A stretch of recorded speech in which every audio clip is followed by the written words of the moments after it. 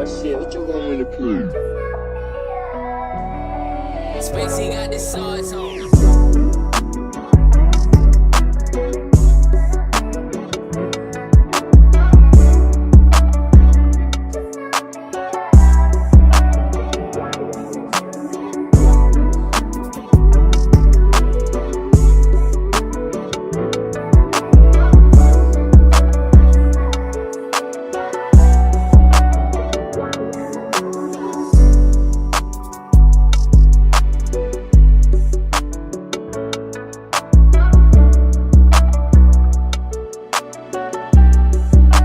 Spacey got the sauce on.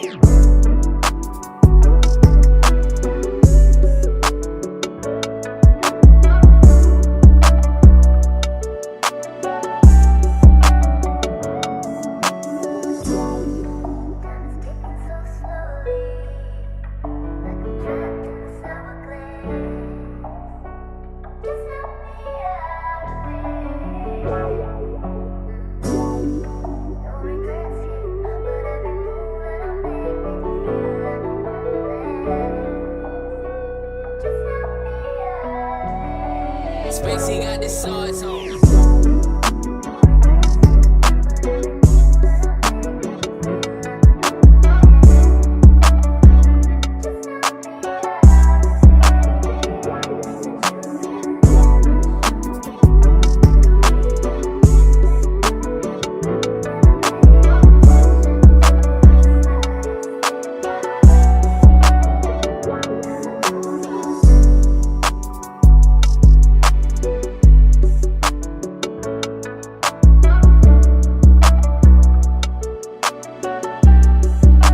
Spacey got the sauce on.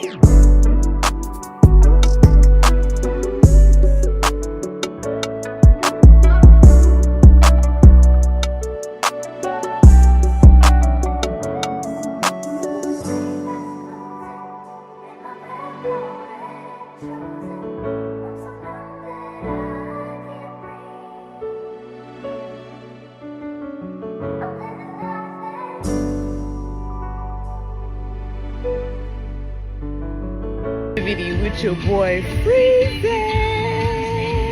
Join in tonight. No captivity. Only the boss motherfucking bitches fuck with motherfucking Freezy. No captivity. Get into it.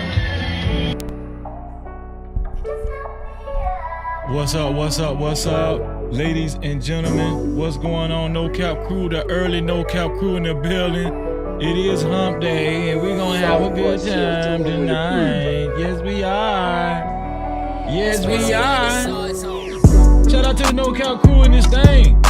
Early No Cap crew, how y'all feeling?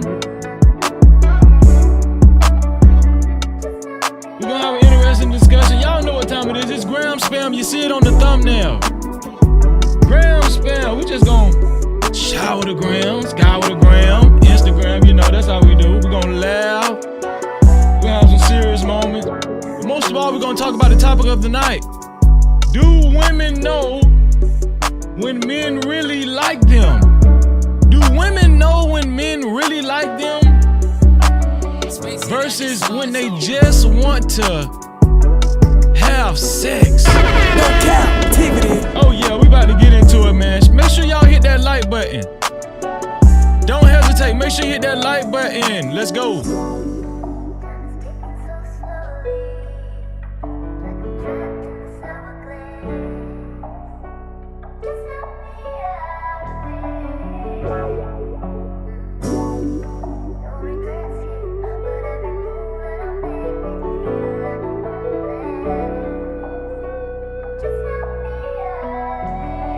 Spacey got the sauce on. If you're watching the replay, you could always support the channel by sending a super thanks. If you're watching the replay, you could always support the channel by sending a super thanks. That's the heart shape with the $sign in it. Right below the video. Right below the video. I thank you in advance.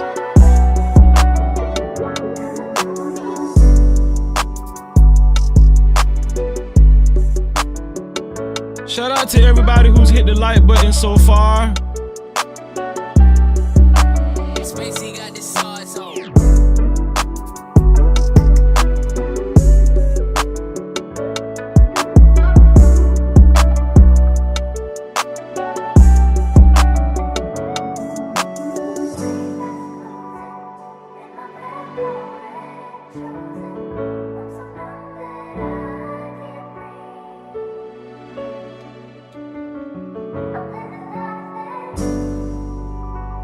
Captivity with your boy Freezy. Join in tonight. No captivity. Only the boss motherfucking bitches fuck with motherfucking Freezy. No captivity. Get into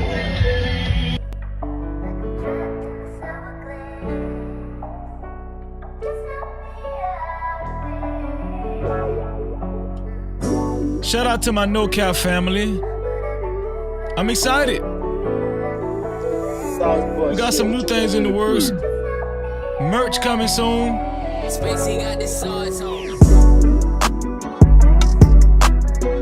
I want to give a shout out to Prime, man. Prime, been doing some great work, man. Working on logos and stuff, man. Shout out to Prime. Special shout out going out to Prime, man.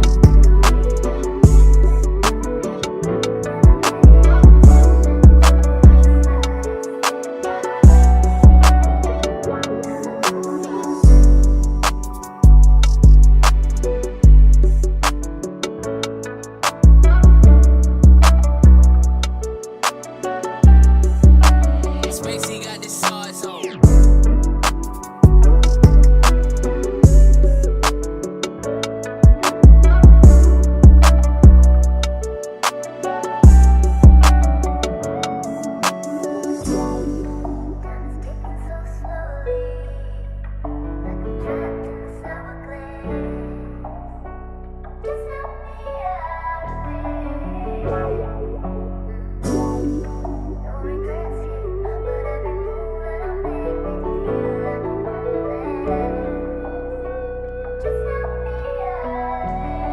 Spacey got the sauce on.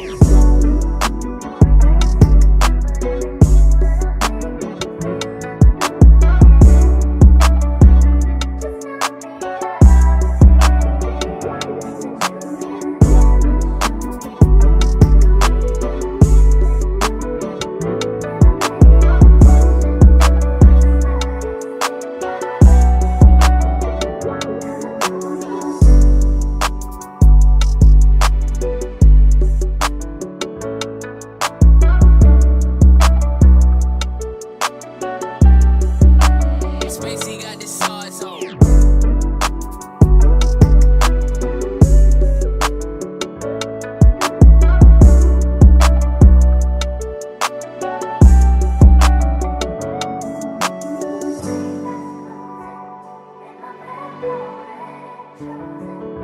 Make sure you hit that like button. Thank y'all. Thank you to all of the early folk that's tuning in. I really appreciate y'all. Thank y'all. Captivity with your boy Freezy. Join in tonight. No captivity. Only the boss motherfucking bitches fuck with motherfucking Freezy. No captivity. Get into it.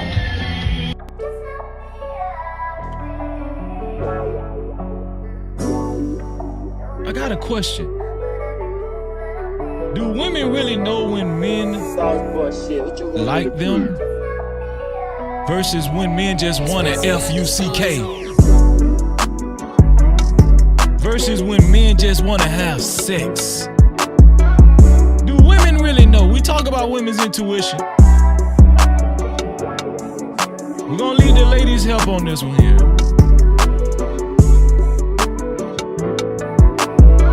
Ladies who've been in relationships, ladies who are experienced in the opposite sex.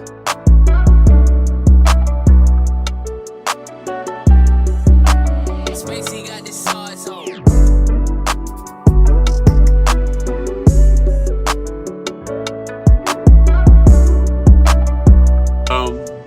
Times in our life, You got time to sing on it. You sing. we all have pain. So then you gonna sing it. We all have sorrow. Then I look at Wayne and I know that he will be ugly tomorrow. Lean on me when you're my cousin and I'll be your friend. I help you carry on, for it won't be long that I'm gonna need my cousin to care.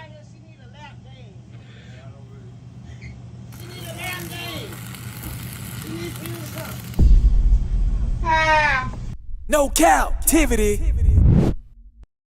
Freezy.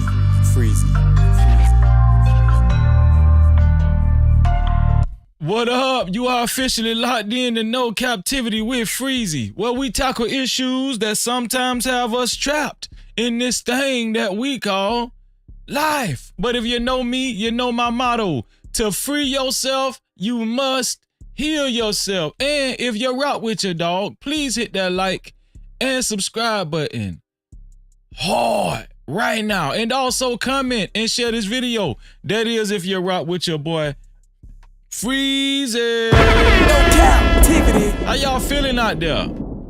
Are y'all ready to hang out? Are you ready to gram spam? No captivity. Y'all know what time it is. We're gonna scour the gram. I got some videos saved. I think I'm gonna do something different tonight too. If you guys got videos that's worthy of being played tonight from Instagram, you're going to have to send me the link to my Gmail. The Gmail is freezy76. Let me put it in there. freezy76@gmail.com. If you guys got something you want me to play, you think is interesting, I'm gonna check it out before I play it, and then, you know, if I feel like it goes with the show, I'll play it. I'm not gonna promise everybody's video is gonna get played. Don't be sensitive, okay? Try to, you know, send something that you know think will be okay for the show tonight.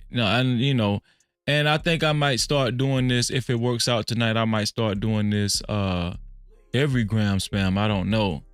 I thought it was a neat idea, not just showing the videos that spark my interest. No, I can show videos that spark y'all interest too. You understand what I'm saying? That's the Gmail. That's the email address. Let me pin this to the top of the chat. Let me see, here it is. I'm gonna pin that. That's my Gmail. If you want to send a video in, I'll check and then let me know. Thank you, Miss Pig. Yeah, I appreciate that. Yeah, that sounds more, that looks more professional. Replace pin. Okay, I replaced it. Okay, yeah. Thank you, Miss Piggy. Yeah, so if y'all want to send videos in, you can send it. And then we'll watch it. You know, it's like y'all think that's a good idea? I thought about that like about an hour before I even started this live stream. Y'all think that's a good idea? You know, it kind of gets the No Cap crew involved as well. You understand what I'm saying? So, you know, if you think you got a video you want me to see and you think it's interesting, send it to my Gmail, right? And what I'm gonna do is I'll keep my Gmail open and I'll check my Gmail periodically. I don't know how, listen, this is gonna be rough, y'all. I don't know exactly how I'm gonna do this. I don't know. This might be sloppy as hell, so y'all bear with me. I don't know, okay? This might be sloppy. But we're gonna cover some things tonight. We're gonna go to the gram. Like some of y'all might not be familiar with gram spam, but the ones that the veteran No Cap crew, you guys are familiar with gram spam. Y'all know how gram spam work. We just play random videos that spark our interest and we comment on it and we talk about it from Instagram. That's what we're gonna do. Right? And I got some stuff saved and we got some stuff that's gonna make us laugh. And we got some, you know, some serious stuff, you know. But we're gonna talk about it. But I have a video that we're going to center the topic around, right? And it's involving, let me put I didn't even put this up here yet. It's involving, here we go. It's involving Lil Kim. Let me put them side by side. Lil Kim and your boy, Antonio, what is it? Is this Antonio Bryant? I think that's his name. Hold on. AB. Yeah, AB. It's involving these two.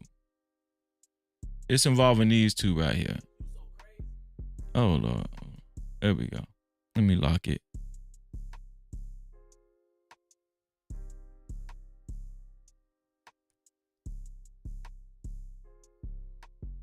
I should have grouped them together.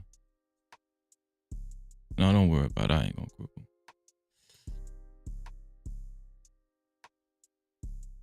PV.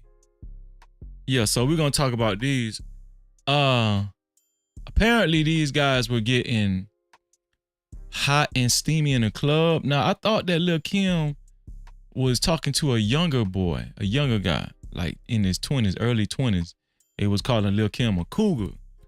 But I mean, Lil Kim been a hoe for a long time. Let's just be honest, man. Come on, let's not sugarcoat. Let's not sugarcoat it. Lil Kim has been a hoe for a long time, right? But it seems like she was taking to AB, the NFL player, right? Antonio. Somebody help me out. Is this Antonio Brown or Antonio Brown? Somebody help me out. I think this is Antonio Brown. But when I show y'all what I'm gonna show y'all, it looked like she really liked this dude. Looked like she really liked this guy.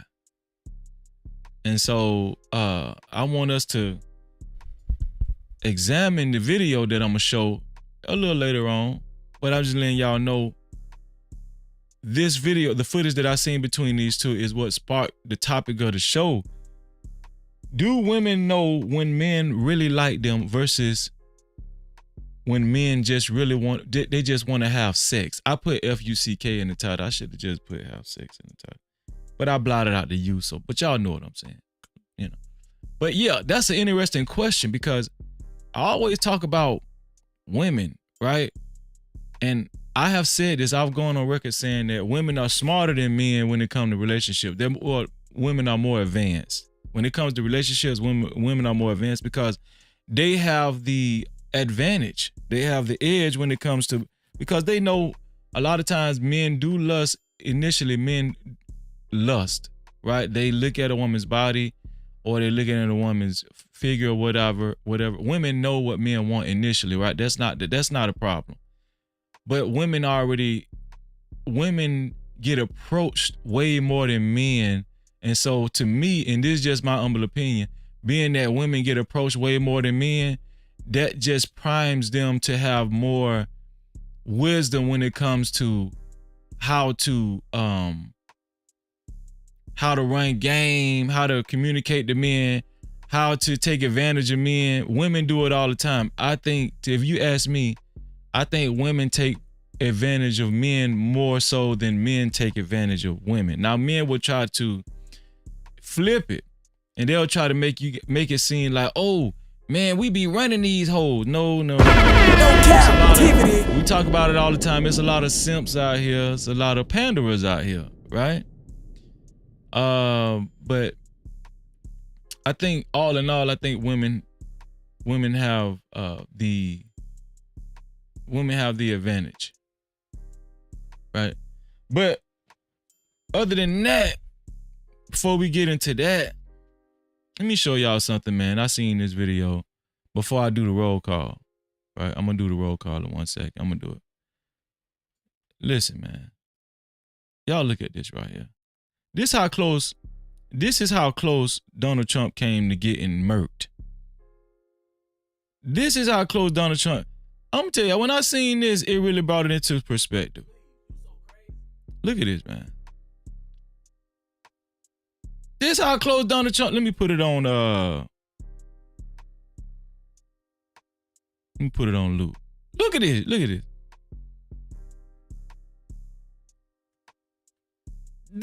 This is how close Donald Trump came to getting murked, y'all. I don't think y'all understand, man. Now, I've concluded that I don't think Donald Trump staged this. I think somebody was really trying to murk Donald Trump. I don't think he staged it, but I do think it was planned and coerced by another party that does not want Donald Trump in office. I think whoever planned this, I think that they felt like Donald Trump was gaining an enormous amount of momentum and they're just trying to stop it.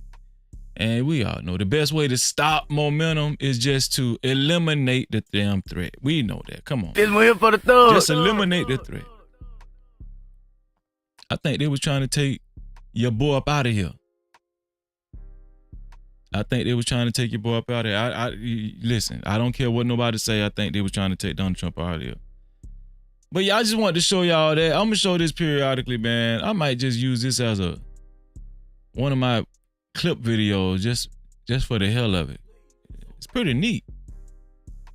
Pretty neat, ain't it? I like it. I like this video. But I think it's about time for that roll call, man. What y'all say? Let's see who all is in the building. Let's see who all is in the building already with your boy Freezy. Let's go. Let's see. Shout out to Hassan Ta'ir.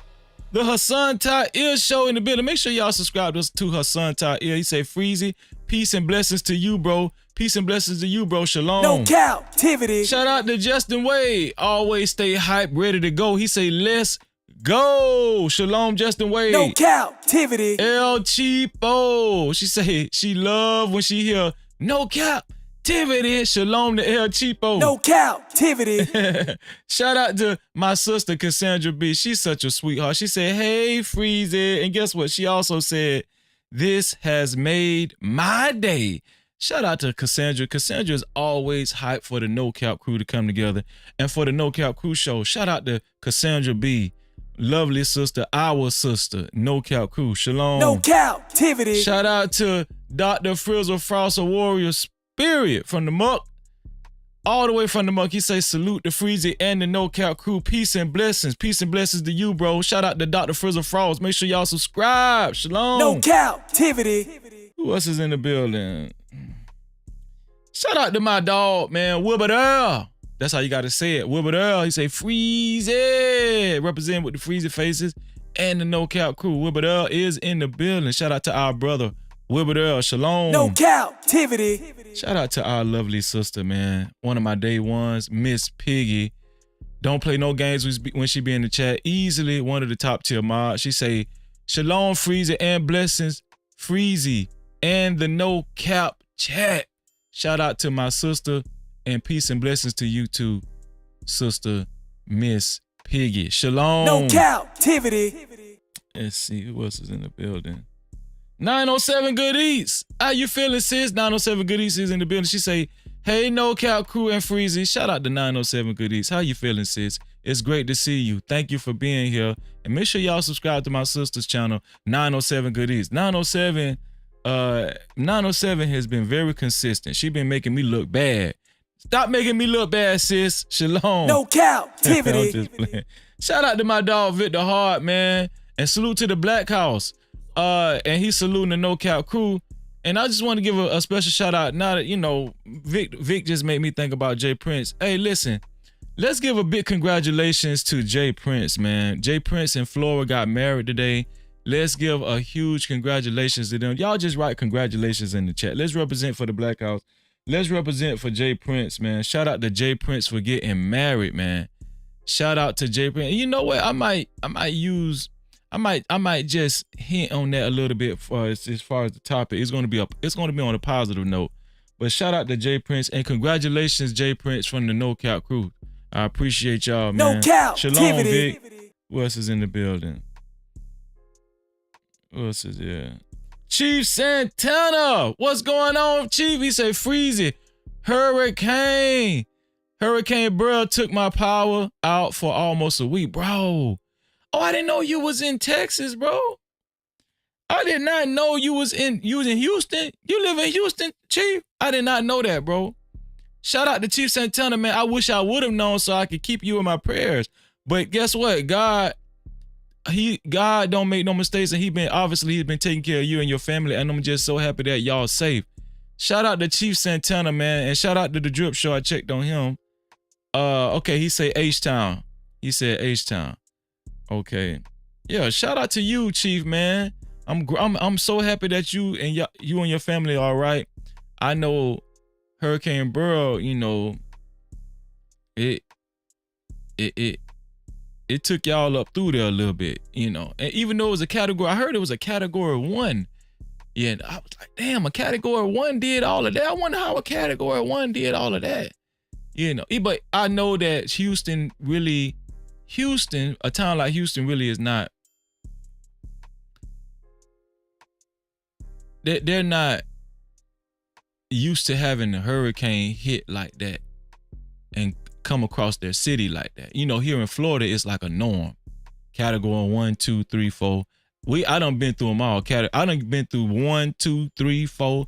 I done been through a category 5. You understand what I'm saying?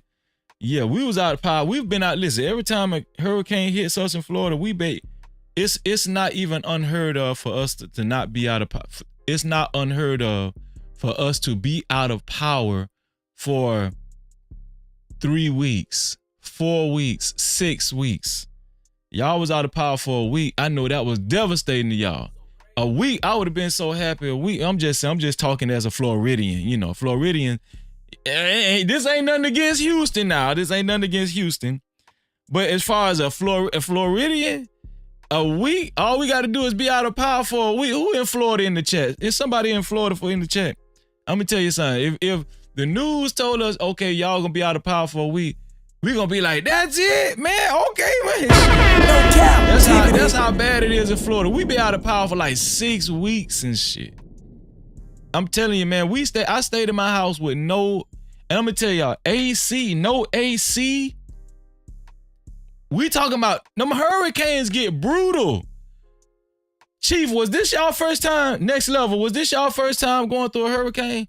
And hold on, wait. Shout out to my sister. She really my sister, but you know, she my sister cousin, you know. Mary, I love you, Mary. Thank you for showing up, Mary. I'm gonna embarrass my cousin. I love you so much, Mary. Thank you for being here, Mary. Mary say, Cuzzo, I'm in here tonight. I see you, and thank you. Mary, did you go through did the hurricane hit y'all too, Mary? I know it hit, Mary, it hit Houston. Mary, you ain't in Houston, you in Dallas, right? I think Mary in Dallas. Did it hit y'all too, Mary? Let me know if it hit y'all too.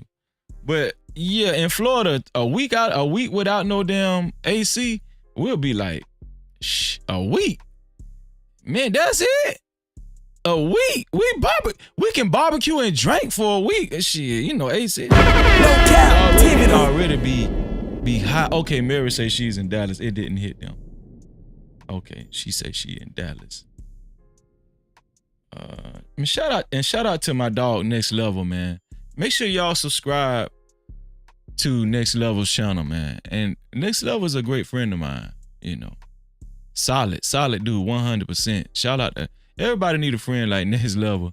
Next Level say it floods like everywhere. Wait, it floods like every year in Houston, so it floods really bad. That don't take y'all power out though. Next Level just trying to be like Florida. Y'all just trying to be as bad as Florida. Come on, Next Level. Not see how petty that. You just trying to compete with Florida. No, I'm just playing Next Level. So it floods bad every year in Houston? I didn't know that. Damn. What flooding cause? Flooding cause like you can get sick. You can get sick from floods and stuff, right? Like from the water and like flooding can cause what? It can cause like diseases and stuff from the impurities in the water. Like the water can carry impurities and stuff. You can get real sick from floods, right? Am I right? Or am I reaching? Come on, Houston, man. I'm trying to make it bad. Captivity. I'm just playing, man. Yeah, when the hurricane hit Florida, it get bad, man. Shout out to all the Florida folks too. Shout out to Strange and Unusual. Shout out to Strange and Unusual. Strange and Unusual say, not in this heat, baby. Strange and Unusual say, not in this heat, baby. Yeah, well. Strange, you from Florida? Are you from Florida, Strange? You say, not in this heat, baby, because it be hot as hell in Florida. it be hot as hell. I'm gonna tell you something. You can have your AC automatic. You know how you had a temperature set to automatic. You can have it on 73. It be so hot outside. The heat bakes your house. And yeah, your AC is on 73, but guess what? The temperature still might say 81. I'm telling you. Now you gonna turn that shit down to 65 so it can so your house can be almost 73. You think your damn AC thermometer or your AC unit is broke? No, it ain't broke. It's just that Florida heat. It's just that Florida heat. Imagine being without AC for 3-4 weeks after a hurricane in Florida. And it's that humidity heat, not that dry heat. It's that humidity heat, not that dry heat. It get bad. I'm trying to tell you. Who that is? My sister just snuck in here. Shout out to in here. My sister just snuck in here. Shout out to Travel One. Travel One say greetings to Freezy and her no cap chatters. Well, women know men lie and can act. My sister already on it. Y'all see Travel One? Travel One say women know men lie and can act. Then the truths reveal. All know what happens next. You know, Travel One. Listen, Travel. You do not know Travel One. Travel, I'm gonna tell y'all what kind of woman Travel One is. Travel One the kind of woman, she be acting hard and stuff on YouTube. In real life, if a dude looking at Travel One from across the way at a sports bar or a restaurant, you know how they.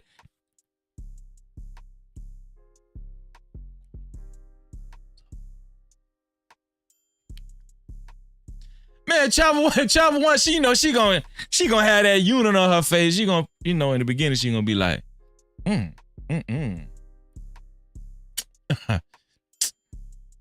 Just playing. You for real? Yeah, you come over. No cap. Travel One here. Come on, Travel One. We know. Come on, Travel One. Shout out to Angela Reddick. Angela Reddick, my sister in the building. Always represent. She say, my father's people were from Florida. You can fry bacon on the side. I'm at the go. Yeah, that was lie, Angela. Angela said you can fry bacon on the sidewalk in the summer over there in Florida. She ain't never lied. That's how hot it is. Try walking barefooted out there. Try walking barefooted in Florida. The bottom of your feet gonna be permanently crispy and black. I'm telling you. No captivity. Shout out to Angela Reddick. Appreciate you. It's always good seeing you, Angela. Always good seeing Angela. Shout out to Antoine, man. Antoine, what's going on with you, bro? Shout out to Antoine, man. Antoine say greetings and salutations, everyone. Did anybody know salutations means greetings? Anybody know that? I bet most of y'all didn't know salutations mean greetings.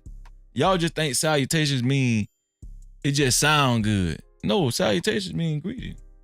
Shout out to my dog Antoine in the building. Shalom. No captivity. What? Let me see. Travel One say Freezy. They just won't leave. Travel One say Freezy. They just won't leave travel alone. That's why travel files everywhere. Shout out to Travel. Hey, Travel, they on you like that? Travel, the men be on you like that when you go outside your house. Travel say they be on her like flies on shit. All right, Travel One, let these guys find out. Shout out to Travel One. Travel say they be on her now. Don't get it twisted, bro. Freezy, don't get it twisted now. They be on me now. I'm just saying. Y'all ready to get this thing started, man? Is y'all ready? No captivity. We about to do ground spam, but before we do that, listen, I'm gonna tell y'all something. Before we do that, If you haven't hit the like button, please hit that like button. It means a lot when y'all hit that like button. It just, it means a lot when you hit the dislike button. Of course, my goal is to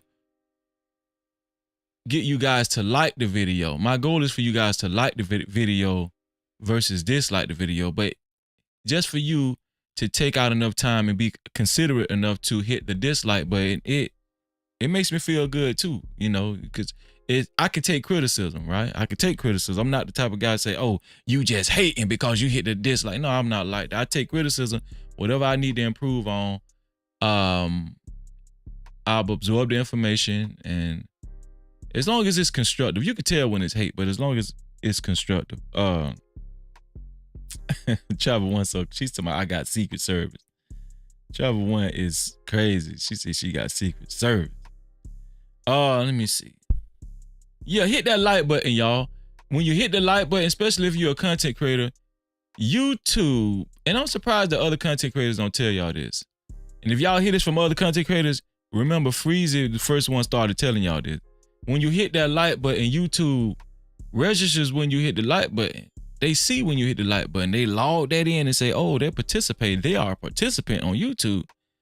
And so they see that you're a participant, and they'll start sending more stuff your way. They'll see that you're engaging, and so that will allow YouTube to have other people engage with you too. It's like a two-way street when you hit the like button. I just need y'all to know that. Some of y'all don't know that. And also, just as important, if you guys would like your comments read and highlighted, and if you guys would like to keep the lights on over here, because that's a must. That's a must. If you guys would like to keep the lights on over here, especially if you want to bring out the sponsorship guy. Shout out to the sponsorship guy, right? You guys want to bring out the sponsorship guy. If you want your comments read and highlighted, you can either send a super cap, aka super chat, or you can send a cash cap, aka cash app, to $Freezy 1976. That's $Freezy 1976. Y'all listen, man. Y'all keep them lights on. Let's keep the lights on. That's very important, man. Let's see.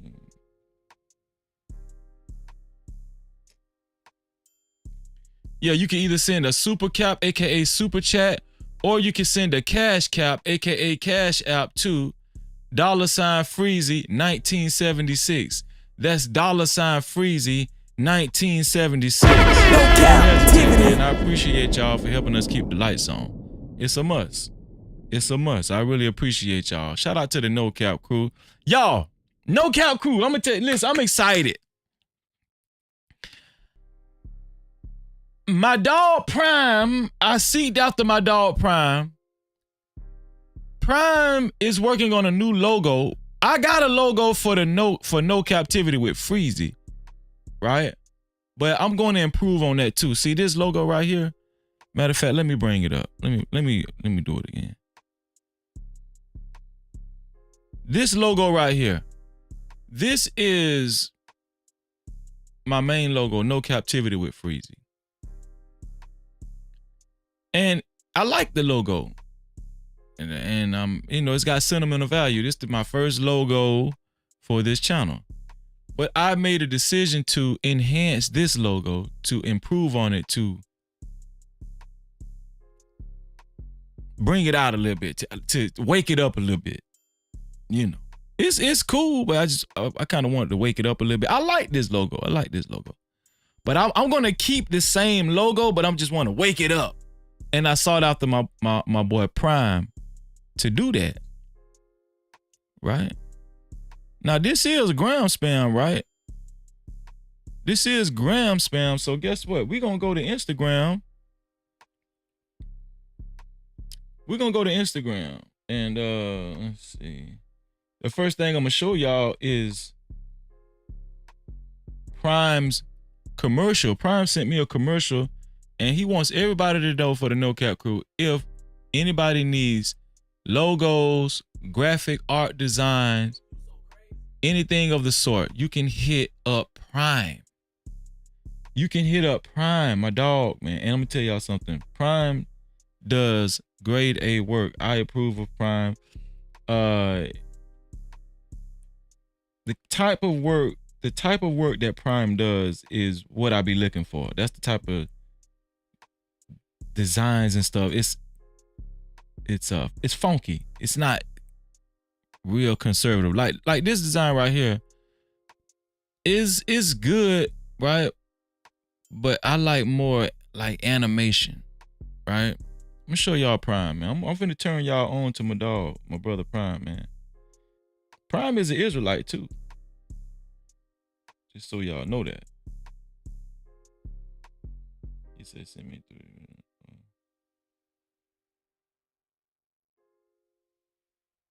Oh, okay. I'll send it to you, Prime. I'll send it to you, Prime. Or maybe I need to. Let me see.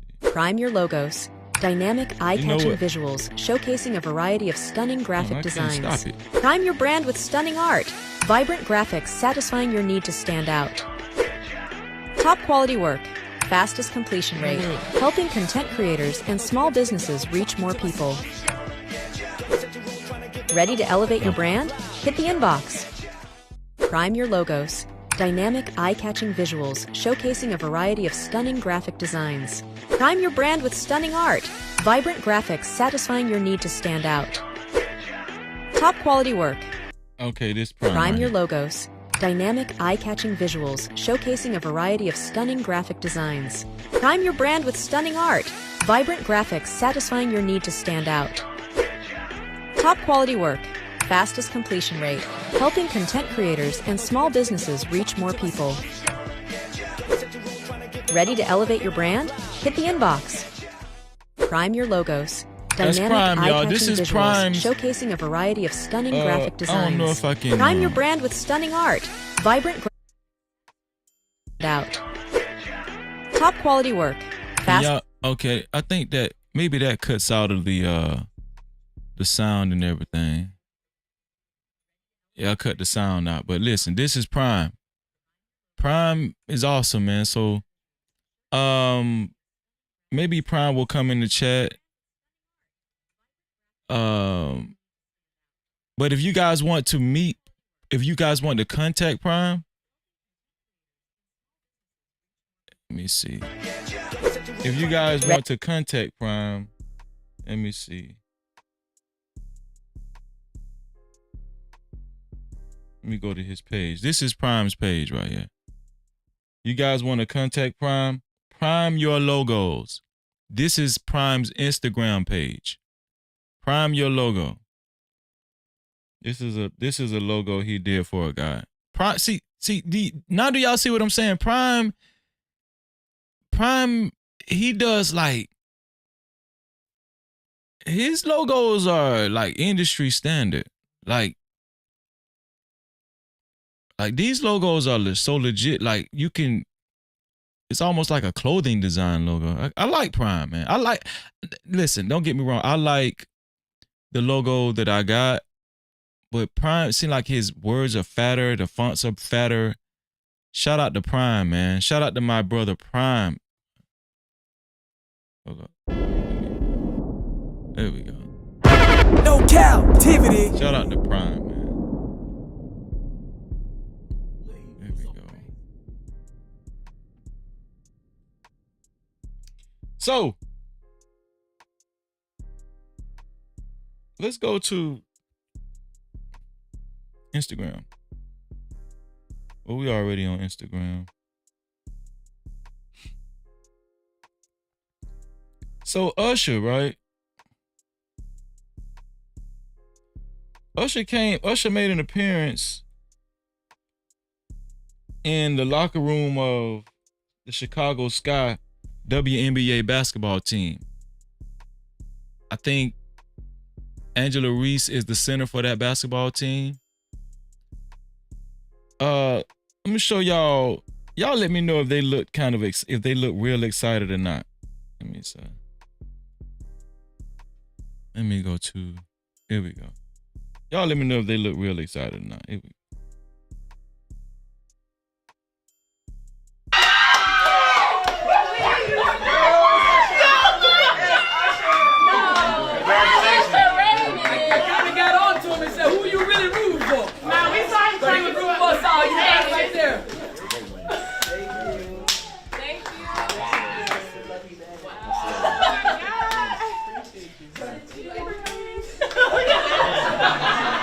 you could tell they was a little excited. And shout out to my sister, Jet. Jet, how you feeling, Jet? No cap. Shout out to my sister, Jet, in the building, man. Great to see Jet. Always great to see our sister, Jet.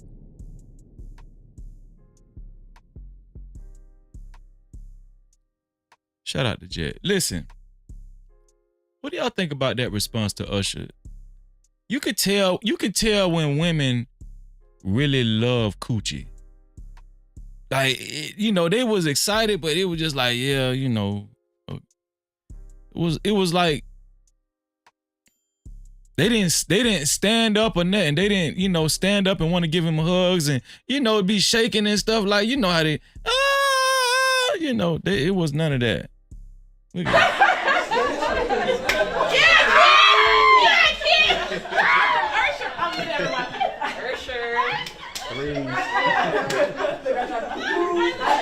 See how this girl just look how she sat down. She just stayed down. She's still leaning back.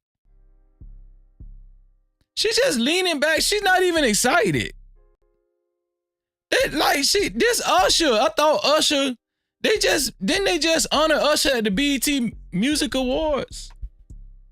This girl still laid back. And listen, I'm a part of the Chicago Sky. I don't give a damn about Usher. I like coochie. I don't give a damn. That's how she. Shout out to my sister Venus in the building. Venus!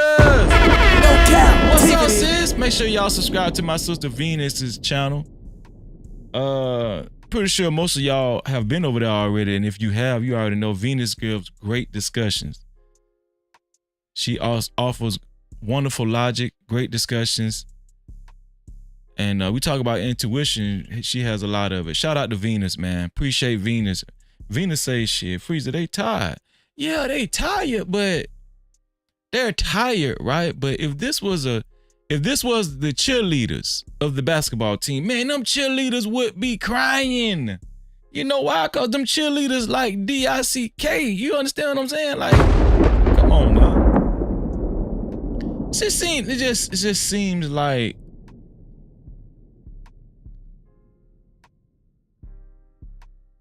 this is why a lot of men don't watch the WNBA. We want to see women acting like women. You know, we want women to get up out their seat and be like, Usher. We want, you know, that be a woman. She laid back like, nigga, what going on, nigga?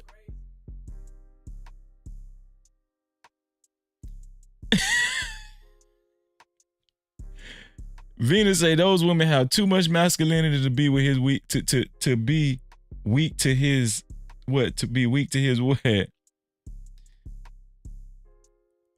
Mario Elliott, thank you for being here, Mario Elliott. I really appreciate you, Mario. Shout out to Mario. Y'all welcome Mario to the No Cap crew, man. This is Gram Spam, just in case you didn't know.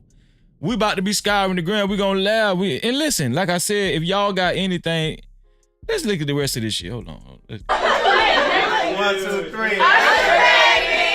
Okay, that's more like it. Usher, baby. See how they around. They was trying to be hard in the beginning. Okay, see the one girl, okay, you could tell she like penis. The girl that's right next to him with her tongue out, you could tell she like penis. See that one in the back though, right behind him, the tall one, the light-skinned one? She look like she'll punch Usher in the back of the head. Yeah. But that's a little better. Usher, baby. Now Angel Reese, see how Angel Reese is in the front. Angel Reese is right below his pelvis area, his midsection, and now Angel Reese did what she was supposed to do. Watch Angel Reese. Angel Reese did what she's supposed to do. Angel Reese tall as hell. What the hell was that? What the hell was that? Just came in the camera. I'm tired of this shit, man. Oh, hold on. See, Angel Reese ain't got no old man. But Angel Reese, see. Usher, baby. Yeah, that's more like it, man. I like a woman, man. Real talk, man. Come on, man. Man, look what my cousin said, man. Y'all ain't shit. Man, my cousin say Usher still got them herpes though, man. Usher still got them herpes free. They don't want to get close to Usher, man. I ain't even think about that. Y'all think Usher got the herpes for real? Put a one in the chat if y'all think Usher still got the herpes. I was finna say still got the herpes. If you got the herpes one time, you always got it. Talking about if you still got the herpes. That ain't make no damn sense, Freezing. Put a one in the chat if y'all think Usher got that stuff. Usher, one thing about being rich, it'll just take your mind off the herpes for a little bit. You know what I'm saying? You're rich. You know. Would y'all okay, y'all put one, okay, y'all was now Mary just being, look at Mary just being petty. Mary talking about, Mary put what? Mary puts 8 ones in that bitch. Mary said, hell yeah, Freezy. What that mean, Mario? -1? So that mean no, you don't think he got the herpes? Angela say, Usher is just super friendly. He stopped his show to come down and give me a hug in 2021. Aww. Oh, that's sweet. This one here for the thug. That's sweet. In Vegas, I was the only guest in the wheelchair. Oh, shout out to Angela Reddy. Now that was sweet. Shout out to Usher for that. Let's give Usher a round of applause for that, man. Mary say, no, he... What you saying? No, did I ask the question yet? Let me see. Angela Reddy say 1. Yeah, Angela. Usher gave you a hug, but you still think he got that damn herpes though, right? Angela say he still got them herpes though, Freezy. Mario say women still coming. They still coming. Oh, they still okay. Gotcha. So, would y'all be okay with having the herpes and being worth $100 million? Put a 1 in the chat. Okay, this is the second phase of Usher herpes. Would you be okay with having herpes and being worth $100 million? I think Usher I think he's worth over $100 million. Would you guys be okay with that? Let me know.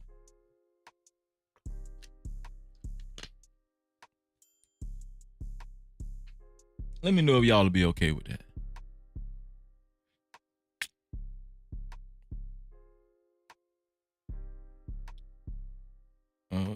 Cassandra said nope. Chief Santana said, yeah, he got the herpes. He still got the herpes though. Freezer. Angela say, yeah, but under certain conditions. What conditions? You got the herpes, Angela? What? I'm confused now. Angela say, yeah, but under certain what conditions, sis? Herpes 1, herpes 2, herpes what? Herpes simplex?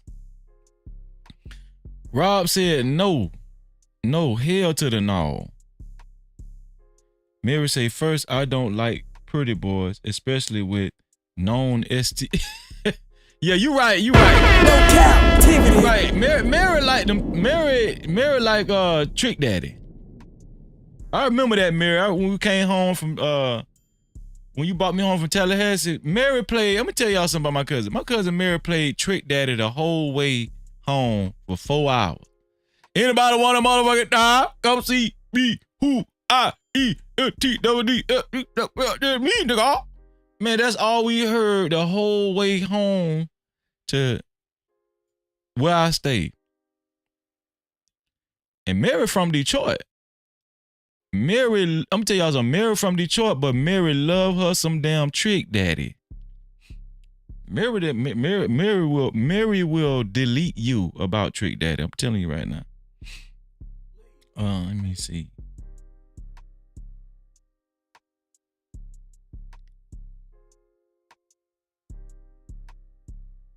No, Mary ain't doing that, Mario. I can tell. I know. I'm telling you, she ain't doing that, Mario. Let me see. Robert say, if it was something curable, that would be different. No, don't try to change it up, Rob. This herpes. This come on. Rob trying to put conditions on that shit. Rob, it's the herpes. You got the herpes, but you got 100 million. Shit. I don't think I want the herpes either. I don't give a damn. Don't give me no herpes, man. I ain't desperate like that. Mary, Mary said TW and did. Yes, and did. What? Yeah. Anybody want a motherfucker die? Let me see. But Usher, I better see you, Usher. I'm not playing with you. Usher, I better see you, Usher. But Usher, I better see you, Usher. I'm not playing with you. Okay, see, that's more like it. See, that's what I'm talking about. That's more like it. But I'm gonna be honest with y'all. In these days and times, it ain't like it used to be. Women used to cry when they see celebrities. Y'all remember that? Y'all remember Michael Jackson, Prince, and all that? They used to cry and fall out. Women ain't falling out no more. I'm talking about even white girls used to fall out. She want to give Usher some stuff. Usher, I better see you, Usher. But Usher, I better see you, Usher. I'm not playing with you. Usher, and she seen Usher. Shout out. Okay, she accomplished. Okay, so now that we talking about celebrities, right? I want y'all to write in the chat a celebrity death in your lifetime that hit you the hardest. I thought this was a good question. Right, what celebrity death hit you the hardest in your lifetime? Shout out to Graham Spam, man. Shout out. No captivity. What celebrity death hit you guys the hardest in your lifetime?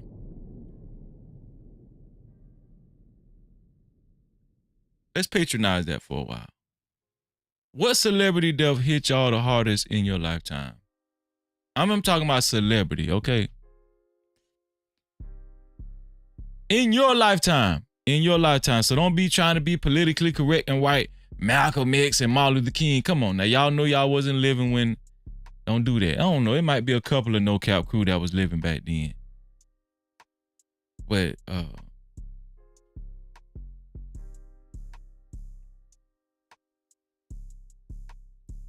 write it in the chat. Let me see what y'all gonna say down there.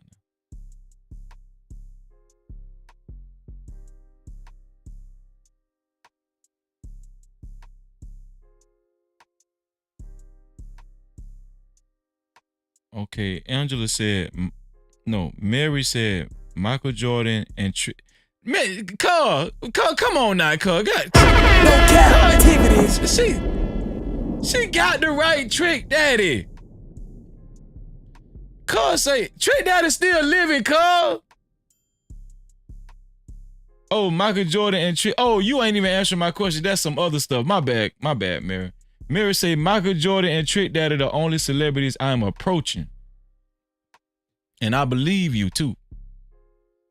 I believe you. Angela Reddy said Michael Jackson's death hit the hardest. I ain't gonna lie, I was touched by Michael Jackson's death, man. That touched me. That hit me. I ain't gonna lie, I was a little sad when Mike died. I ain't gonna lie. I was a little sad when Mike died. You know. It's a lot of them that died now. You got Aaliyah, Tupac, Biggie, Prince. Who else died, y'all?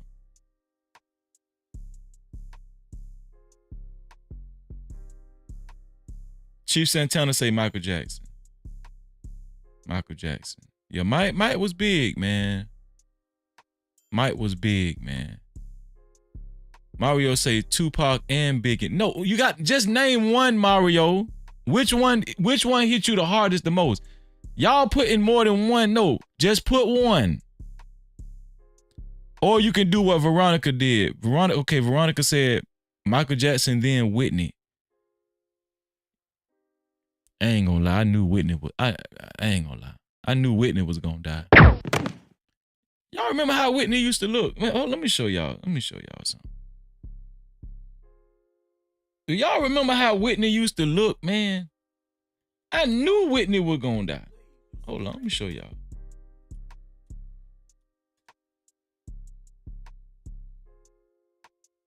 Let me show y'all what I'm talking about.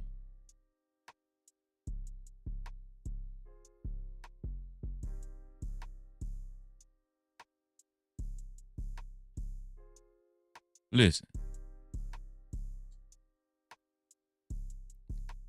When I seen this Whitney right here, I said, yeah, it ain't gonna take too much longer, man. She ain't have no meat on her damn bones. When I seen Whitney start looking like this, I said it's only a matter of time, man. I'm sorry, y'all. I'm sorry, but you see, y'all felt the same way. You just don't want to say it. Y'all just want me to say it. No cap. Sorry, shit. Yeah, I was like, man, this shit. Damn. Okay, yeah, put one of either or, Mario, either Tupac or Biggie. Which one? Mario just putting all kind of shit. Chief Santana said O.J. Simpson. Chief said O.J. Simpson. Man, shout out to O.J., man. Man, shout out to O.J., man. Come on, man. Chief said O.J. Simpson. Hell. Chief said O.J. Simpson. Chief, well, you know they cussing your ass out, Chief.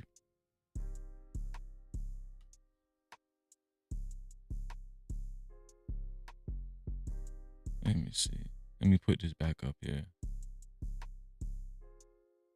Man, I be hitting like by mistake. If y'all see Freezer hit like, it be by mistake. See how I just hit by like by mistake. Okay. Mario said he steady putting two people. MJ and Prince. Mario don't know. Mario liked all of them. Robert said Lou Rob. Now see. Rob. You for real, Rob? Robert said Lou Rawls. Now, Rob, Rob, you need your ass whooped, Robert. Robert, if you ain't more wrong than all the wrongs in the world, Robert said Lou Rawls, man. Come on, Robert, you got to be playing, dog. Come on, Rob, please. Rob, please, man, don't do us like that, Rob. Come on, Rob. I ain't gonna lie, Lou Rawls is a legend. Y'all remember Lou Rawls used to host the United Negro College Fund. A mind is a terrible thing to waste. Y'all remember that? My grandma used to watch Lou Rawls every time that shit came on. I ain't even know what Lou Rawls did. I didn't know what Lou Rawls did. All I know was he was the host for the United Negro College Fund. The fundraiser shit. Shout out to Lou Rawls, man. Okay. Thank you, Miss Piggy. Miss Piggy is reminding everybody too. Did you do one for the cash outs too, Miss Piggy? Let me see. Super chat. Let me see. Oh, I typed the wrong one. Let me see. Cash. Oh yeah, you did. Okay, good. I found it, Miss Piggy. I found it. Let me see.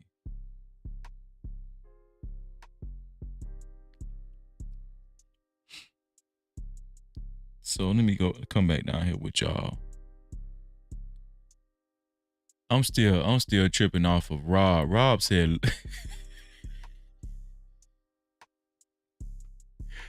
Rob said Lou Rawls.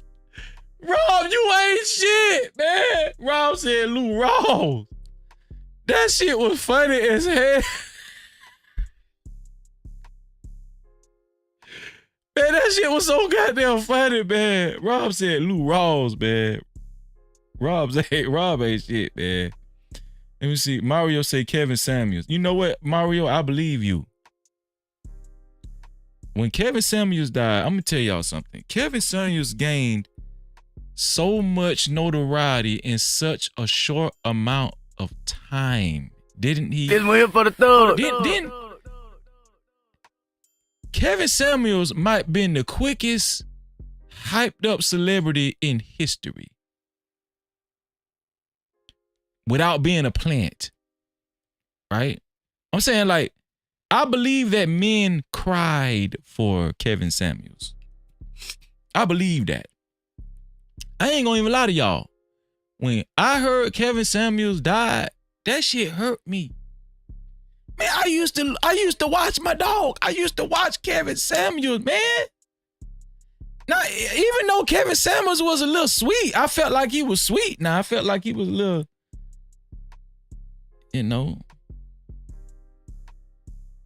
he was a little jelly without the peanut butter. But I'm just saying, you could tell Kevin was from the hood too, though. See, that's what separated Kevin Samuels from a lot of these guys that be in this. You could tell Kevin Samuels was from the hood. When Kevin Samuels died,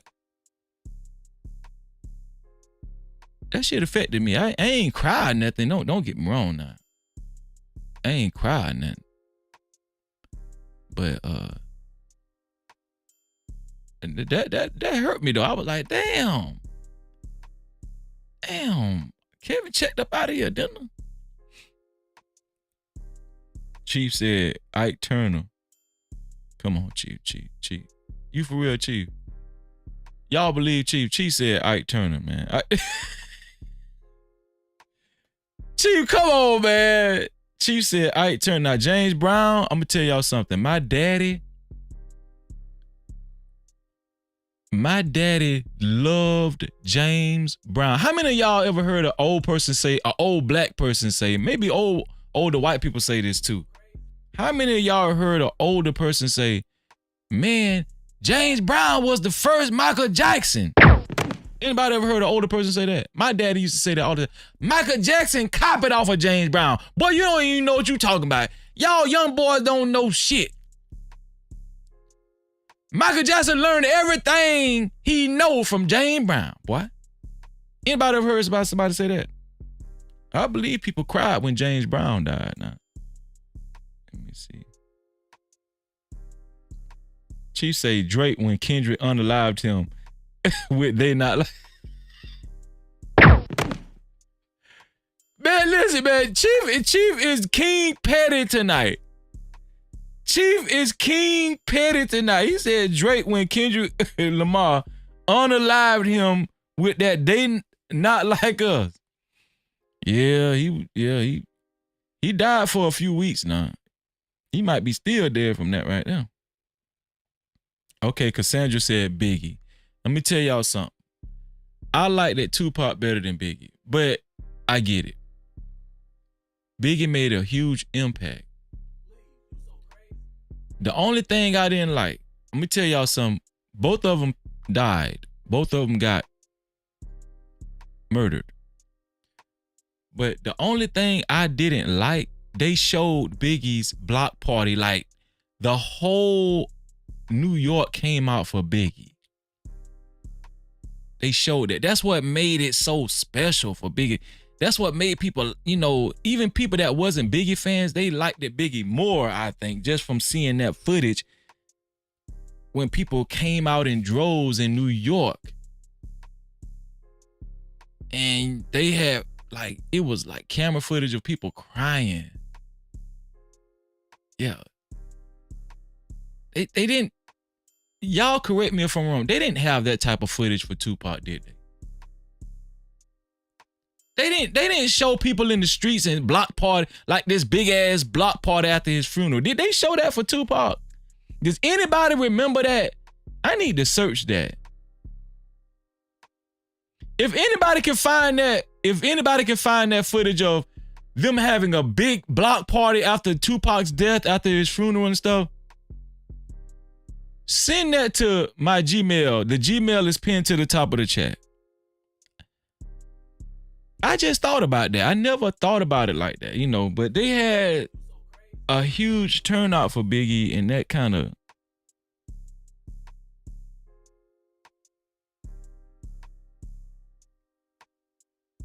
that kind of memorialized Biggie a little more. You understand what I'm saying? But Tupac affected me more than Biggie. I'm sorry, Cassandra, I was on Tupac's side. East Coast, listen, I live in the East Coast, but here I was West Coast, but I might well have been West Coast. Hold on, but the South got something to say though. I'm outcast now. I'm outcast. South got something to say. But between Tupac and Biggie here, Tupac was honorary South. I don't think nobody liked Tupac more than the South did. Shit. Doom, doom, doom, doom, doom, doom, doom, doom, doom, doom, doom, doom. Listen, cause we had the bass down here. We were tearing up your damn trunk. Didn't nobody play So Many Tears like we did down here in Florida. That's a Florida song too. So Many Tears. I'm talking about that song got so much bass, that shit'll scare your ass.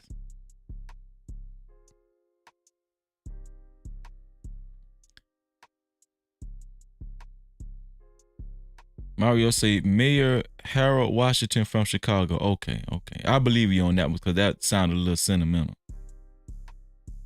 Who else? Let me see.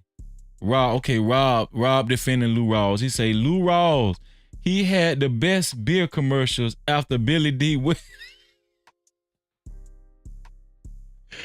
listen, all the older women in church, you better not talk bad about Billy D. Williams. Man, they will hate you for life. I think my mama would have cheated on my daddy for Billy D. Williams. Man, my grandma liked the Billy D. Williams. My grandma liked the Billy D. Shit. Man, y'all don't understand how powerful Billy D was with the ladies back then. Billy D was powerful, man. I'm talking about they didn't even care when Billy D was whipping Diana Raw's ass in that movie. What that movie was called? Y'all remember Billy D was whipping Diana Raw? I said Rawls. I'm still thinking about Lou Rawls. I'm still thinking about No captivity. I said Diana Ross. No, Diana Ross. When Billy D was whipping the shit out of Diana Ross, man, women didn't care. You better not talk bad about Billy D. Williams. Let me see.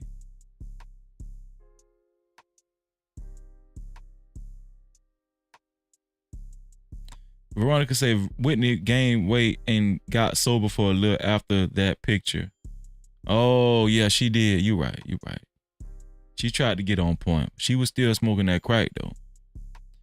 She was on that crack hard, man. She was on that good crack, too. I'm talking about that. She was on that real good crack. That pale, pinkish looking crack. That's that real good stuff. That good stuff. Yeah. That good crack. Yeah.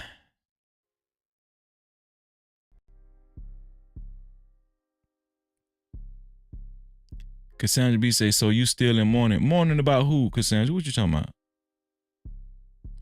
Yeah, the pleasure of meeting him. Antoine say, Andre Brager had the pleasure of meeting him at the YMCA. Oh, okay, that's neat. That's neat, man. Shout out to Antoine, man. Shout out to Lucky Marie in the building. Shout out to my sister Lucky Marie, man. And I'm just pretty sure most of y'all should be subscribed to Lucky Marie. If you haven't subscribed, click on her name and subscribe to Lucky Marie. Go to her channel. It's Lucky Marie. Excellent content creator and one of my day ones. You understand what I'm saying? Shout out to Lucky Marie, man. Day one. How you doing, Lucky? We just chilling out having ground spam. What Miss Piggy laughing about? Miss Piggy just dying laughing over there. Who was a big... Okay, let me see. I think Lou Rawls won tonight, y'all. I think Lou Rawls took the cake, y'all. Lou Rawls might have been the best answer tonight. I don't know, man. Let me see. Prince. Veronica say Prince was shocking because we couldn't see it coming. We could see it for everyone. That's a fact. Listen, I'm gonna tell y'all something. My wife turned me on to this. There's documentaries on, I need somebody to tell me if they've seen this before. It's called Cash Out. Cash Out. If I'm not mistaken, anybody seen those series, Cash Out series? I think it's on Tubi. Let me tell y'all something. If y'all ain't got nothing to do, and I'm telling y'all it's addictive, watch the Cash Out series. It's about celebrities, whether it's like documentaries about celebrities, either them passing away or them being on hard drugs. It's almost like VH1 Behind the Music, but it's more than just musicians. It's about actors and comedians and all that kind of stuff. Watch Cash Out on Tubi. I think it's on Tubi, if I'm not mistaken. But the Prince one, I'm going to tell you something, Veronica. The one about Prince, I was on the edge of my seat. I was like, damn. And, you know, it revealed a lot about Prince because Prince was a private person, right? So it revealed a lot about Prince. Man, let me tell y'all something. Prince was sweet too. Prince was sweet too. But man, I'm gonna tell y'all something, man. Prince was my dog, man. I ain't gonna lie. Prince was a real ass nigga. He ain't never come out the closet. I think Michael Jackson was in the closet too. I think all them guys was in the closet. But I think Prince, Purple Rain, Purple Rain. Mm-hmm. Purple Rain, Purple Rain. Man, listen, that movie was one of the best movies in history. I cried on Purple Rain. I don't give a damn. You think I care? I don't care if y'all judge me. Shit.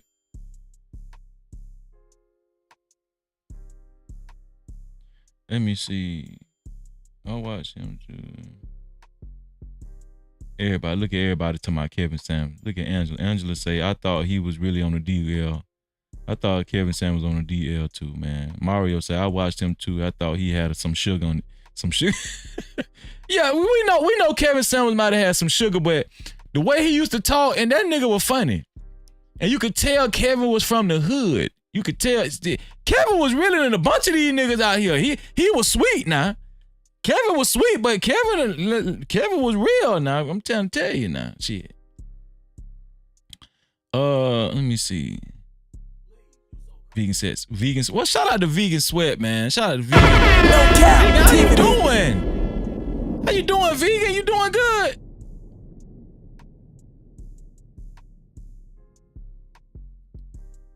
Well, he was a little. Cassandra say, well, Kevin said, well, he was a little, but I watch him every day. When people insinuating that you might be a little sweet, yeah, well, he was a little, he was a little. I could picture how you saying it, Cassandra. Okay, y'all done naming celebrities. Let's. Okay, no, y'all ain't.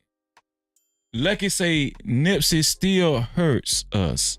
West Coast. Oh, you know what? I believe that. Captivity. Nipsey to the West Coast, the way y'all gathered together for Nipsey after his passing, that's how it was for Biggie in New York. And I'm gonna tell y'all something that's powerful, because to me, Nipsey's death was more powerful than Biggie, because Nipsey was not a household name like that before he died. Now y'all can argue with me if y'all want, but still, for that man to get that much love after he died, that shit was big. That shit caught me by surprise, but it showed how big that man was in the West Coast. It showed how big. I'm talking about, it was niggas in the South talking about, man, I miss Nipsey. Man, you don't know nothing about no damn Nipsey. Stop. You ain't listening to no captivity. Man, I miss Nipsey. Man, shut the hell up, man. You weren't even listening to Nipsey, man. Man, you ain't see all those people in the West Coast? Man, I'm finna slap you, dog. Stop, man. No, but the West, I think the West represented for Nipsey is so good, so big, it just forced everybody to pay attention to Nipsey. Shit, I started playing Nipsey after he died. I was like, man, I was running a gambling house and we were playing Nipsey. Man, shout out to my dog Tommy B in this thing. No captivity. Tommy, what's going on, bro? Shout out to Tommy B, man. Tommy B dying. What you laughing about, Tommy? What Tommy laughing about? Lou Rawls. That Lou Rawls was wild. I'm still on Lou Rawls, man. I need to get me. Hold on, man. Let me see if I can find a picture of Lou Rawls, man. Lou Rawls Lou Rawls look like he'll whoop your ass though. Lou Rawls was the type of nigga that look like he'll whoop your ass. Look at Lou Rawls. This Lou Rawls right here, y'all. Lou Rawls will whoop your ass. This Lou Rawls, y'all. Lou Rawls wasn't bullshitting. Lou Rawls was not bullshitting. Look at Lou Rawls. Lou Rawls was a pimp. Yeah. United Negro College Fund. Mm-hmm.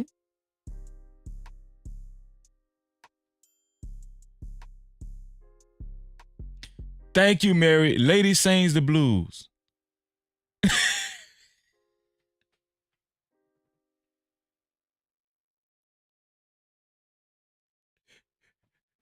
Veronica! Billy D still alive! Oh my God! No captivity. Man, we done killed Billy D Williams, y'all! Man, who put Billy D Williams up there? Man, listen, was that Mario?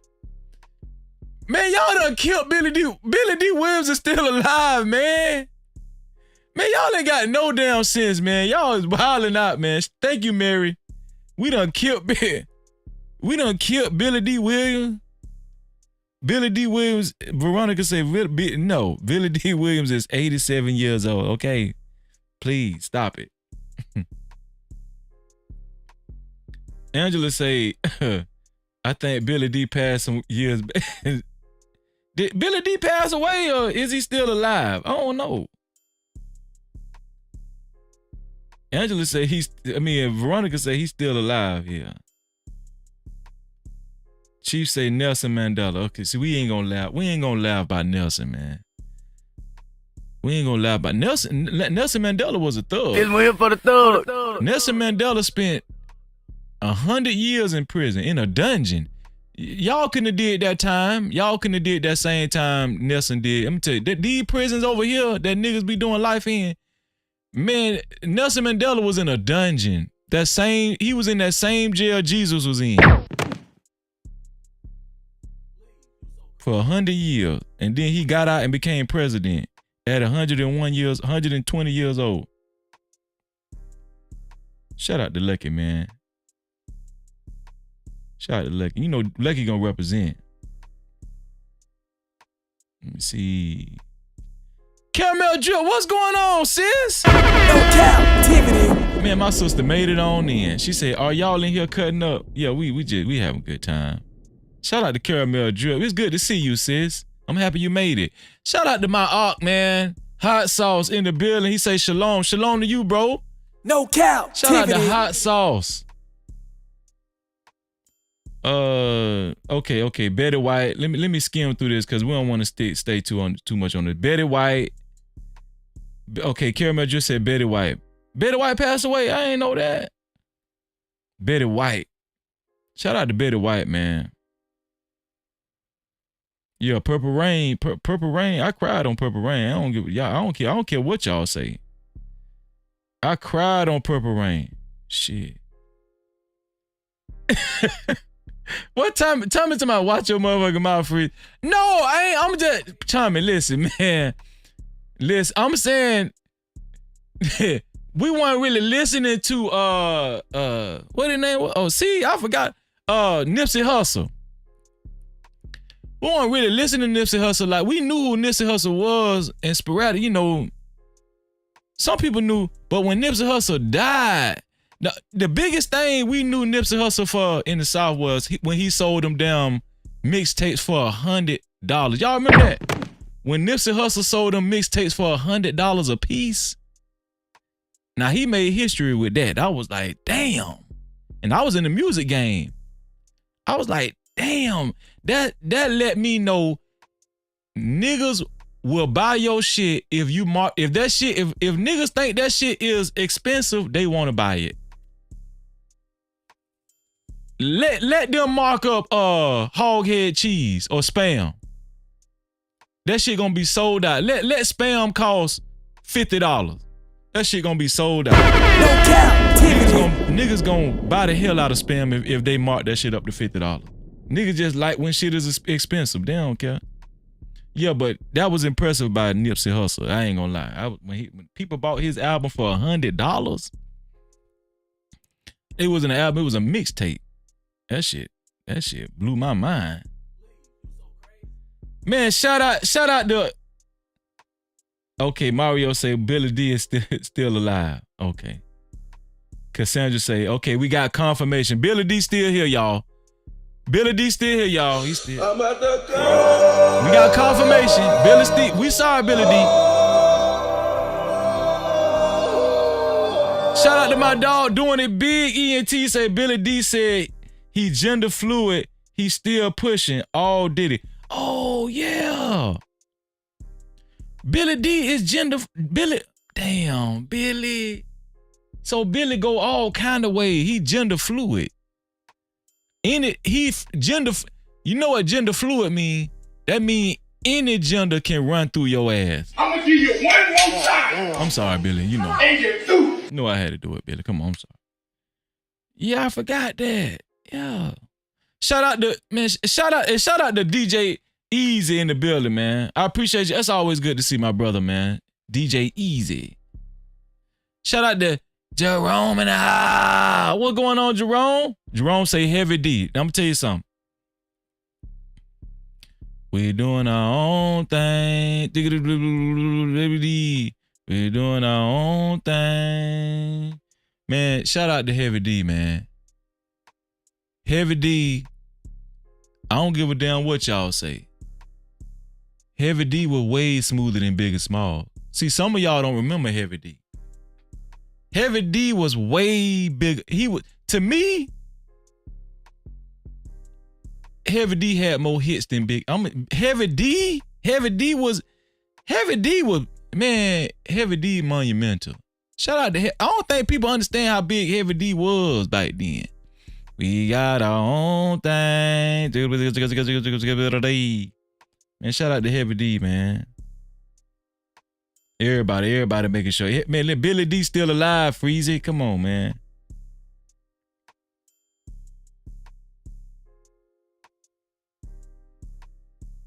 Shout out to Miss Piggy speaking to everybody. Hold up. That Blaze came on through? Wait, Blaze? Hold on, Blaze. Wait, man, Blaze in this. Man, shout out to Blaze, man. Shout out. No captivity. Is this our first contribution of the night? Let me see. No, it's not our. No, we got cash cows. I'm sorry, y'all. Damn, man, damn. I'm sorry, y'all. When I be late, y'all know I be having fun. I'm sorry, y'all. Let me put my dog up here. Let me read off the contributions. Let me put my dog up here. Let me put Trump up here, man. I ain't even got good into the gram spam yet. We finna have a good time. Yeah, let me put Trump up here, man. Man, shout out to Blaze, man. Shout out to Blaze McCroy. No cap. Blaze McCroy in this thing. Blaze McCroy. That's how you got to say it. Shout out to my brother Blaze McCroy for the 5 gifted memberships, right? Shout out to Blaze, man. Real talk. captivity. Blaze is going on the membership. I mean, he's going on the sponsorship board. No matter what, he gifted 5 memberships. Let's see who Blaze gifted. Let's see who Blaze gifted, man. Trucker Yell already been attending VIP Fridays. And I'm going to tell y'all something. I'm going to suggest that if you haven't attended VIP Fridays, you need a membership to attend VIP Fridays. But I'm going to tell y'all, so we get a little, the No Cap crew don't get messy, but we do get a little messy on VIP Friday. VIP Friday, we say what the hell we want to say on VIP Friday. If something on our mind, if we seen something on YouTube or whatever, we talk about anything on VIP Friday, and y'all can talk. Listen, sometimes I let other people take over the show too. They tell me about what's going on because I don't really be in these YouTube streets like that. Other people tell me what's going on. VIP Fridays is off the chain. So if you haven't attended VIP Friday, you do need a membership. Shout out to Trucker Yell. Trucker Yell will be able to continue to attend VIP Friday. Shout out to Kills. Kills was gifted a membership by Blaze McCroy as well.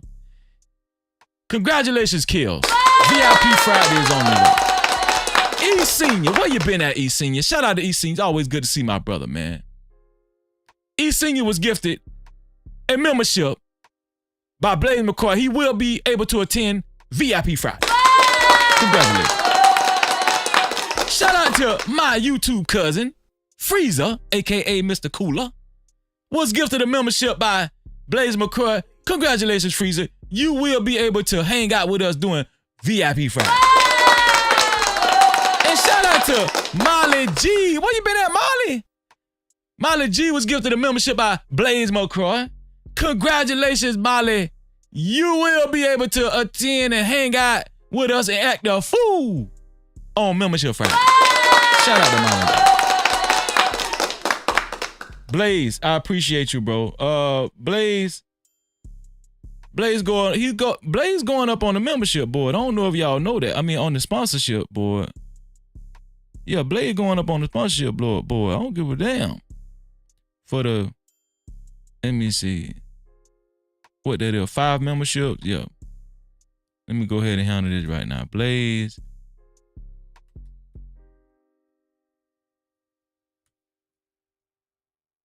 Blaze McCroy.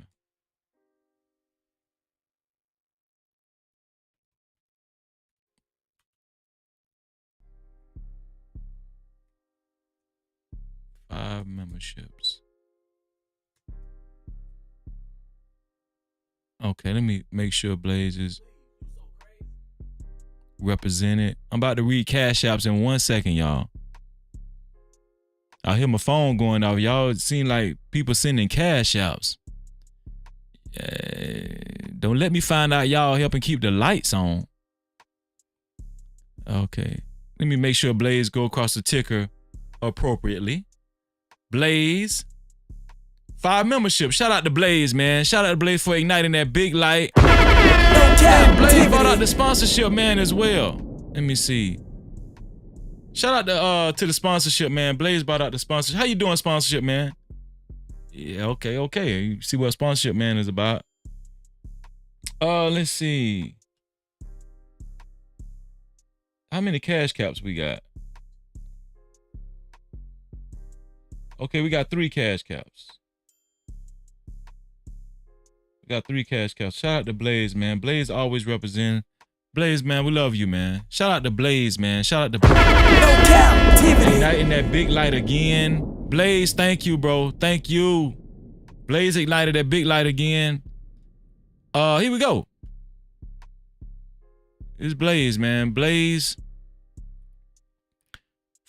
Thank you, Blaze, with the $45 cash cap. Don't mind my software. It do that sometimes. It mirrors the, I don't know why I do that, right? Ecamm, it does that. It mirrors the image, but nevertheless, you guys can see $45 Blaze giving in contribution along with the 5 memberships. Blaze say putting in footwork at the rink. LOL. Support. Blaze stay at the rink. Blaze, you better be able to, Blaze, you better be able to skate backwards, spin, all that shit like a ballerina. Blaze stay at the. Let me tell y'all something. Blaze stay at the skating rink. Blaze got to be good as hell. Blaze good as hell. You know what? I'm gonna start back skating, man. I used to do back flips and somersaults when I was skating. I'm just lying, y'all. I'm lying. I used to try to skate backwards, but you know, I could keep my balance for like I skate. It'd be like 5 seconds and then I hit the turf.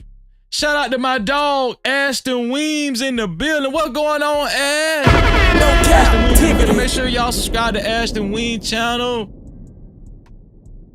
Shout out to y'all. Shout out to Ashton Weems. I appreciate you, Ashton Weems, man. He say, "What's good, everybody?" Okay, let's go back to gram spam. Oh no. We ain't done yet. We ain't done. My bad. I'm sorry. We ain't done. Check the cash out, bitch. Shout out to shout out to Jay Santana for the $1 cash cow. Helping us keep the lights on. Jay Santana say R.I.P. Auntie Jemima. R.I.P. Man, Jay said, he said shout out to Auntie Jemima. Now that was funny. Let's see. Let me see. Also, Jay Santana with the $1 super cap, he said for syrup, he said syrup just ain't been the same since Jemima. That's a fact. That's a fact, man. Check the cash out, bitch. We got one more from Santana. And here we go. Santana with the $1 cash cap. He said, Freezy, best podcast and 100. They not like us. Man, shout out to Jay Santana. No captivity. Man, shout out to Jay Santana, man. He say Freezy is best podcast. I appreciate that. I need to hear that, you know. What the hell, Miss Piggy? The hell Miss Piggy and Jet Core laughing about? The hell y'all laughing about down there? Shit. Oh, what y'all laughing about? Cause I said I could skate good. I can skate good. I skate better than y'all. I bet you I skate better than y'all. Shoot. Okay, let's go back to Instagram, y'all. Let's go back to Instagram. I'm gonna give you one more time. And you're through. Okay, so I got some stuff saved. Let's see. What y'all think about this? Do y'all remember the Instagram model that lost her job? She was a nurse, but she got fired at the hospital. Y'all remember her name was Rebecca J. Rebecca J said she revealed her Rebecca J revealed her her body count. It says supermodel. I don't know if she's a supermodel, but you know they call any Instagram woman a supermodel. Supermodel Rebecca J says her body count is below 5, and bodies don't count if it's for content or on vacation. Do y'all agree with that? Rebecca J says her body count is only 5 because she don't count the body. You can't count the bodies if you having sex on camera for content like OnlyFans. You know, I think she got an OnlyFans.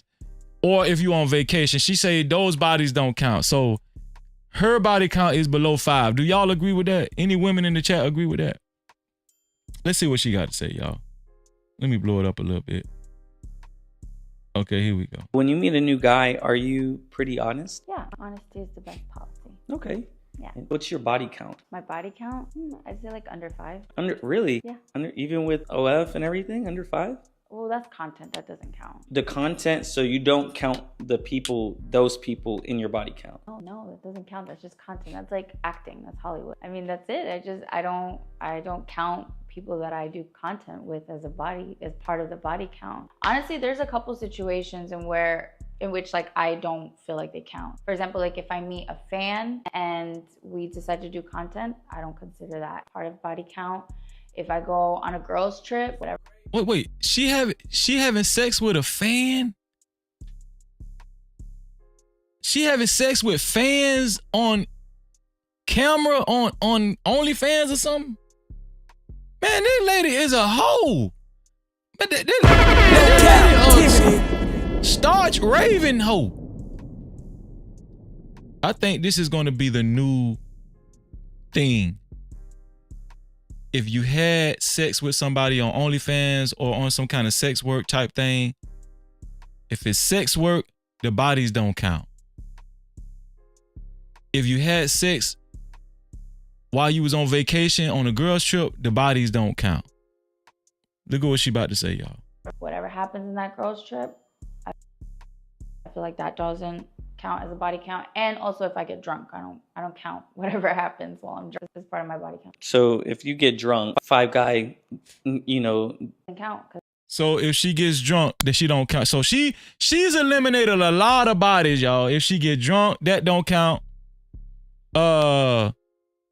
If she's on a girls trip, the bodies don't count. If she's doing sex work content, the bodies don't count. So she's saying officially her body count is under 5 because of that.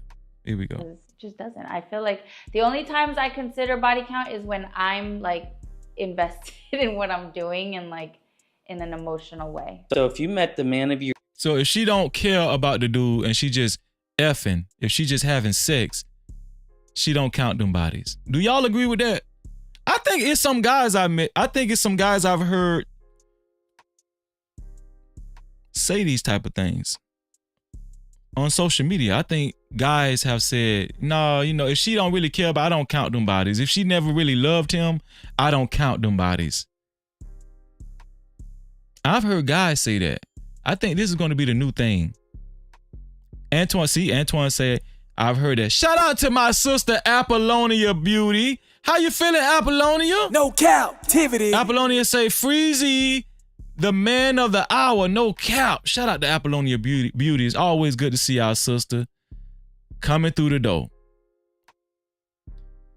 What do y'all think?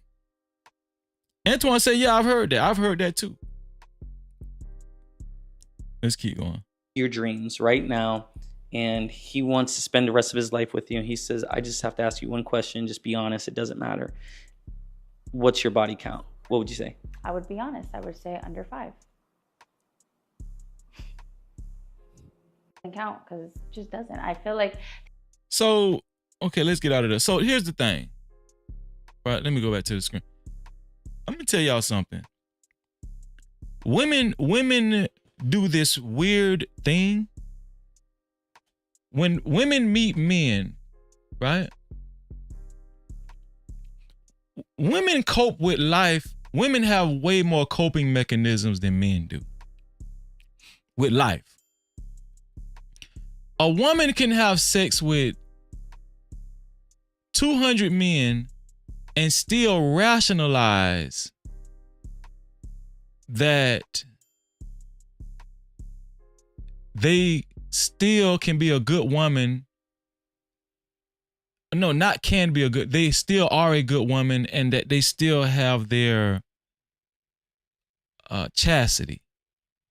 Women put on, you know, they will mask a lot of their experience in their past with makeup.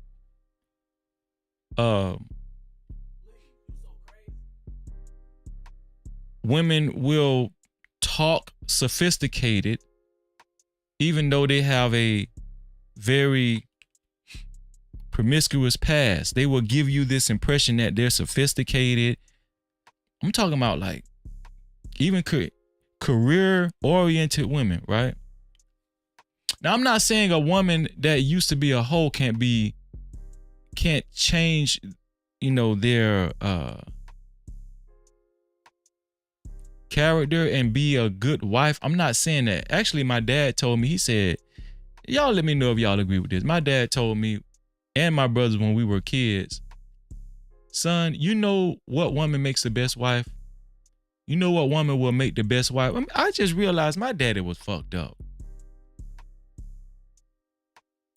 I just realized my daddy wasn't shit. I just realized that at this very moment.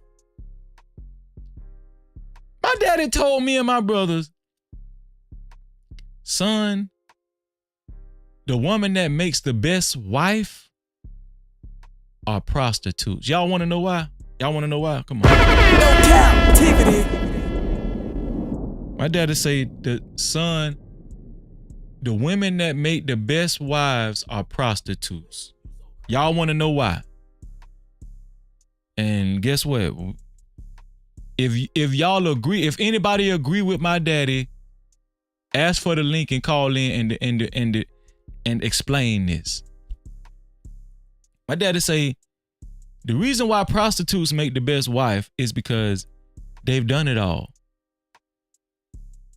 They don't need to be out there no more. They ain't curious about sex no more. They done had all kind of men. They've done it all. And this is what my daddy told us as kids. My dad said a prostitute is going to make the best wife, son, because they've done it all. They're not curious no more. They don't need to sow their raw oats anymore. They have a lot of experience. They can please you very well. They know all the tricks of the trade. They know everything there is to please a man. If a man and they know how to be exciting in the bed. They know how to turn a man on. They know all of the tricks to, because they needed to know these things because that was what their livelihood depended on. Oh, my dad said, he said hoes make the best wives. Prostitutes make the best wives. Once they turn it in and they come to a conclusion that they don't want to do this anymore and they want to settle down. They want to be a one man woman. They make the best wives. Do anybody agree with that? Put a one in the chat if you agree with that. Anybody? Anybody think prostitutes make the best wives?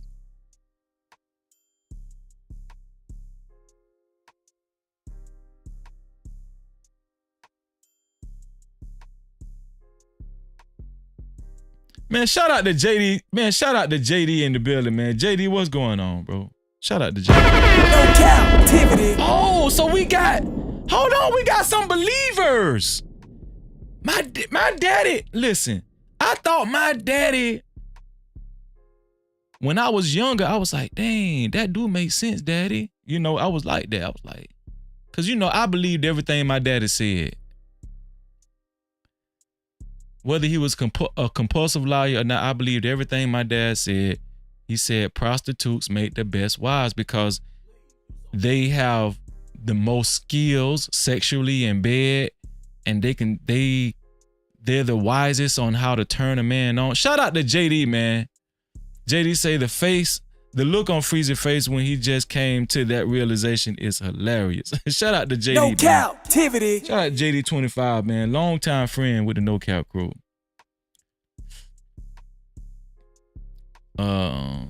So Robert believes that. Wow. Angela, you believe that too? This is a woman, Angela. Okay, so my daddy might be on to something. My daddy on to something. Robert, he said, he put a one again. Chief Santana. Oh, you know what? I'm finna put a link in the chat briefly. Anybody can call in. Hey, listen, I'm gonna give y'all 2 minutes to explain yourself. You got 2 minutes. I need to put a timer in there. Let me see.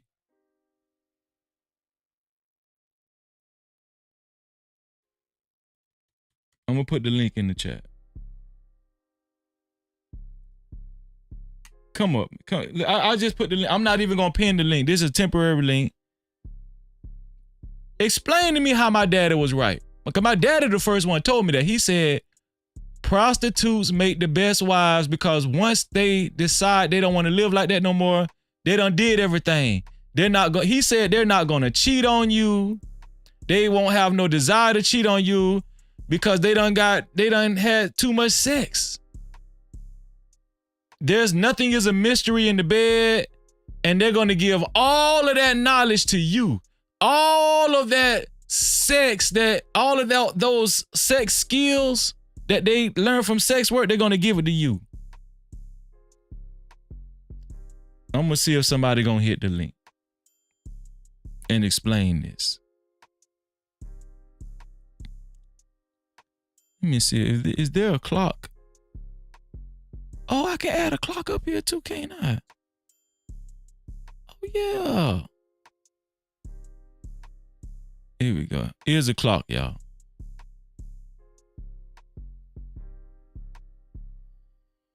Hold on. And put the clock up there. I'm gonna change the color to the clock.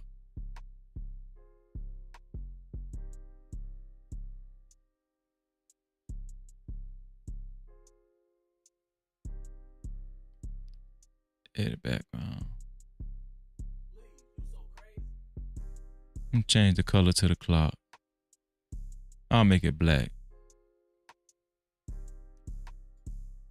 Okay.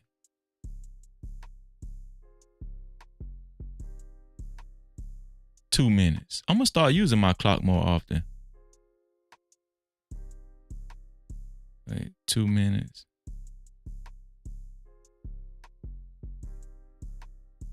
Okay, there we go. Okay.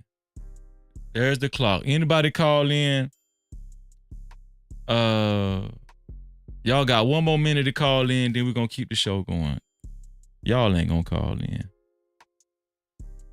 Do prostitutes make the best wives? My daddy said that. My daddy told me that. Let me tell y'all something. Me and my brother, my twin brother, I got an identical twin brother. We had to be about, when he first started telling us that, we had to be about like 8 or 9 years old. He was like, son, let me tell you something. And he used to say this in front of my mom. He was like, son, prostitutes make the best wives, son, because they done did everything. And by the time they hang up the whole life, when they realize they don't want to be a hoe no more, they're not going to cheat on you because they done did everything.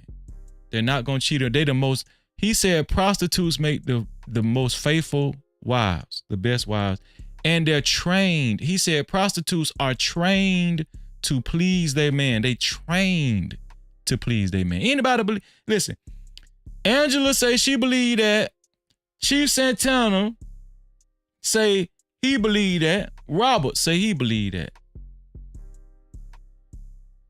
I bet y'all won't call in and explain yourself though. Any sex trick, anything that a man wants from a woman to do in bed, there might be some things that a man hasn't experienced that a prostitute will probably introduce in the bed. That's what my daddy said. But I'm going to tell y'all the truth. Men say it all the time. Don't men say this? Men say this all the time. We want a woman in the street and a what? A what in the bed? A what in the sheets? Men say that. My daddy might be on to something. I don't know. Men say this all the time. We want a woman in the street and a what in the sheets. What do men say that? What do men? Fill in the blank. Fill in the blank. A woman in the street and a what in the sheets. My daddy might be on to something. Do prostitutes make the best wives? Exactly, JD. A freak in the sheets. Every man say that. We want a woman in the street and a freak in the sheets. But my daddy is saying, listen, if you want a freak in the sheets and a good wife, a wife that's not going to cheat on you, get a prostitute. Get a prostitute. That's what my daddy said. Get an ex-prostitute, not a prostitute, but an ex-prostitute. Shout out to my nephew, man. And happy belated birthday. Y'all wish RJ right here. Y'all wish RJ, my nephew, a happy belated birthday. in the chat from the No Cap group. No Cap-tivity. Shout out to RJ, man. RJ just turned 15 years old. Did y'all know that? RJ don't marry no damn prostitute. Okay. I don't give a damn what my daddy said. But no, I want to know what y'all think. And shout out to DJ and Ja'Cory as well. What y'all think, man? Okay, y'all ain't gonna call in. I'm gonna shut down the phone lines. For now, I'm gonna shut down the phone lines for now. Take the timer off. But we got some believers in the chat though. I appreciate that, JD, man. Thank you for wishing my nephew a happy belated birthday. JD, everybody, thank y'all, man. Chief Santana said, how long does she have to be a retired prostitute before the coast is clear for easy? Listen, my daddy said she can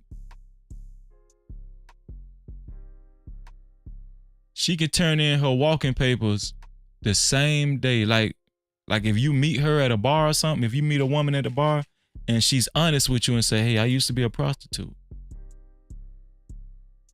I used to be a prostitute, but I changed my life and I'm ready to make myself a good wife for a man.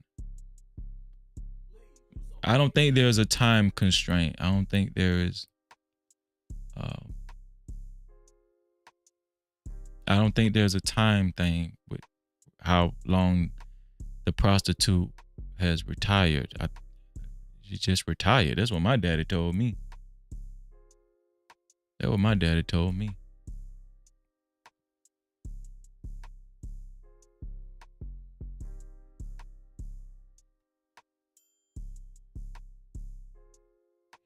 Let's see.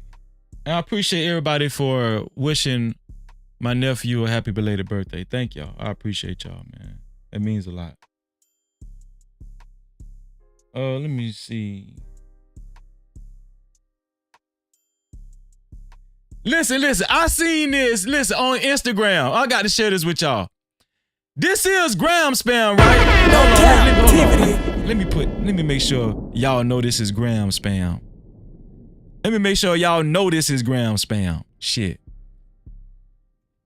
This is gram spam, ain't it? Huh?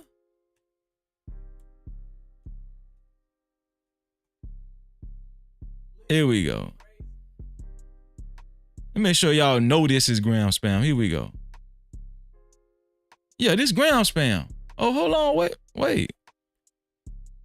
Oh, my bad. Here we go. There we go. Yeah.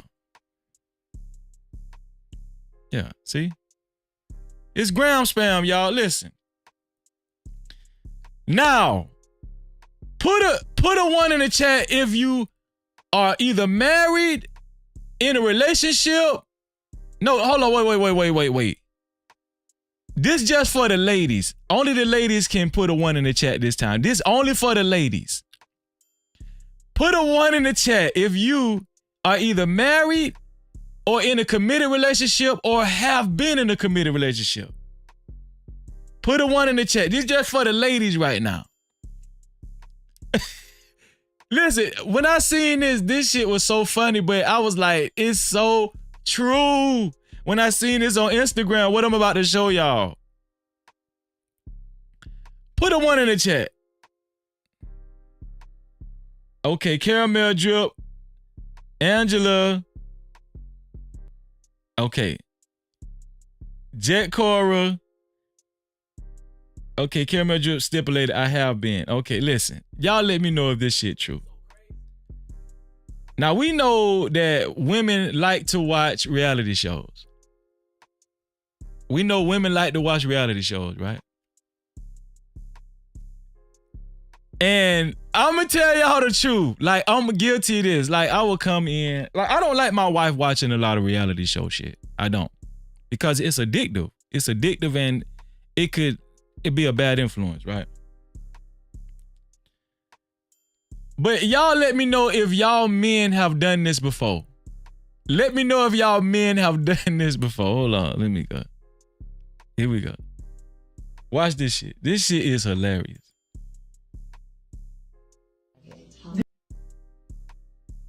Hold on, let me start it over. Here we go. Yeah, sisters. You said you watching this? Chick flick, I ain't nothing but a bunch of drama and men bash. Hold on, here we go. You finna watch this? Yeah, here we go. Yeah, sisters. I ain't watching chick flick, I ain't nothing but a bunch of drama and men bash.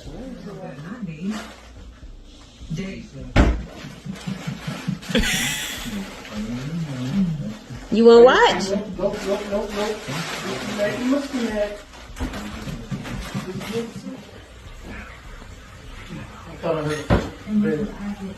You thought you heard a bell? I thought it was a fight.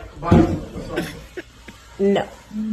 Is that I ain't pregnant with 2 babies. Oh, but shit. Different at the same damn time. Oh, she got 2 baby daddies. So is that and better than? Yeah. Oh shit, it's finna be some drama. Oh shit. It's going on. You right. You finna watch this? Let me play it one more time, man. Cause listen, I don't know why this shit was so funny to me because, you know, my wife don't know this, but I'll come in the room, like in the back room, and she's watching reality show, and I'll be like, "What you watching?" Oh, it's just Real Housewives of Pontiac, or whatever that shit, Pontiac, whatever it's called, or Huntsville, Married in Huntsville or something like that. I don't know. I'll be like, what the hell? What the hell that is? I'll be like, okay, I'll talk to you later. Listen, while my wife be in there watching that stuff, now we got bay doors where it's double doors to our flex room. We got a flex room, a TV room, right? It's like a little movie. It's a movie room. You can see through the flex doors. It's like glass. Listen, my wife be watching the reality show. When I be in the kitchen, like you can see through the flex room from the kitchen. I be in the kitchen like trying to watch the TV to see what's going. She don't know though, but I be like, what the hell? Let me see what they doing.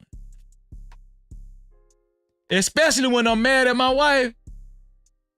I be wanting to go in there and sit down so bad because I be bored. You know what I'm saying? But I be like, I ain't going in there. Look at this dude, y'all. Yeah, sisters. I ain't watching chick flick. I ain't nothing but a bunch of drama and men bash.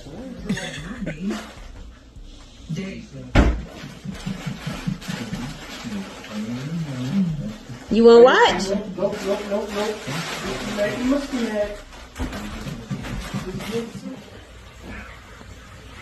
thought I heard a bell.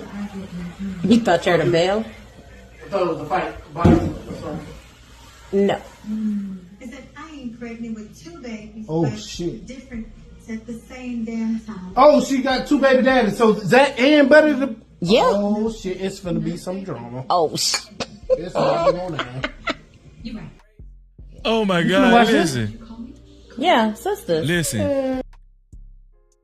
When you sit down with your wife and you watch it, that be like the best time, I'm telling you, because you get glued in, but then you have to slap yourself and be like, no, listen, no, I'm not supposed to be watching this shit, you know. Man, that was so funny, man. That was so damn funny. Let me show y'all something though. This shit funny right here. Watch this shit. Watch this.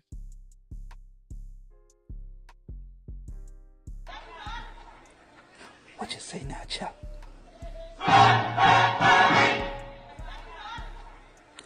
Try Jesus, not me.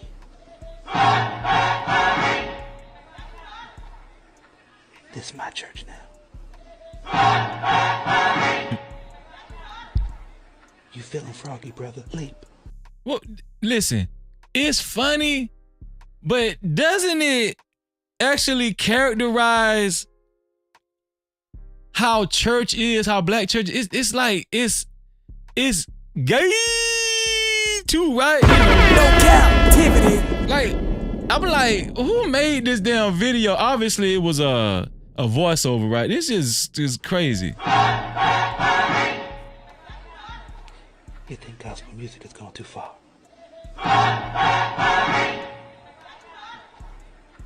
Ain't nobody come to see you, Otis. Oh my God. So has anybody know who anybody know who Ingrid Andrews is? I don't know. I didn't know who she was before I seen this video. Ingrid Andrews, she sung the national anthem at Major League Baseball at a Major League Baseball game. I want y'all to see how Ingrid sung the national anthem. I want y'all to see how Ingrid sung the national anthem. I had to save this video. White people need help. But let me just put it like this. Before I play, white people need help, man. Let's pray for white people because white people are at an all-time low in 2024. When somebody sings the national anthem like this, when a white woman sings the national anthem like this, now let me tell y'all something. She didn't even get a lot of backlash. I'm gonna tell you, let me just play it. Listen to this right here. With broad stripes and bright stars through the perilous fight, o'er the ramparts we watch, were so gallantly streaming, and the rockets red glare, the bombs bursting in air, gave proof through the night that our flag was still there.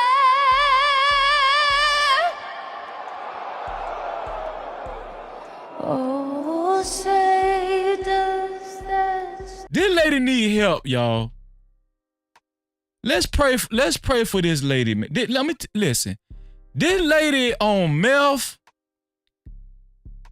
crack, fentanyl. Why that lady went out there like that?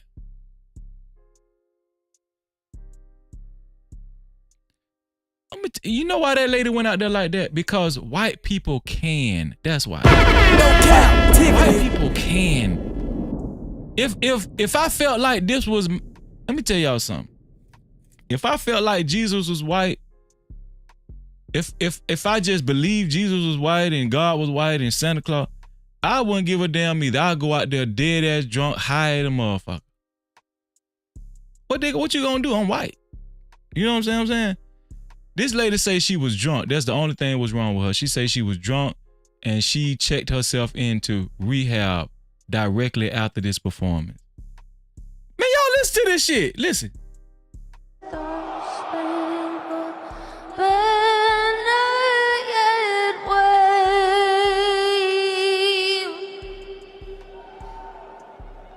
O'er the land of the free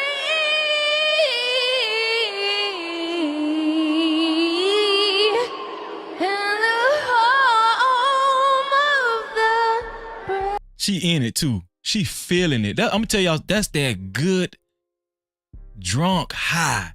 Let me tell y'all something. That lady feels so damn good. That lady, you can't tell that lady she ain't singing her ass off right now.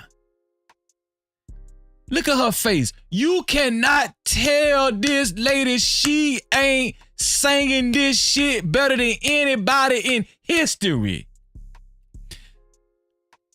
In her mind, she's singing this shit better than Whitney Houston, Marvin Gaye, Celine Dion.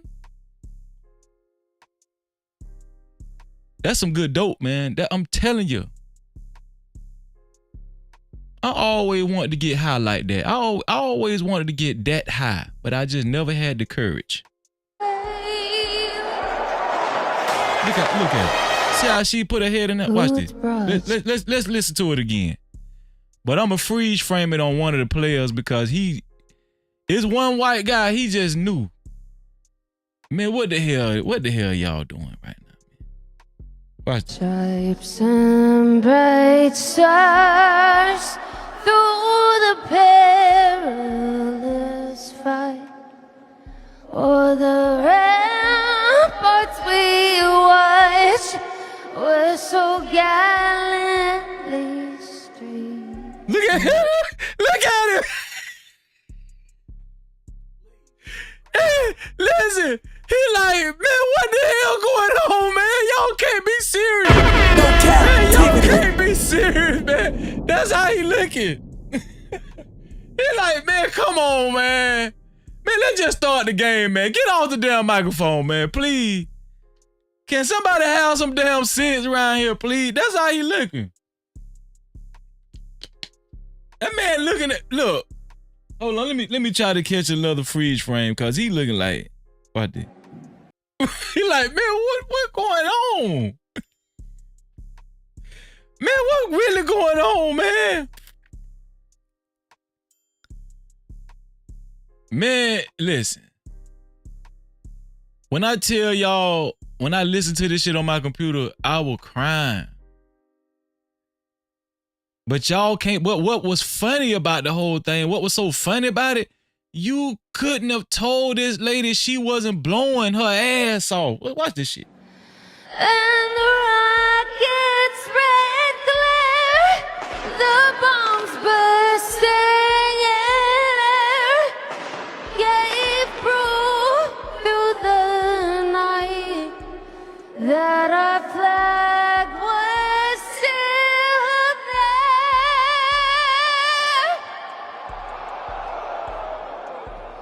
Oh, say does that star-spangled banner yet wave? And let me tell y'all something. Those aren't boos. That's like a chant that they say. It's like, rah! They still hype out there. They ain't booing this girl. Let me tell y'all something. When I seen this, I grew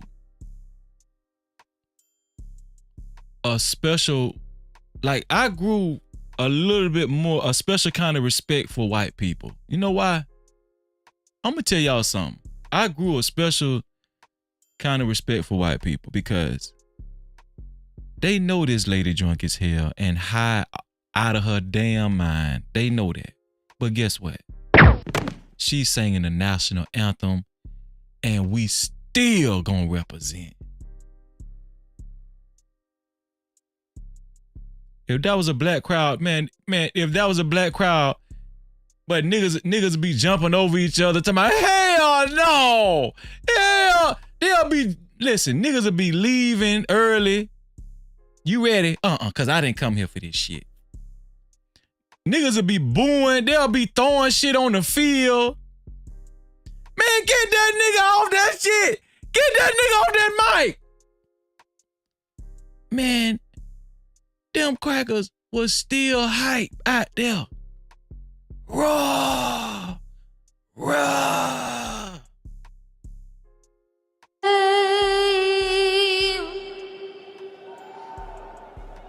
O'er the land of the free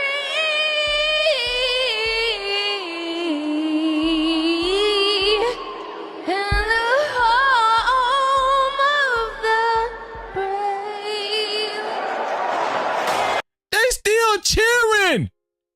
No cap. They still. Man, I'm gonna give you one more time. And you're through. I done gave you too many chances, baby. It ain't no joke. Man, shout out to white people, man. Shout out to white people, man. For real. Shout out to white people, man. You can't even get mad. Hey, just in case y'all ain't, listen, if you haven't hit the Cash App yet, let me let my uncle remind y'all. I would love for somebody to Cash App me.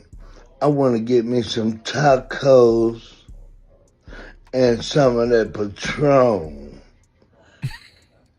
And when I get to drinking it, I don't know how I'm gonna get home once I drink that Patron. I just want shout out to Unc, man. Shout out to Unc. No captivity. Let's see. So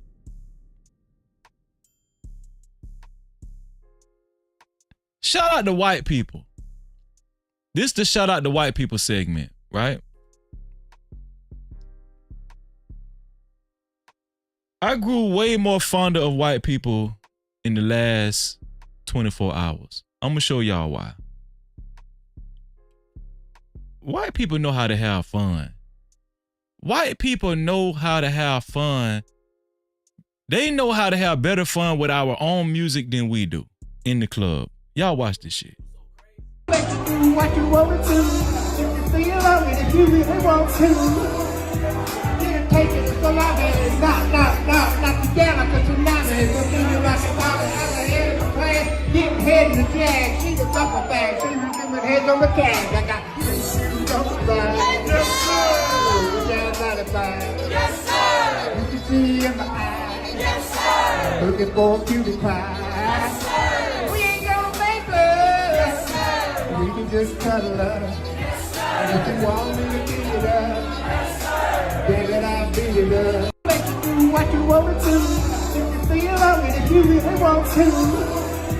You can take it so long and not together, cause tonight is gonna be like a ball out of here to play. Getting head in the jag, she was up a bag, she was giving heads on the cash. I got yes, sir. Yes, sir. You can see in my eyes. Yes, sir. Do y'all see the white people in the background? Do y'all see the white people in the background? Yes, sir. I'm talking about they like this. Yes, sir. It's just all love. Man, I love white people this week. I mean, I got love for white people, but this week I got a little more love for white people, man. They just know how to have fun without no complications. Yes, sir. And then the man singing his ass off. You ain't gotta make love. Y'all ain't hear that? Watch this. For cutie pie. Yes, sir. We ain't gonna make love. Yes, sir. We can just cuddle up. Yes, sir. And if you want me to beat it up, yes, sir. Baby, I'll beat it up. Make you do what you want one more time, y'all. Feel it if you really want to. You can take it so long and not together, cause tonight is gonna be like a ball out of here to play. Getting head in the jag, she was up a bag, she was giving heads on the cash. Watch the yes, sir. Watch this. Yes, sir. Right here you go, right here. Yes, sir. You can see in my eyes. Yes, sir. Looking for a cutie pie. Yes, sir. We ain't gonna make love. Yes, sir. We can just cuddle up. Yes, sir. And if you want me to beat it up, yes, sir. Baby, I'll beat it up. Man, shout out to white people. No captivity. Now they don't got no rhythm and they can't dance. But they damn sure know how to have fun, don't they? Come on. I mean, this one here for the thug. They know how to have, white people know how to, they just carefree. They just know how to have, and guess what? If they too stressed, they'll just get high. They just get high. They don't, listen, white people will show you how to live, man. For real. You ain't gotta make love. Okay, let's get a little serious, y'all. No, we're gonna stay on white people. We're gonna stay on white people. Listen. Now, if it's too many black folk in the room, white people don't like that. White people don't like that shit. Now, if it's too many black folk in one room, if it's too many black folk in around white folk, they don't like that. It's too many niggas. But if it's one black person on the job for us, on the job with them, if it's one or two black people, guess what? They love you, don't they? White people will bring you pies and, hey, I made some corn casserole and I want you to try it. If it's only 1 or 2 black people on that job and it's rest on white people, they gonna treat you like they gonna treat you like Beyonce. Watch this. She put in 20 years at her job. Look at what she got for her accomplishment. You're fired. Talk to me now. I know you're 20 years from next month. Right. But you're closing the house, right? And so we want to give you some things. How many years it is again? 20. Those are thousands. He's counting out increments of thousands to her because she did 20 years on the job. I'm so happy for you.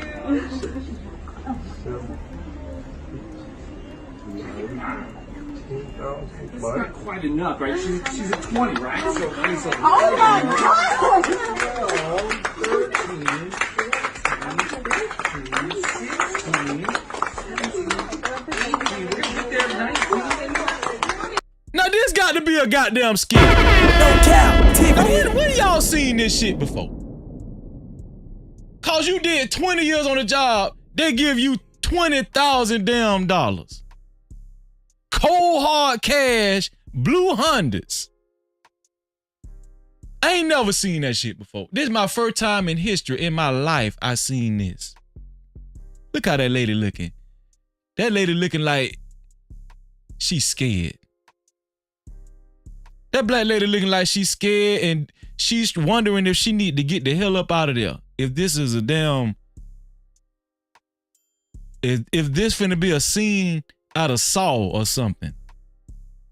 That lady don't even want that damn money, man. She like, what going on, no? What really going on? It's too many of them. I can't run up out of here.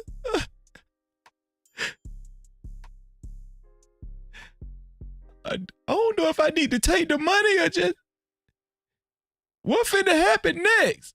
Man, I ain't never seen this shit before in my life. Anybody seen this before?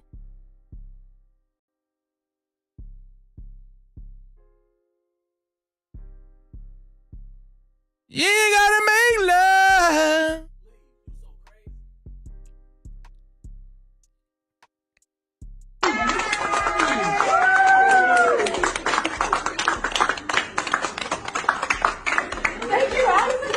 Most jobs I know, when you hit 20 years, they're going to throw you a pizza party and give you a medallion that says 20 years served. More jobs need to take notes. Man, I ain't never seen that shit before. Now, I got to show y'all this.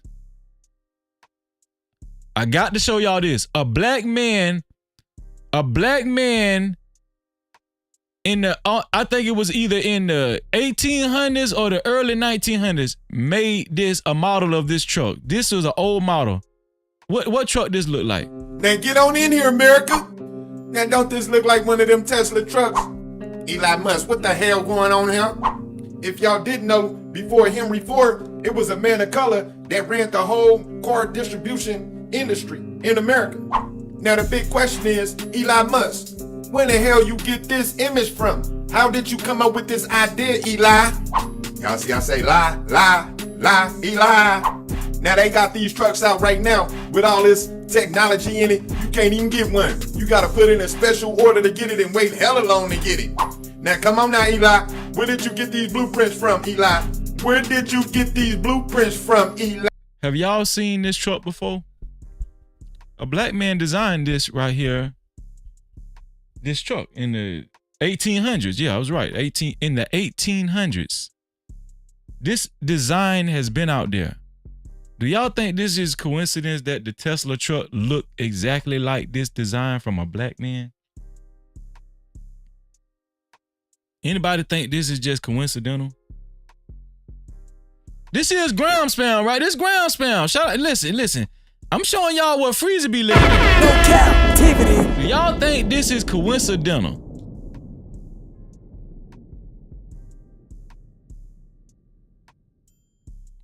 That truck looked just like the Tesla truck. But the difference is a black man designed this truck right here. This is from the 1800s. Lie, cause this right here is the first Tesla truck, and I mean an old one too. This from the 1500s right here, look like 1600s damn near. And yes, America, we've been scraping. I told y'all before, we ain't jump out no bush. Now come on now, I need all y'all trolls to come out on this one right now, goddammit, with the head. Now get on in here, America. Hold on, now don't this look like one of Did you all know there was a black-owned and operated car manufacturer in Southern Ohio all the way back in 1915? Okay, C.R. Patterson. While the C.R. Patterson and Sons Company are historically known for building the Patterson-Greenfield car, first black automakers, effectively becoming the first and only black. Them Tesla trucks, Elon Musk. What? So listen.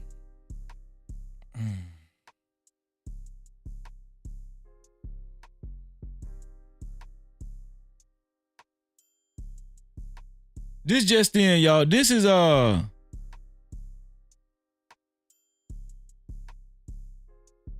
Drake's house. Drake's house got flooded in. This Drake house, y'all. Just yesterday, his house got flooded.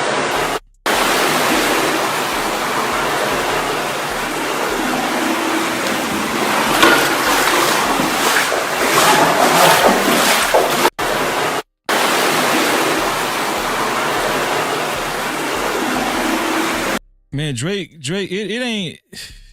Drake cannot catch a break. And I like that. Drake can't catch a break. Look at it.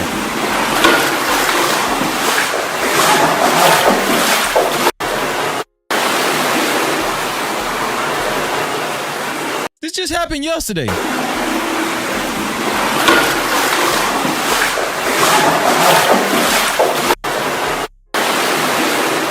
Shout out to Drake, man.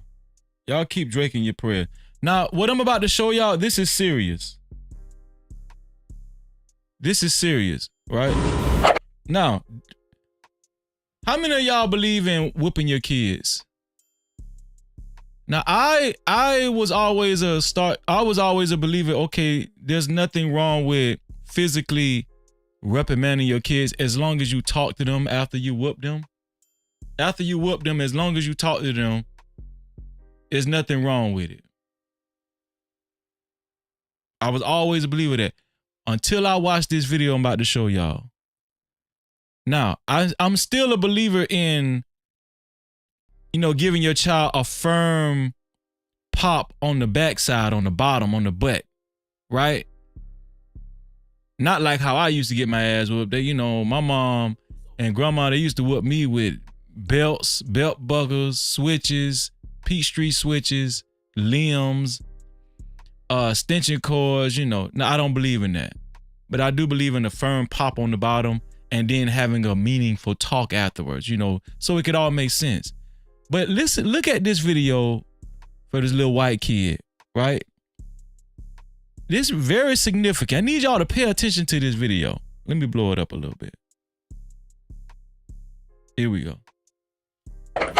This is a fascinating experiment by the University of Washington. We see a 15-month-old with a toy. See how relaxed and confident he is. He is willing to explore the toy. He feels safe. Can I put the lid back on the box? So they're showing here now that the kid feels he's carefree.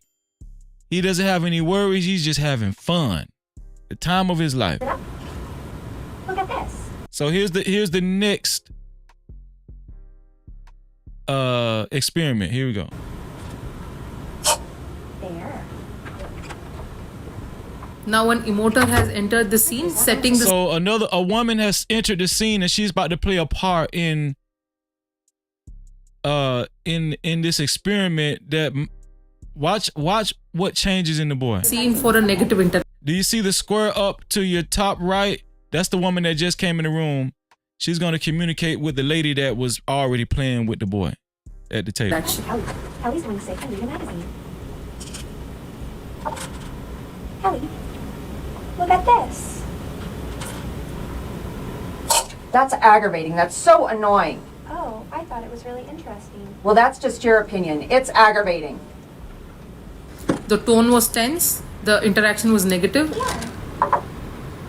Watch how the toddler's behavior has changed. He has become more cautious and hesitant with the toy. Even at such Man, a look young... how he looking at that. He looking at that shit like, man, I don't want this. No cap. Man, listen, I don't want no trouble. It done got serious in here. It's too serious in here now. I don't want to play. I don't want to play no more. It's too serious. That was amazing to me how even young children can sense toxicity.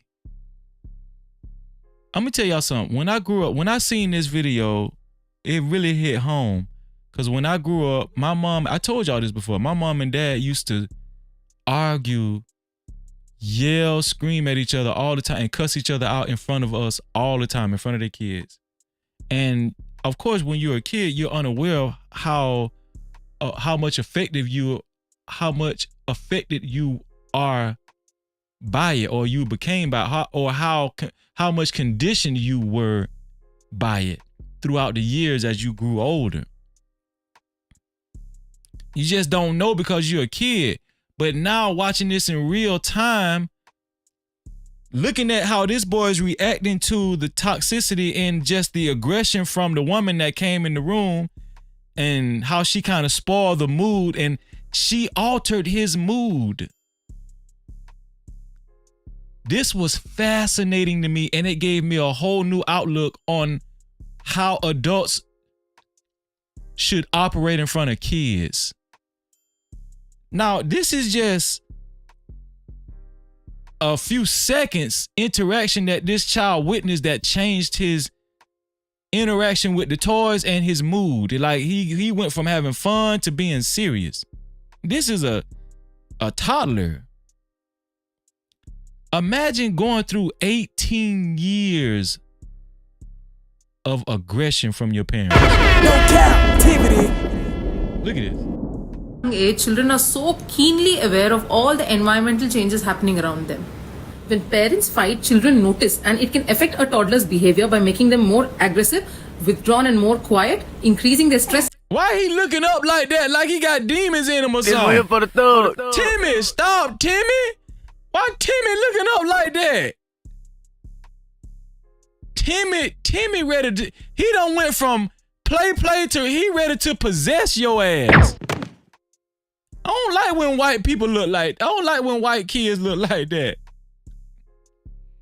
I don't like that, man. For real. Levels all by increasing their anxiety. To help our children grow in a happy and healthy way, it is important. Now he looking around like, man, y'all ain't ready. It's time to that we create a positive, loving, nurturing environment at home. This is. I just wanted to show y'all that. I just wanted to show y'all that. Some things are just cringe.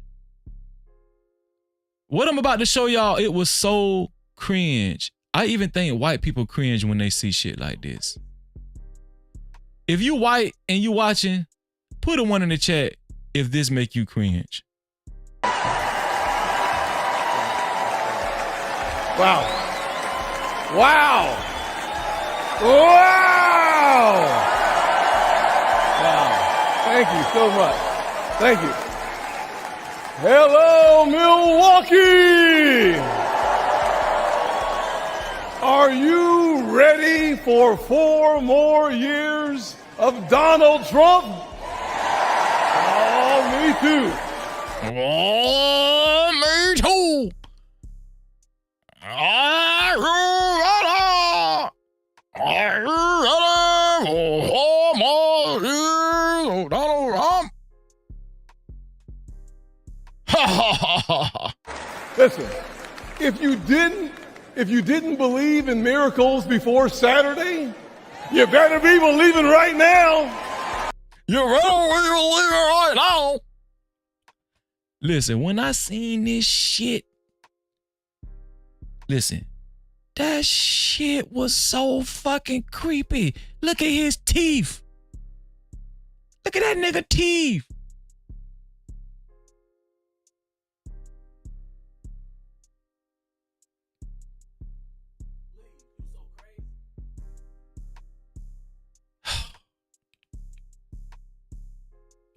I'm not saying black people shouldn't have a right to vote for who they want to vote for. I know a lot of black people in impoverished neighborhoods that plan on voting for Donald Trump.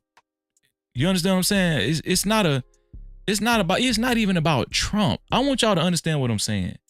This is not even about the Republican Party or Trump or none of that. It's about him.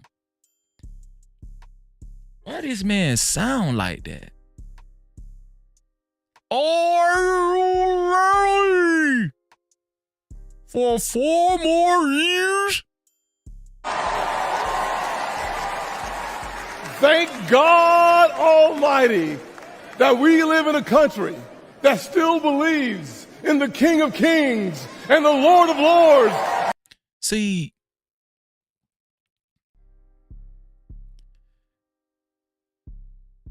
just be yourself. It's a such thing as trying too hard.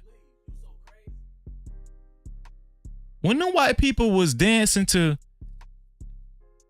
Rolling on a ride, yes sir, down in 95, yes sir, they was doing it the white way.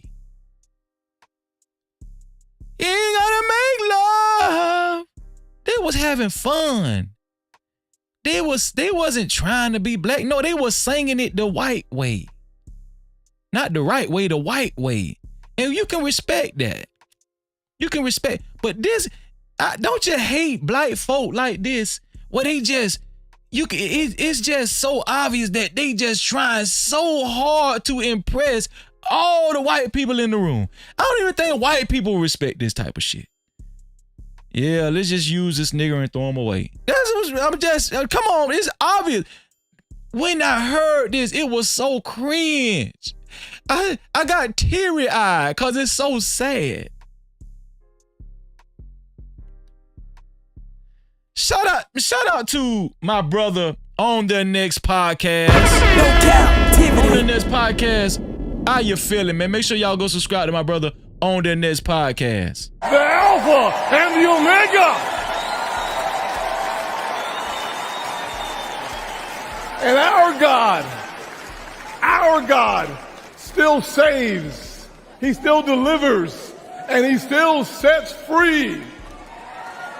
Because on Saturday, the devil came to Pennsylvania holding a rifle. But an American lion got back up on his feet and he roared. Oh, yeah. This dude catching the Holy Ghost out there. This man in church. He roared.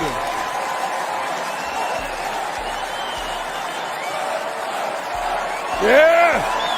Yes, he did. Yes,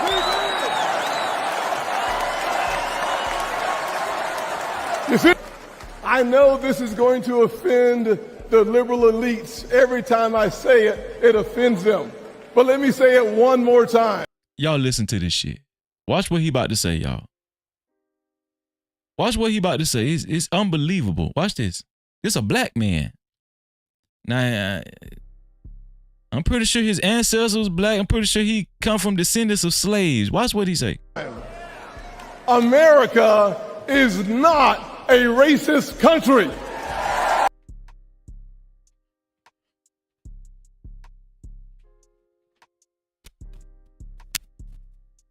No captivity.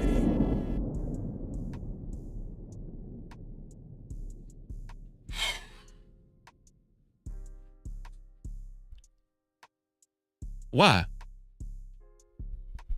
Just why? Just why?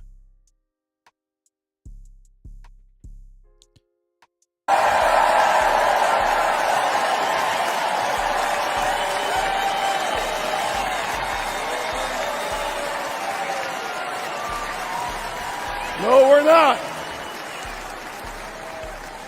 But if you were looking for racism today, you'd find it in cities run by Democrats. Yeah. The only people that's racist, the cities run by Democrats, Yeah, he's talking about the black people. He's talking about black people. Like Atlanta, Chicago, you know. Look. Yeah, those are the only racist people in the country. Look on the south side of Chicago. See? Didn't I tell y'all? Didn't I tell you? Didn't I tell you where he was going with it? No. White people ain't racist. It's the niggas that's racist. Poor black kids trapped in failing schools. Thousands shot every single year, including one of my former interns, Daquan. But there's good news. It's conservative values that restores hope. It's white people that's going to restore the hope. America ain't racist. The white people are going to, they're the ones that they are our savior. It's Republican policies. Let me stop. See, let me tell y'all something, man. I respect these people more than I respect that dude. These people. What you want to do, if you feel love it, if you really want to. You take it so long and not together, cause tonight is gonna be like a dollar at the end of the plan. Getting head in the jag, she was up a bag, she was giving heads on the tag. I got shoes on the bag. Yes, sir. You can see in my eyes. Ain't these people just cooler than that dude we just seen? They just genuine, like they're not trying to impress. It ain't no black people in there. They ain't trying to impress no black people. They just genuinely like the music and they doing it the white way. Not the right way, but the white way. You can respect this. See, I like white people like this. But I like these white people more than I like that nigga that we just seen talking just then. Yes, sir. Looking for a cutie pie. Yes, sir. We ain't gonna make love. Yes, sir. We can just cuddle up. Yes, sir. And if you want me to beat it up, yes, sir. Baby, I'll beat it up. Make you do what you want to do. It's just sad, man. It's really sad. It's really sad, man.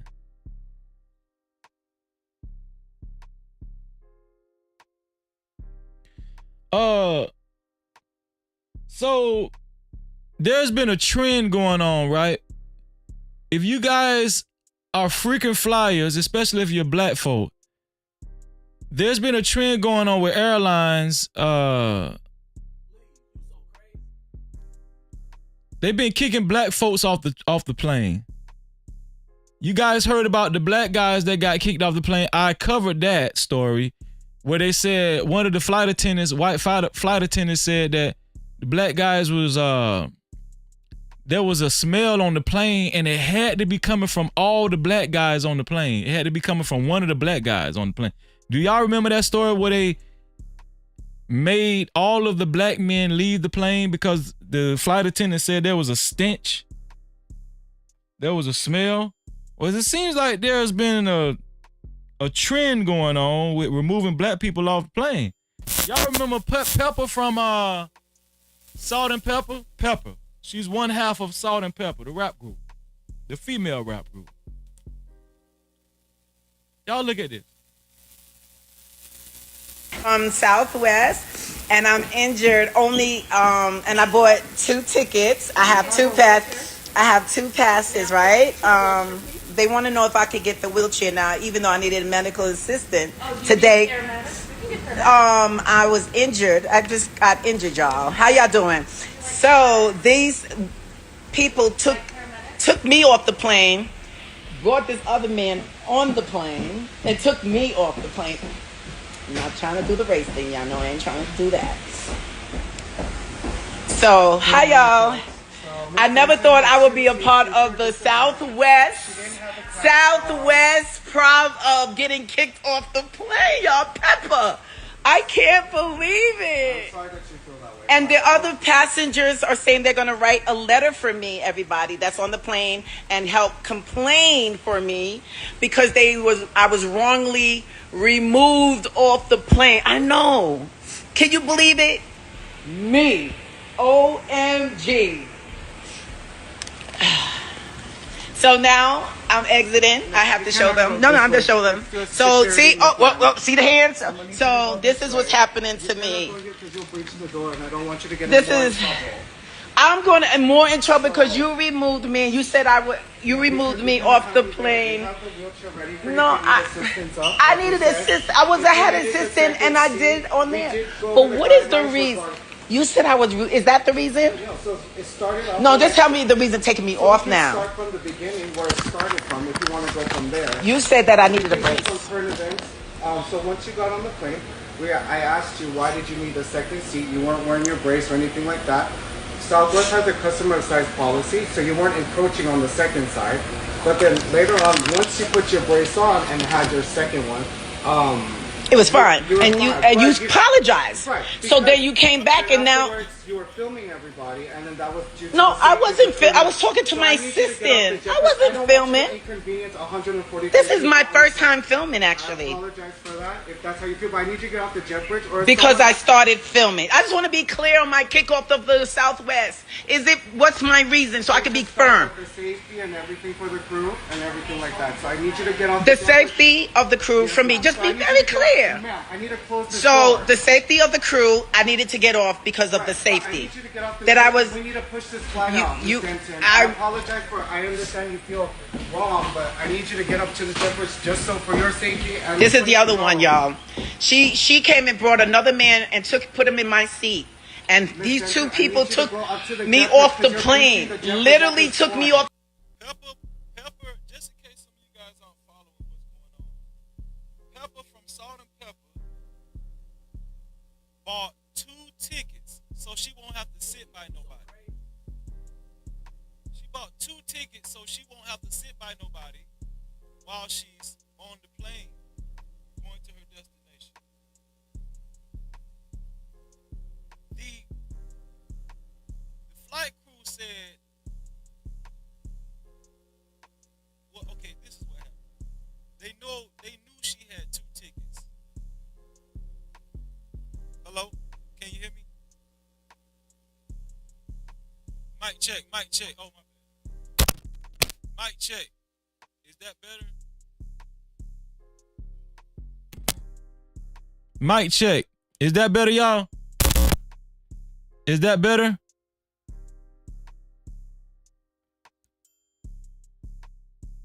Thank you, Miss Piggy. I appreciate that. Shout out to my brother JT from What We Know podcast. No captivity. Shout out to JT from What We Know podcast. Y'all better go over there and subscribe to my dog, man. Listen. Okay, so let me start over, right? Because y'all need to hear this. Just in case y'all, especially if y'all fly Southwest Spirit, Delta, I don't care what it is, because it's been going on. It's been a trend with airlines and black people. So what happened is, just in case y'all haven't been following what's going on, Pepper from Salt and Pepper, the group Salt and Pepper, the legendary group Salt and Pepper, the female rap group, she bought 2 plane tickets and the seats were right next to each other, so she won't have to sit next to anybody. She occupied the seat next to her.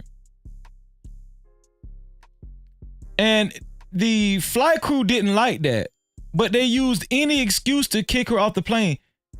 She's saying they kicked her off the plane because she was on her phone. She was taking a phone call, and because she was on her phone, the flight crew said, "Oh no, we're gonna remove her from the plane."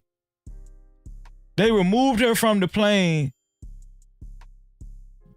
because she was on her phone. Let them tell it. But we all know they removed her from the plane because she occupied 2 seats, but she paid for it. Look at this. And I think she's handling it pretty well. The plane and put another man in my 2 seats that I bought. 2 seats, not 1, y'all. 2. I apologize that you weren't in the policy guidelines. Thank you. They owe a public. I know. Now my meeting today, I will have to cancel it. I was on my way to Tennessee, y'all. I was on my way to Tennessee. That one too. They put another man in my seat. She keep turning around because she knows she was wrong for letting me off the plane. If you get off the jet bridge just for safety. Safety. Yes, because this whole thing moves. Don't call me like a dog, man. Come on, come on. You go ahead. Did y'all see how that lady was talking to Pepper? She told Pepper, "Come on, let's go. Come on, let's go." What y'all would have did if that lady would have talked to y'all like that after you got kicked off the plane? How would you have reacted after that lady talked to you that way? After they removed you from the plane unjustifiably. Come on, let's go. Come on, let's go. And then she snapped her finger too. Come on, let's go. Let's go. Now. Man, that lady, she listen. I would have made my sister whoop her ass. I'm just telling y'all right now.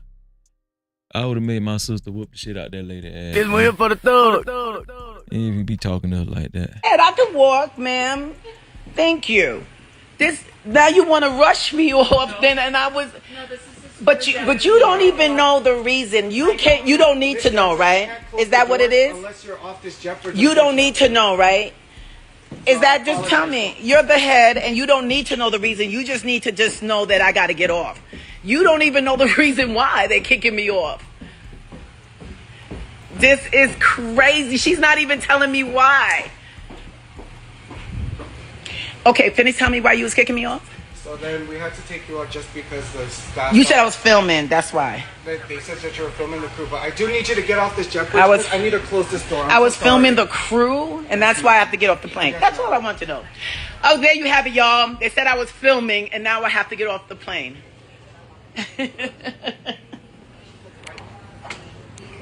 What's your name? Because I'm reporting everyone. Tell me your name. Hey, Skylar. Say your name. You all were name. Look. I shouldn't have got off. The only reason I got off, y'all, because of the other passengers. Second seat, but she wasn't wearing a knee brace and she wasn't encroaching on the second seat. So I did tell her we're going to go on a full boat. She will get her second seat refunded. So that I told her we're going to do that. And I said, okay, thank you. So then when we. How much y'all think she paid for both of those tickets together? Somebody, y'all put. She's about to say it, but before she said, y'all put. How much y'all think she paid for 2 seats on Southwest? She's flying out from. Where she's flying out from?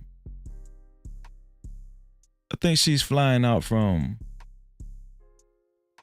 Las Vegas to Tennessee.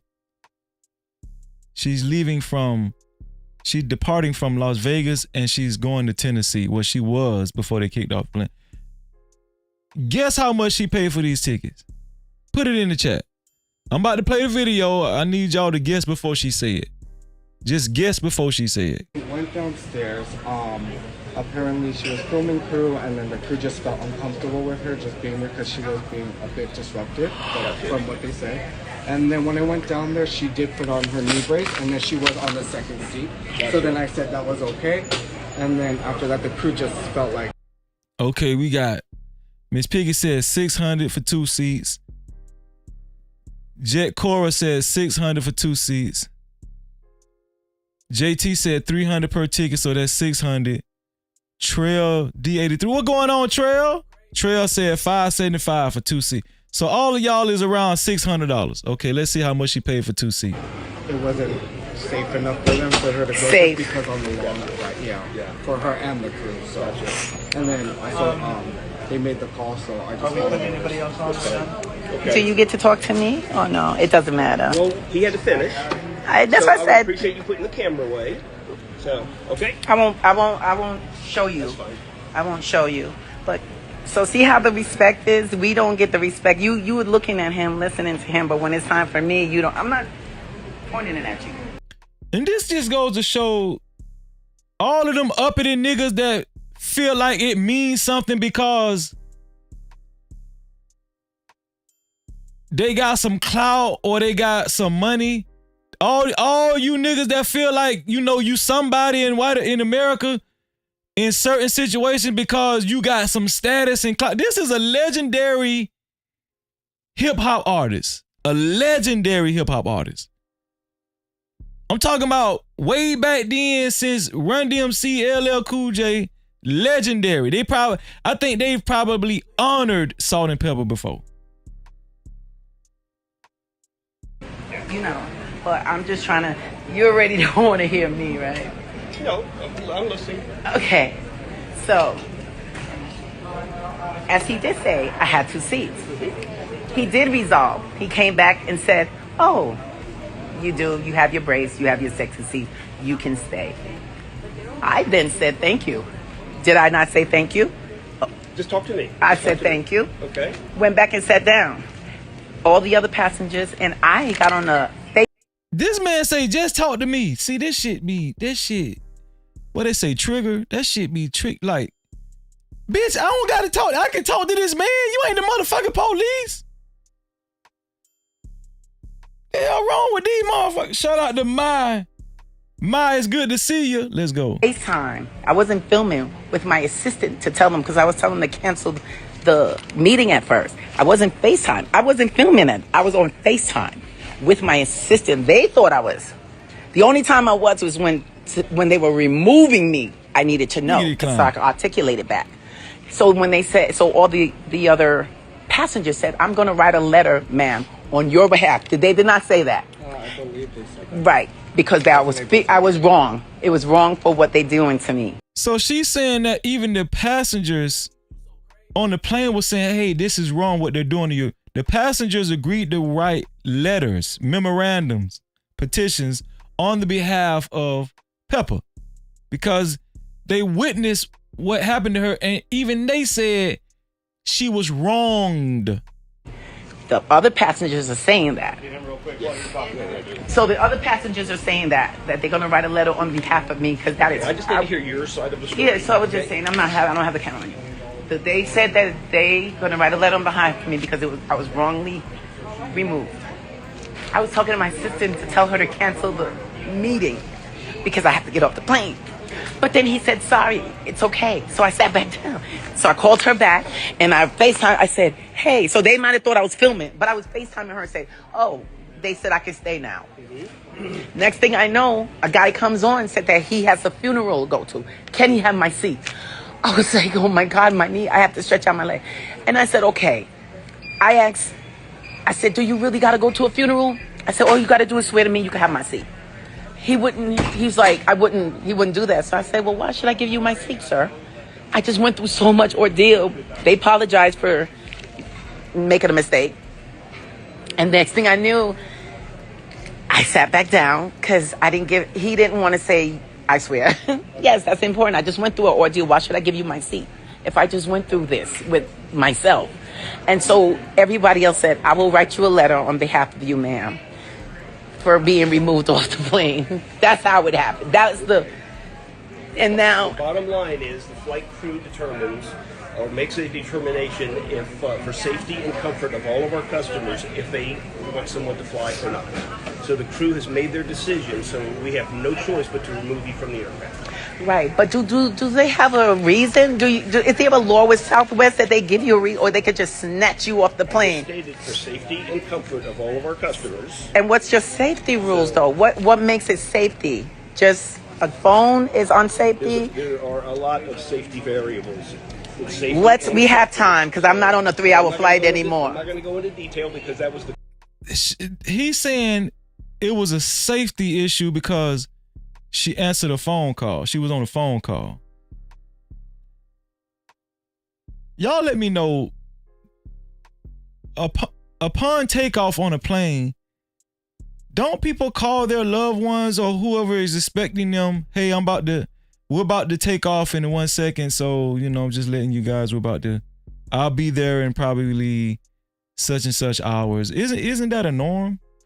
They're saying her phone was a safety issue. crew's decision. I wasn't there. See, that's what I'm saying. So who's you're welcome to write into responsible? our customer relations office if you would like more information that way, and they can compile reports from all the parties involved. But beyond that, there's nothing much I can do for you. Where's the refund of the 2 tickets? There you have it, ladies and gentlemen. They have no, they can't tell you nothing. They can only say, tell them to give you a refund. Yeah, I'm getting my refund for my 2 seats. This was the only flight that got me in for my meeting, believe it or not. Direct. Everything else was connecting. Pissed me off. I'm so upset. They got me with tears in my eyes because I'm so angry. When I tell y'all Pepper taught me something, when hold on, let me straighten up because I'm just chilling. When I tell y'all Miss Pepper from Salt and Pepper taught me something on how she remains so reserved, I learned something from Pepper. This woman, if she can remain calm and reserved and in somewhat good spirits after something like this involving money and her time and business, I ain't got no excuses. None of us got no excuses. Man, shout out to Pepper, man. Shout out to Pepper, dog. No captivity. Pepper showed exemplary patience. Try not to be y'all. She's trying not to cry. Do y'all see this? This is she's trying not to cry. Let's see if I can turn this around. Yeah. It's bullshit. Sorry for the. It made me upset. I had a meeting. I had my tickets. And then, because I'm on my phone, they said I'm rudely. Thank you.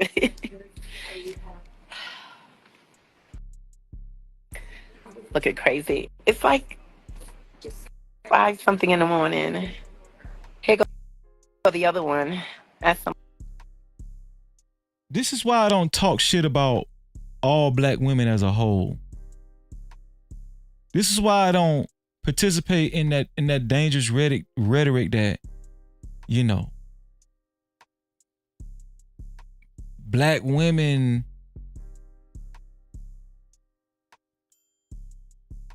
just get loud and obnoxious all the time. No, let me tell you something. I don't think a white woman would have been able to contain themselves the way a white woman, Chinese, Arab, they would have been acting a damn fool in that airport lobby.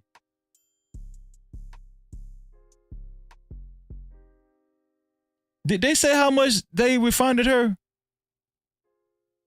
Watch this. Some bullshit. I know. This is.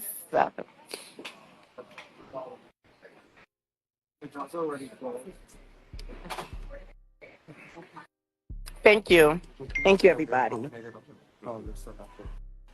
Huh? Hey, y'all. How y'all doing? What airline is this? It's Southwest. They were going direct. They were the, you know, actually the only airline right now because I'm in Vegas going to Tennessee. And so I had this really important meeting and they just took me off the plane. They don't like to see this because I got 2 seats that Southwest gave me. So I'm here getting my refund, y'all. I know it's crazy. So I have to miss my meetings. Let me go find the bag. I'm so upset. Try not to be angry. That's why I'm eyes are watering.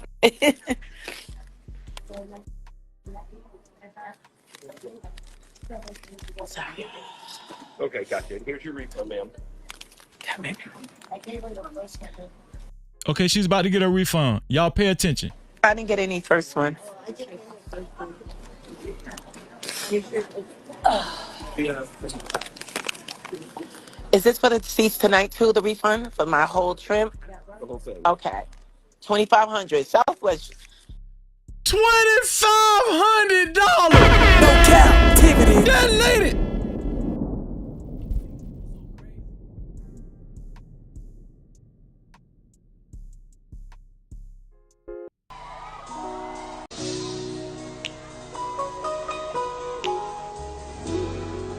That lady paid $2,500 for her damn Do you ticket. have your passport? Did you get your shots? Girl, would you like to come back with Rob to America? America.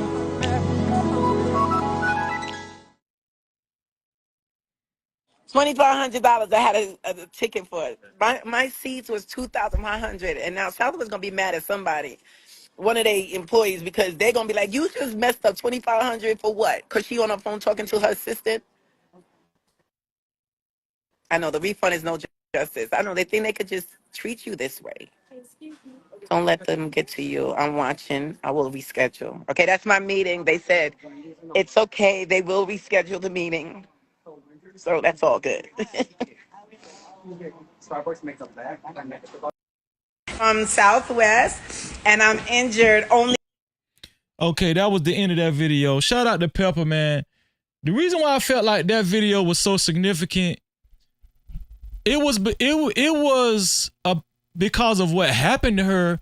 But what was more significant about the video is how she handled herself.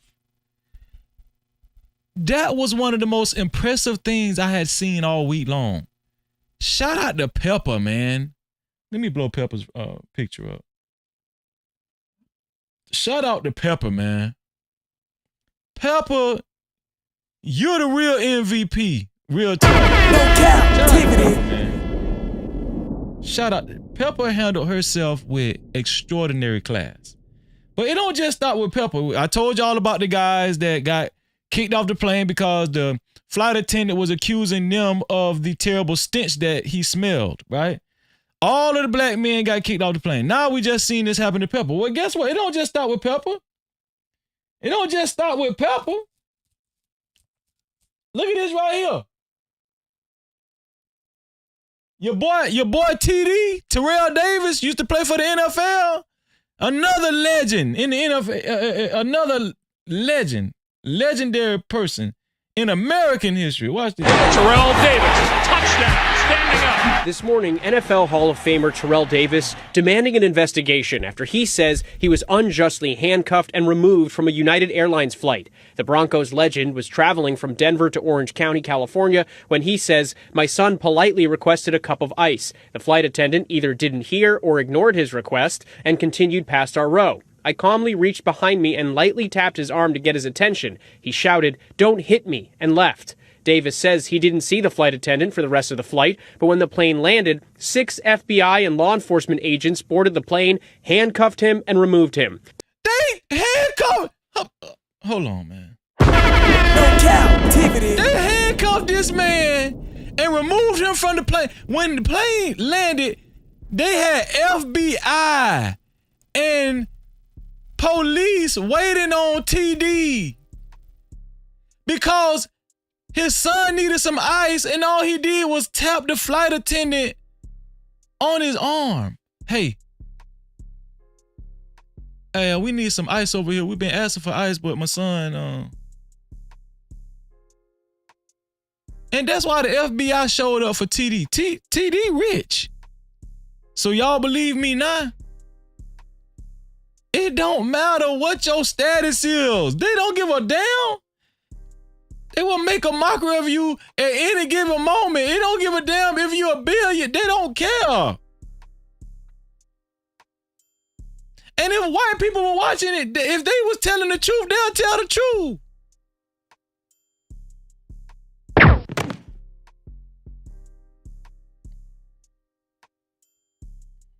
Davis says he was humiliated, adding that questioning him, the agents determined the flight attendant was inaccurate in his accusations, and the agents profusely apologized. United says it removed the flight attendant from duty while it reviews the incident, saying this is clear. Let me tell y'all something. Black podcasters, there's a lot of black podcasters won't even cover these stories. You know why? For fear of losing their white audience. But the way I see it, I rock with white people that can tell the truth and say, you know what, Freezy, that was messed up. Them the kind of white people I rock with. Freezy, that was fucked up, Freezy. It's black live streamers and black podcasters that won't cover this shit for fear of losing their white demographic and white dollars, as if white people just coming to their channel spending money in droves or some shit.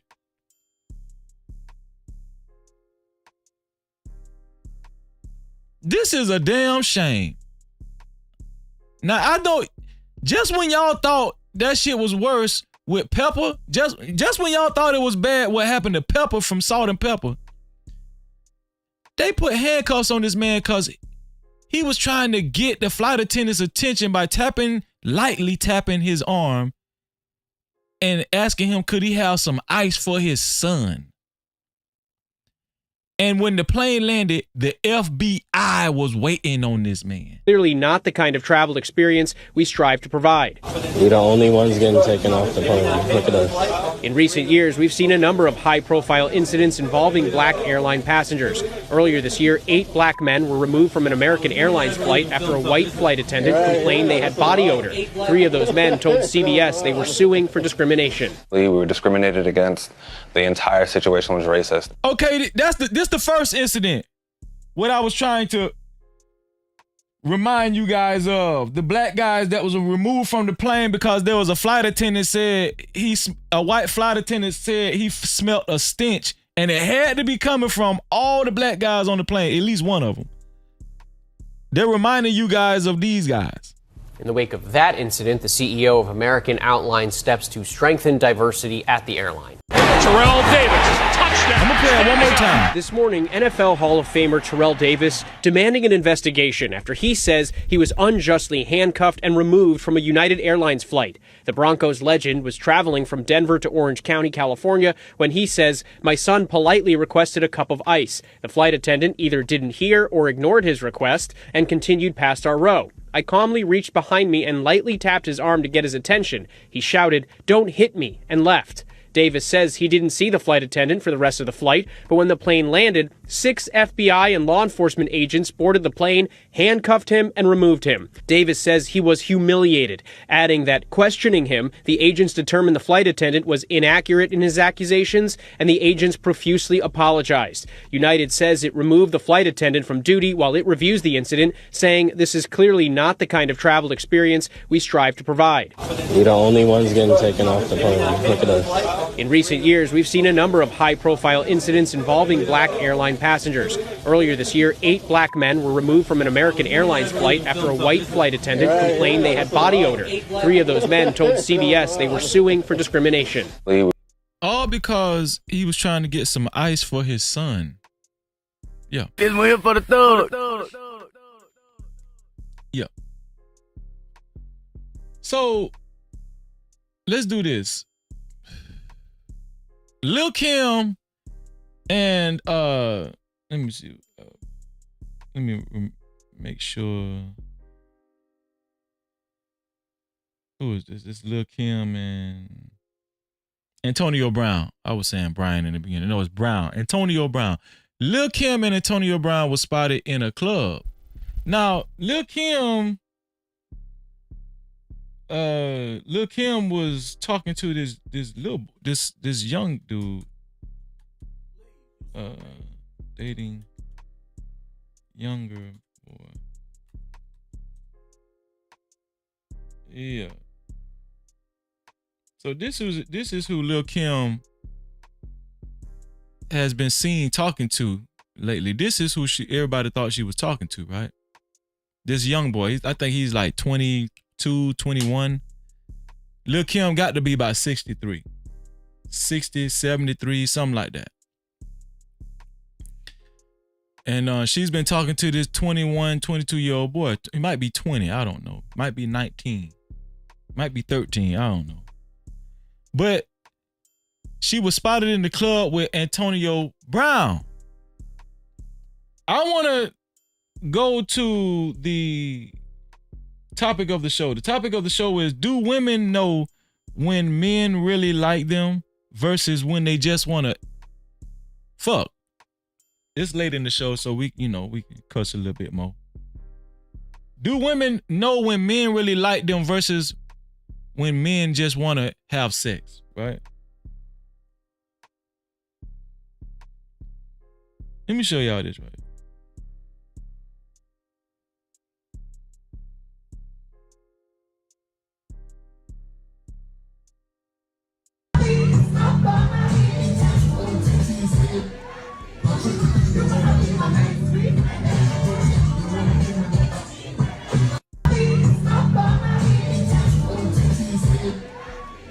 So as we can see, Antonio Brown is rubbing all on Lil' Kim's backside, and she's enjoying it.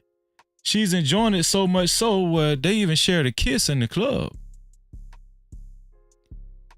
Now we know Lil' Kim. I don't think Lil' Kim has ever been married. I don't think so. Lil' Kim been living the whole life for a long time.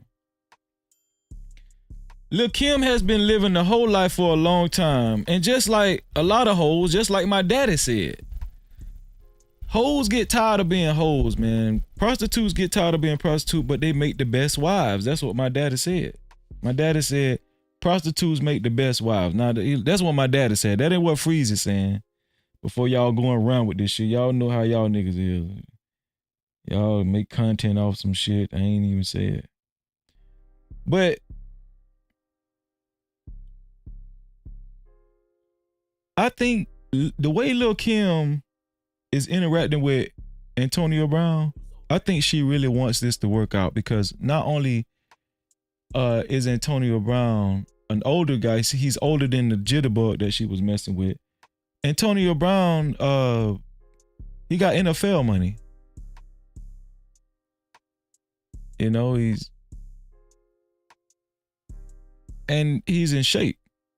You know, he's more likely to protect her in a hostile situation. But the question I want to ask you guys is this. This is the question I want to ask y'all. They got a lot of chemistry going on, right?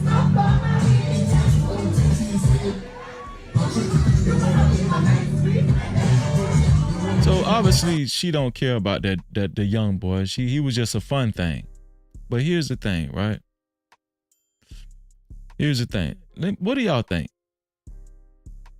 What do y'all think? Do women know when men really like them versus when men just want to have sex? This is a crucial question. This is a crucial question because if women had that type of intuition. Now, remember in the beginning, I was saying that I was reminding you guys that I have gone on record saying that I think that when it comes to interaction in relationships, any nature of relationship, when it comes to not any nature, but when a man approaches a woman, that's what I was saying initially when this live stream first kicked off. When a man approaches a woman, I do think, in my humble opinion, that women in that instant, in that moment, the woman has the advantage because women don't have to approach. They get approached. They have the option on whether they're going to accept this guy that just approached them or whether they're going to reject this guy that just approached them, right?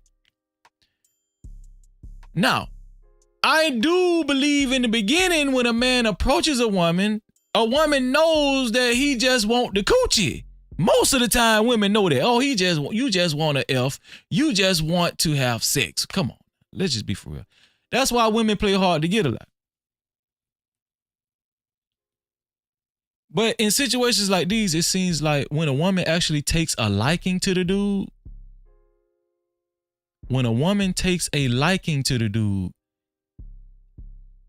she crosses that threshold with the guy and she actually genuinely likes this guy,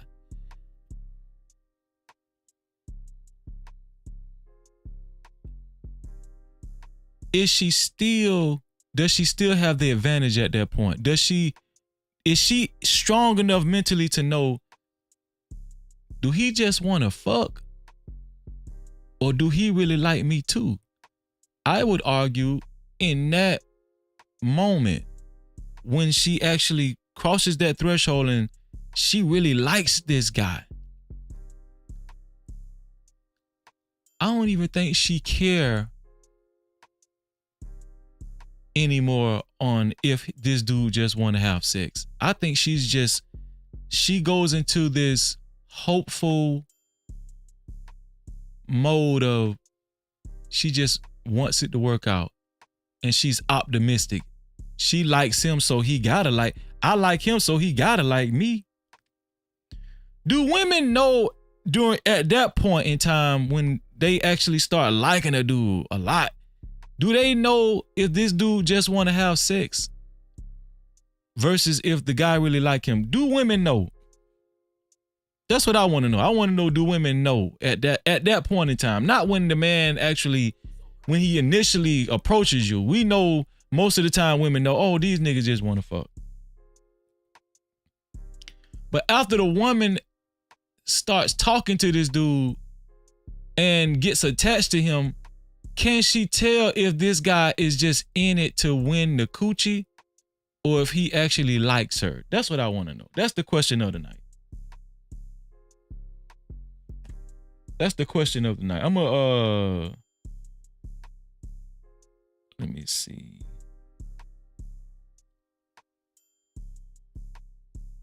I'm gonna put a link in the chat. Anybody that wants to call in, we can have a conversation. You don't have to show your face. It's not one of them nights. It's not one of them nights. You don't have to show your face. Let me see. Call in.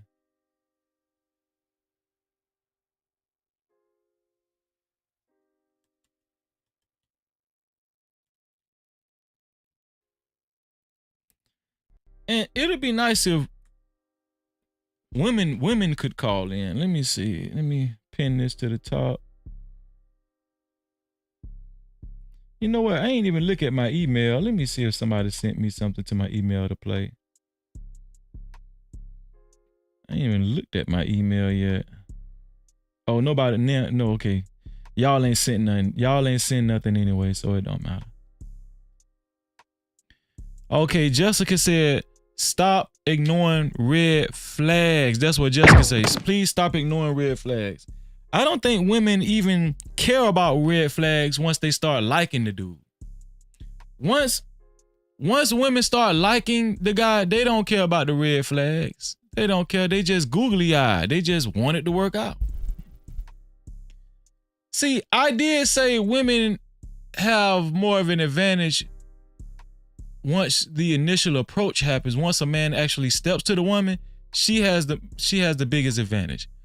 Or even before she starts liking the dude, she got the biggest advantage because she's cognizant of the situation. She know the dude just, his penis is hard and he's trying to seal the deal. But once the woman starts liking him, right? Let me show y'all again what I'm talking about. Once the woman starts liking him,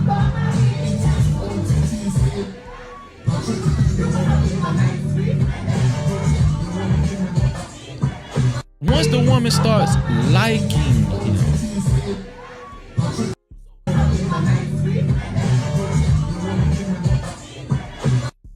is a woman thinking clear at that point in time?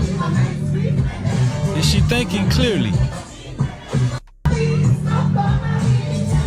The reason why that question is so pivotal and important is because this is how a lot of women get pregnant by dudes that only just wanted to fuck in the first place. No captivity. I know y'all thought this conversation wasn't really gonna be that deep, but it is. It's very deep. It's very deep. This is something that you guys are gonna have to really actually push down to your daughters and train them. Just because you start liking a dude don't mean you stop actually thinking with that intuition. There are dudes that are in it to win it. Do y'all think that Antonio Brown actually like Lil Kim, or he just wanna fuck? What y'all think?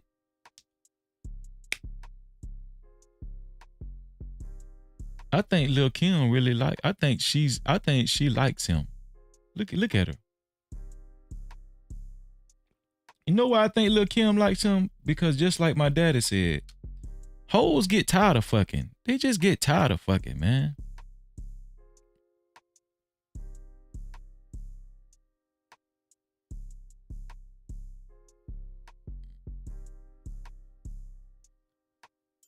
Let me see.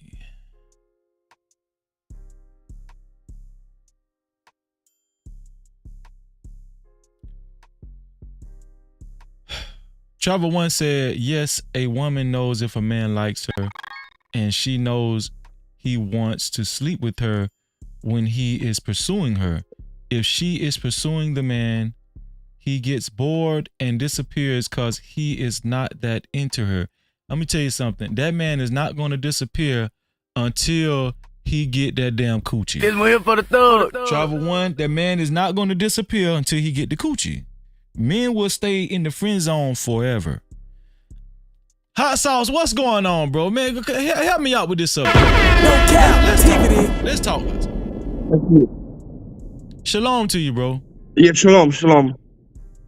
Yeah, very interesting, man. Very interesting, right? First, I'll just go to the scriptures, right? It says, raise your daughters so they don't become promiscuous and hoes. And unfortunately, black mothers have done a bad job of raising daughters, that they don't understand the difference between quality attention and affection and low-level quality and affection.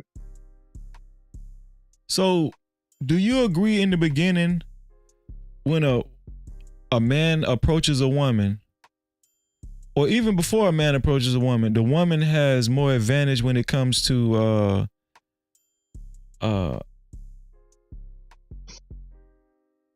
like how she's like until they have sex, she has all the advantage, right?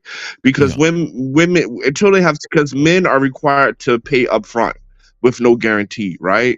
Yeah, you're required to use your money, time, and resources up front with no guarantee.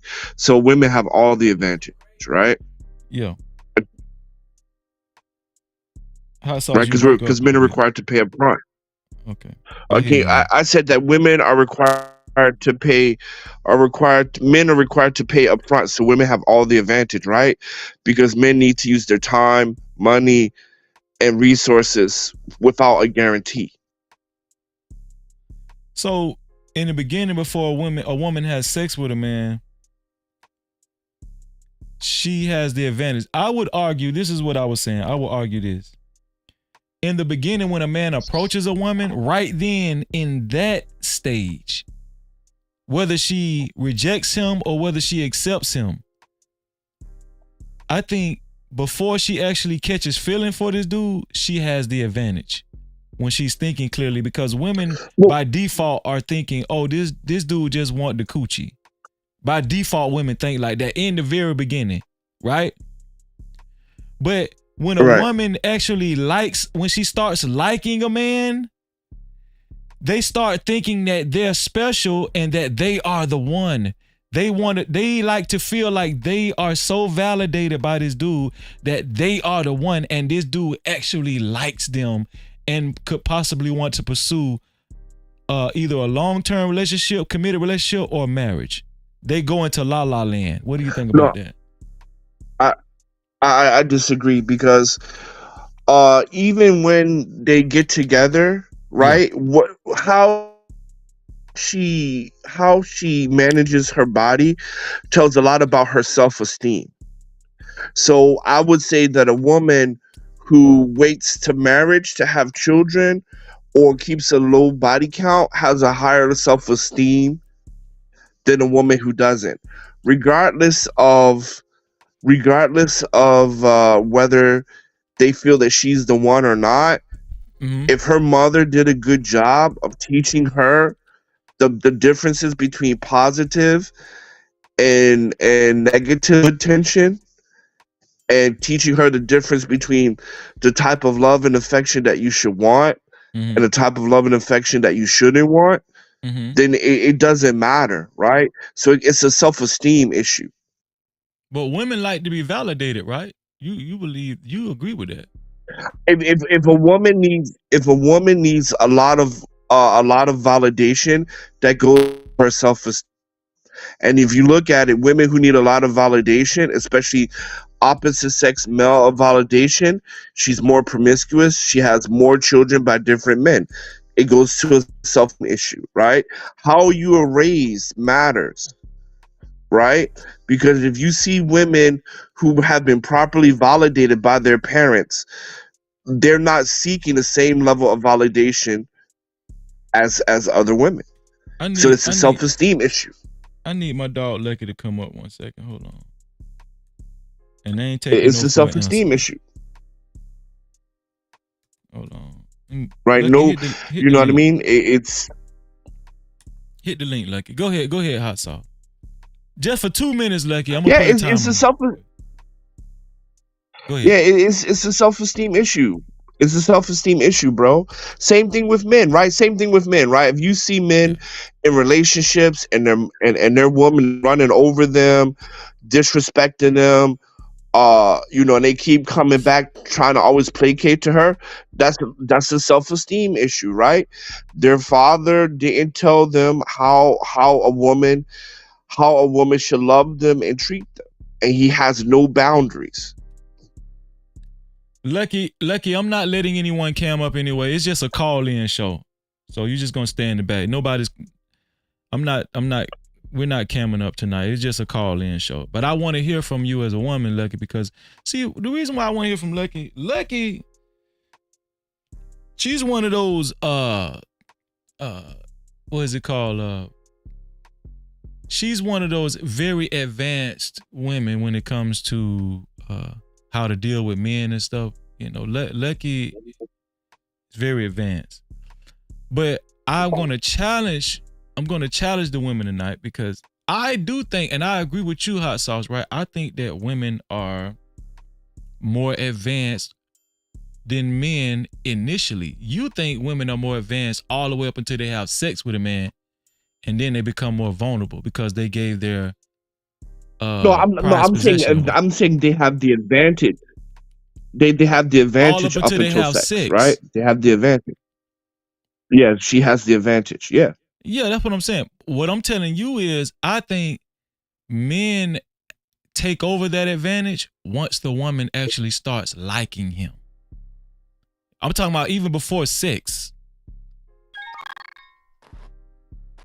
Before sex, let me get my dog. Lucky just landed, y'all. You know. Yeah. This conversation. But I would just say this.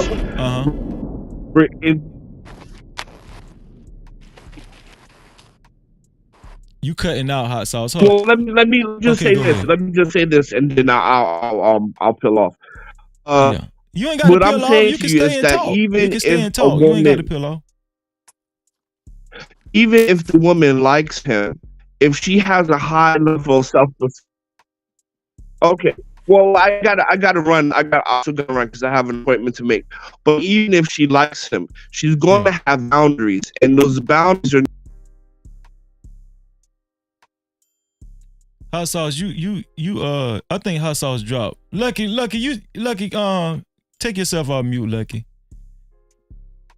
What's up, Freezy? Man, you can cam up. I'm looking at you. Yeah, but I ain't at my desk, so I might move. Okay, no, you ain't got to. I wasn't taking no cams up.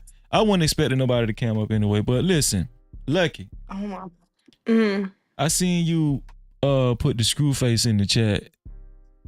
So I could tell you were saying, Freezer, you full of shit, right? No, not you. I think I was a little behind. Oh, okay. Now listen here, Lucky. I say this all the time. I say that women have more advantage in the beginning. Like that stage when a man approaches a woman, when he likes her, because most men are nervous, they're socially awkward. Women have most of the advantage in that stage right there because they know niggas approach y'all all the time. When you wake up, you check your inbox, you got 1,000 niggas in your Facebook inbox, you got another 1,000 in Instagram. They even on y'all community wall now, so shit, they all over the place. Especially if you look like something. I'm talking about the fat girls they getting approached all the time now. Especially this is a hypersexual climate, in society. The point I'm trying to make is I do think women have the advantage in that stage, like the approach stage. But I think once the woman chooses to accept this dude and starts communicating with him, and she starts liking him, all her senses go out the damn window, and she don't know whether this dude actually likes her for real, or if he just want the coochie. What you think? No. I think, well, I would say that I wouldn't say that's when it switched. I think that you have the power until you sleep with him. Then I think he has the power because everything he does from that point on, generally, when we talking about hookup culture, because that's what it is, generally everything he does prior to that is to get to his goal. Now, he may like you, he may do all of that, but he really also, at the end of the day, he wants to sleep with you. So I think once you sleep with him, it then switches because now he has the upper hand in a sense, because now this is where you have this game that women talk about, where now that you're on this loop where you're chasing this high that he gave you in the beginning before he slept with you. So then after he sleeps with you, typically it's, the effort isn't as prominent as it was before. I'm not talking about a man who's intentional to actually like you. I'm just saying in the scenario you gave, kind of like hookup culture. So then it becomes he can start texting you less, or him being so understanding ain't so much. So then now you're chasing that, like, oh, what happened? We used to understand each other in the beginning. And it's like, oh, I was busy, I was this. Now the way he used to text you before slows down, the way he used to hang up. You know what I'm saying? The behavior starts to change. After he has sex with you. For those, yeah, I think women have the upper hand as long as they don't have sex. Okay, I'm gonna challenge that. Now, Okay. Before a woman has sex with a man, during that stage where she actually starts liking him, right? Is it true a woman already knows whether she's going to have sex with a man or not? Is that true? Well, she knows if she wants to, or she would. I would say that, because I think that's with anybody. You look at somebody and you be like, could I see myself having sex with this person, or do they have a sexual attraction? I think that's what most of us are attracted to people that we're sexually attracted to, because we know people that are attractive, but they don't have a sex appeal. They don't really turn you on sexually. They're just attractive. Okay, and then you have people that may not be blatantly or obviously attractive, but they have sex appeal. So I think it's one of those things, like, women know who we would give coochie to, of course. Right. Then it's up to you to talk yourself out of it or put yourself in a situation. Just like I think men know exactly who they would smash, and then it's up to her whether or not he keeps up that idea. But I think it's a little bit different because niggas will still smash a woman they don't even like. Oh, that's all day. Yeah. Shout out to Lucky, man, for pointing that out. Okay, so, but we know also, just talking from a man's point of view, a man, he will allow himself to stay in a friend zone for years. Hell I'm yeah, talking 'cause y'all about play the 15 long years game. until he sealed a deal. Cause Freezy, y'all be playing a long game. Like, I'ma just stay here and be the shoulder she cry on. So when she crying about this nigga, I'ma slide up in there like, yeah, I would never do that. You know he ain't really this. You start being a person she could talk to, and then you wait for your opportunity. I mean, Right, I that's think that's something else. Females do that shit too. Females do that? You know damn well females be doing that shit. Like, They do that when a nigga have a woman and they the side yeah. chick. Okay. No, she ain't a side chick yet. She just a friend. Okay, she's just a friend. Right. You're right. The point I'm trying to Yeah, make they is listen. listen to my logic. The point, okay, Tommy don't even believe y'all have the advantage in the beginning when a man approaches a woman. Tommy say that's cap.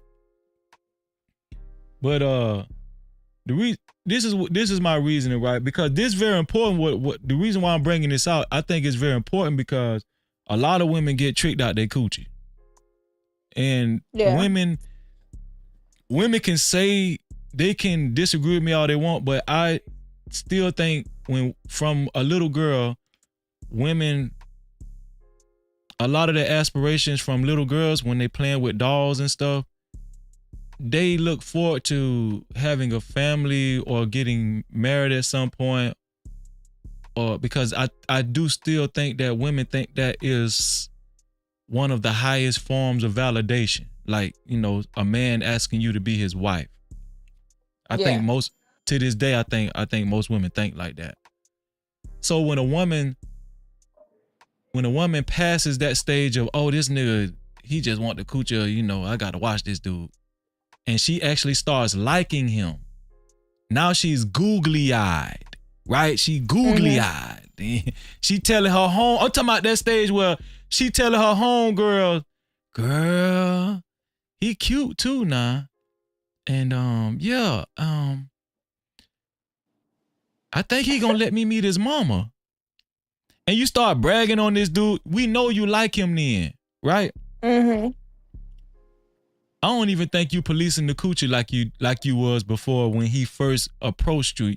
Women ain't policing the coochie no more in that stage. I'm talking about this before you even gave the coochie up. I don't even think women really. Let's be honest, Breezy. Go ahead. Women not policing the coochie in no stages. Like, it ain't even got to be a stage, and she ain't policing it. Because if we look at it, look how people look at it now like, oh, we was talking. Like, they making it seem like, quote unquote, talking is a stage.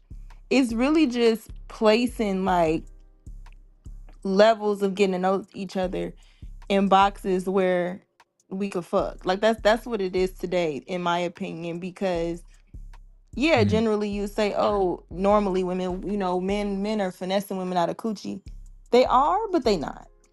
I think we finesse ourselves to your point, because now I'm not gonna say this absolves him of it, but what a lot of times, like, you have the men who really would get in a relationship with you, just act like you get some coochie and then get rid of it, or get rid of you where it becomes a fling. Literally make it seem like they want something serious. Oh, I would marry you, you know, men know in this amount of time. And because you hear this stuff that men know in 6 months and all of this, now you feeling like, well, he's showing me this, he's doing all these things, it's been 3 months, it's been this. And, you know, you think it's okay, but the thing is the average woman is not waiting that long. Not saying that there aren't some that won't, but generally when men are talking about women that they're dating, it's not really far before you having sex with her. Because even just taking her on a date, that don't mean y'all dating. Y'all trying to get to know each other, and this is just what the process of getting to know each other is. We have to go out. From the first time he goes out, if he just take you somewhere, or not even that, if he just on some shit like, hey, get dressed, and his approach about it is a lot more aggressive, or a lot more dominant, a lot more appealing than what other men are doing, she giving it up already, and she's already chosen that, oh, he's the one. Whether there's other things that showed into place, only because he's doing more than the average other dude. Most dudes gonna text you for a long time before they ask you out. Most men are not, they're not really go get her after something they want, which we can assume that they don't really want you. But women feel like, oh, well, he's telling me this. I was cool with a girl recently who was telling me how I was just met this dude and it didn't work out, and he was telling me he wanted to get married. He was coming off strong, and then we slept together, and I don't know, he started acting funny. I'm like, dang, he was coming off strong. How long were y'all dating before he met you? Freezy, I kid you not. She said 7 days. What? How the fuck can you come off strong or show anything in 7 days? No Captivity. 7 days. What the? What it was you was looking for an opening that told you it was okay to fuck him because you wanted to already, but you didn't want to feel like a hoe. So you let him lie to you a little bit So when you gave it up, you could say, well, I gave it up because he really made it seem like he was the one. And then when you really ask them, okay, what was he doing? They can't tell you what he was doing to actually show you, because he wasn't doing shit but saying shit. Yeah, 7 And I days. think that's Yeah. I learned the hard way. These bitches is hoes. Well, okay. Ain't no validation. They don't need validation. If you text back, she going. I'm gonna be honest with you. I don't even think most of them have the whole mentality. I think they just want to be like validated so real bad, and they'll just take it there. They just willing to take it there. I don't even think most women actually want to have sex, like actually be horny like that. They do. They do. They think, oh girl, look at him. He fine. He do. That's how we all lead as people in this generation. Yes, it's all about the coochie hot. He could do this. I'm outside. It's summer. All this. What does that mean? So it's like if we talking about women today dating, like it's not dating with a standard. It's dating based on like you just said, validation. But I don't even think they're getting validated through sex. I You don't think the think so? validation just comes from attention in general. Oh yeah, I agree with that. It's attention in general. Yeah. Like, because if you don't go text ahead. back, somebody else will. No, you good. Don't you think it's important that a woman develops that skill on kind of knowing, for the most part, if this dude is serious about her and being in a committed relationship, or if he just want to have sex? Like, that would save a lot of women from being like from being baby mamas from deadbeat dudes. Well, I wouldn't say that, because you have women who are in long-term relationships or marriages with men, and then when they break up, you know, you got the mindset of dudes, well, since we over, I ain't gotta be there for the kid as much. Or, you know, it turns out to be over some bitter shit. So I wouldn't say, I don't think that even vice versa with men, I wouldn't say there's a 100% preventative way, because the reason what makes it a rough co-parenting, or when you end up in those situations, usually is because the relationship was shitty, or there's some bitterness behind the hookup. But I don't know. I wouldn't say that women generally are. I don't know. I just wouldn't say women are generally. They don't want sex. They absolutely do want sex.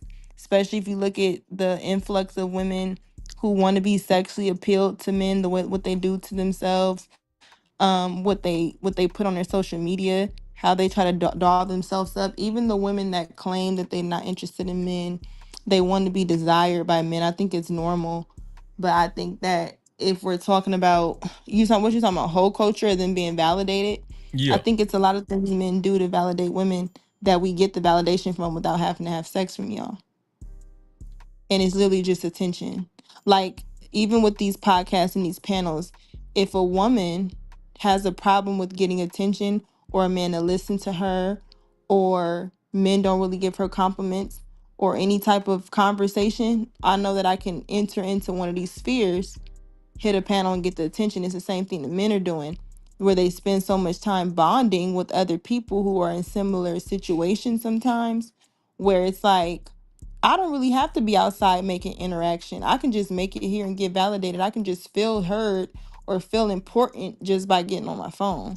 Well, I don't really have to do it. Or it gives you a illusion of options as well, where now the people you are dating that would date you, you're cutting them off because, like you just said earlier, we can get DMs. That don't mean that person really want to link with you or really fuck with you. You just got a DM. That don't mean you're gonna do nothing beyond that. But in your head, you think, oh, well, I got 200 likes, or I'm getting DMs, so these is options. That's not an option. You know what I'm saying? So I think it's just more so we now in a time where everything is an illusion as to what can validate you. And I think women now, they're not really looking for men to validate them, truthfully. I think y'all are going to do that regardless, because y'all need women. Okay, So hold we're going on. to always get validation. Let me challenge that. Shout out to Fitness DJ. Appreciate you being here. He say, Freezy, you must not be dating in today's time. No, I'm not. I'm not dating. But at the same time, I got enough experience to know that in the beginning, men can act tough. They can act, I think Tommy disagrees with me too. But men can act like they pimps in the beginning all they want. They can act like they pimps. You know, dudes always make it seem like they pimps in the beginning. When they meet women, they macking and all that kind of stuff. But I've seen it time and time again. I got female cousins. I got aunties. I got females.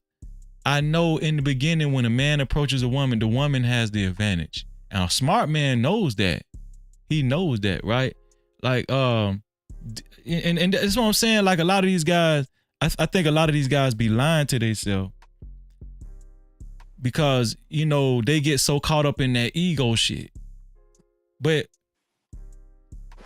if you don't agree with that, it's kind of contradictory because even in the manosphere, they say women control sex. So if you believe that women control sex in the beginning, before y'all even get into a relationship or even get married, the woman, that right there is indication that the woman has the advantage when it comes to the initial approach, the initial meeting, getting to know one another. Now, fitness DJ, if you disagree, come on, hit that link. You know, we go, you know. But all I'm saying, this is what I'm saying. That was not what I was arguing.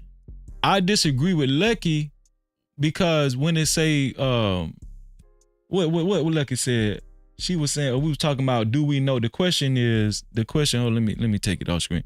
And shout out to Tommy, man. Tommy just landed. No captivity. The question is, do women know when men really like them versus when men just want to have sex, when they just want to F-U-C-K, right? Okay.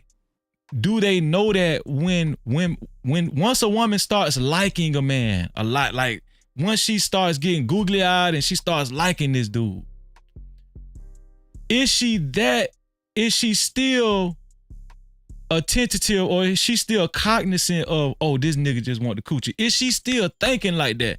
I don't think she thinking like that no more. I think once a woman starts liking the dude, yes, he still has to like kind of convince her to give him the coochie, but I think no, he don't.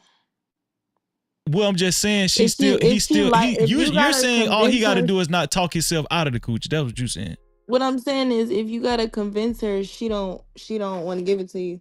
Like the thing is the reason why I'm saying it is because it's not like women, they're ass backwards today. I'm gonna make it generally, but just today, if you're listening to how dating is, if you're out here, if you have friends that are out here, just whatever, generally when you're saying they won't sleep with a dude if she think he want, or if she's googly eyed, or basically she head over heels for this nigga, and she's still thinking, oh, he just want the coochie. Those are the ones that girls go for. The ones that obviously got bitches, the one that obviously look like he's gonna be toxic, the one that obviously look like he may just want the coochie. And that's the one where she be playing with you just depend on the maturity, because a grown woman not gonna be doing that. But we just talking about to entertain. The mindset of this would be an immature person. So they would be more so like, you just want the coochie and be playing, but you still playing around him because something in your head tells you, I could turn him to be serious about me. He play with all these other girls, but he's serious about me. It's something in our heads that feel like we could change him sometime. So it could be the nurturing. It could be a lot of things that play into that. I don't know.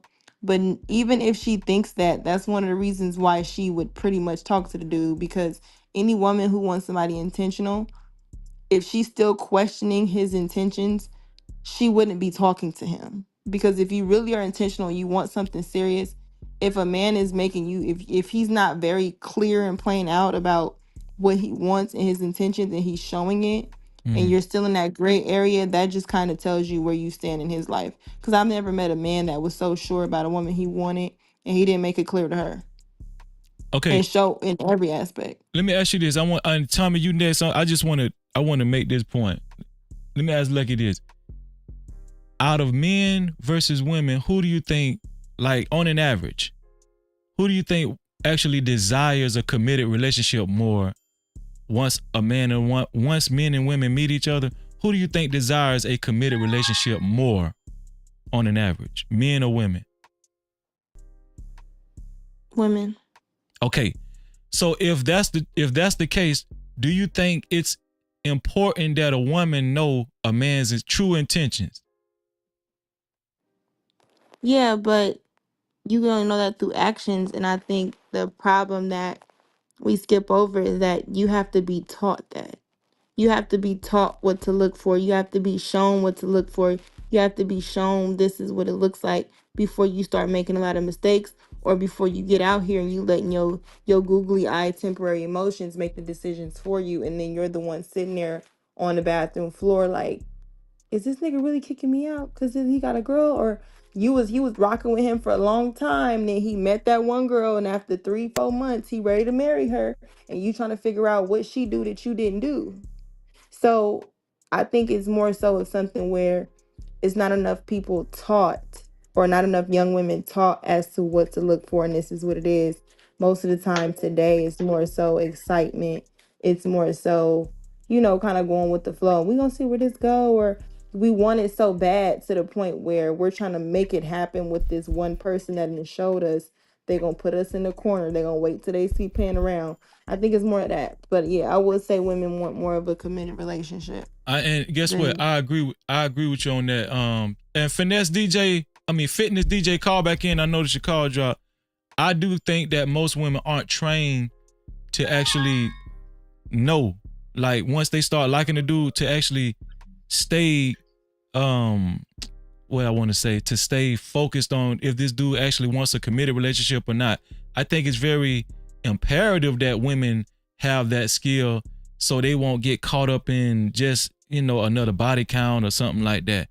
But I do truly think that once a woman actually starts liking a dude a lot, the way she was protecting her coochie when she first met him, it kind of dropped a little bit once she started liking him. She don't know whether he just want the coochie or whether he really like her for the long haul at that point in time. I just think that her senses kind of fade a little bit after that with her, But I think it's very important that she maintain those strong senses even after she start liking the dude. But I just think most women lose those, that awareness. That awareness. That's the word I was looking for. Awareness. Situation. Like after she started liking. Let me ask you this. Why would a woman, or do you think it's wise to start liking anybody before you realize, or before they make it clear what their intentions are? And how long? No, but what most women do though. But listen to this. How long do you have to be in a nigga face for him to show you what his intentions are, or for you to know? Or would you say we're not having the right conversations? No. This is the right conversation. But I think a man will show you. I think women don't even know what what to look for when a man actually likes her. No. Listen to this. Okay, let me rephrase. Okay, so you're saying once they start liking them, you think that they don't know how to basically view red flags. Yes. I would agree. But what I'm saying is, do you think it's wise to start even liking somebody full in emotions until they've made it clear that they want the same things you want? No, it's not wise, but I don't think women can help themselves. I think they can. We're not stupid. I think it's just we're not stupid. Like, no captivity. We're not incompetent individuals. I think what it is that we play too much for too long. Like, you ever heard, don't bring up marriage on the first date?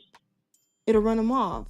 Don't bring up this on the first date. We're told serious conversations that really would shape how somebody answers the question, what they've thought about. Like, how can you say you want a wife, but you can't really describe to me and articulate what you would need a wife for? What do you need a woman to come into your life and do? You haven't even put no thought into it. So if you were to, I think we waste a lot of time with trying to put on a representative or trying to make people like us or be accepted. We're not really doing what we're supposed to do, which showing what our boundaries are, what we're looking for, what are you looking for, really seeing if we're compatible We're going with the flow. Oh, I think he likes me. I think he's this. I don't want to scare him off. And because of that, you're not actually knowing ahead of time. So now as you're hanging out, you're developing feelings for somebody who you have not even made, who have not made it clear that they want the same things you do from you.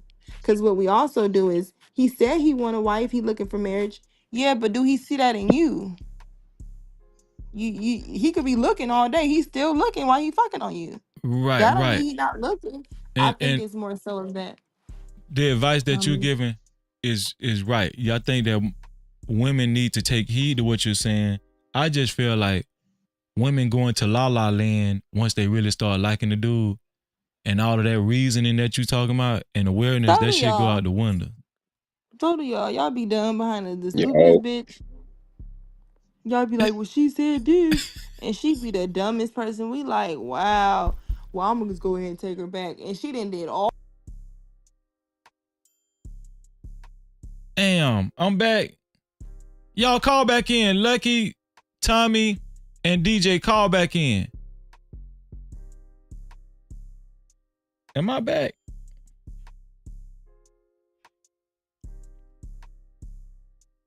Lucky, Tommy, and DJ, call back in. Can y'all see me now?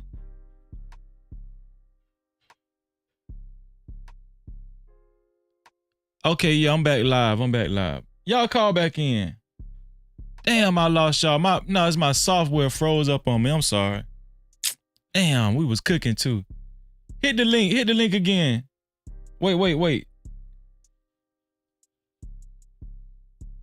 Can you see me, DJ?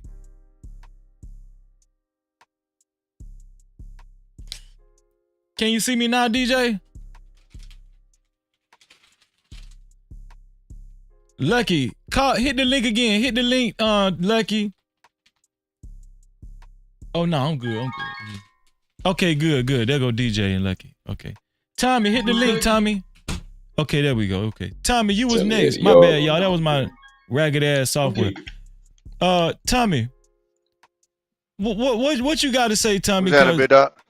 What Tommy, you I can see, but I can't hear you. Can you hear me, DJ? What you got to say? Was that a bit up? DJ you must be on a delay, DJ. Nah, DJ, drop down and hit the link one more time because you're on a delay. Drop down and hit the link and come back up. Lucky, come back, Lucky. Lucky done drop down. But okay, Tommy, let's have this conversation, Tommy. What you disagree with, Tommy? Tommy, can you hear me? Yeah, okay, yeah. I'm on the freeway, so it's going in and out. Okay, but nah, okay, there go Lucky. Okay. No, when you said that vantage part, right? Yeah. So He always following. Like I always have to, always, always.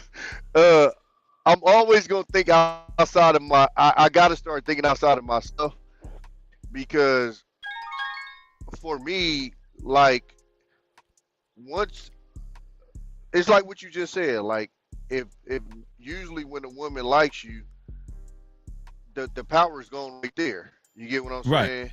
So,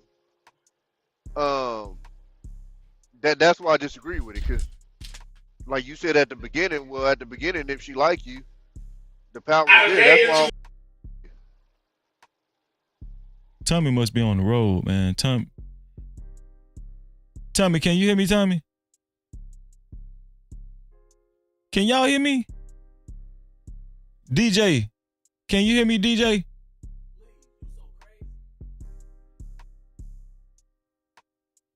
Yo, DJ. I'm sorry, y'all. We having some technical difficulties. Tommy, can you hear me? Okay, the chat say they can hear me.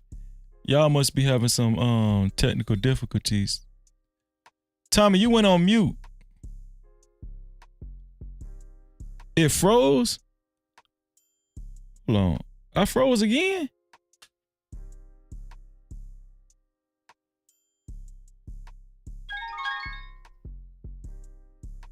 Okay, y'all can hear me. Okay. Tommy, can you hear me, Tommy? Yeah. Okay. My shit froze again, Yeah. Tommy? Yeah, it froze again. I had to refresh it. Oh, you had to refresh. Okay. Yeah. I know Lucky getting tough. Okay, there she go. There go my Yeah, daughter. like the Go whole ahead, screen Tommy. and froze. Go ahead, Tommy. I'm Nah, sorry. so the power thing, it makes sense if she doesn't rock with you like that. But most of the time, if you get her the chick and she like you, again, she likes you, and then that's when we were talking about usually if a chick like you. I mean, you was being nice and saying googly eye, whatever, but if we keep it solid, they get stupid. Right. It just is what it is.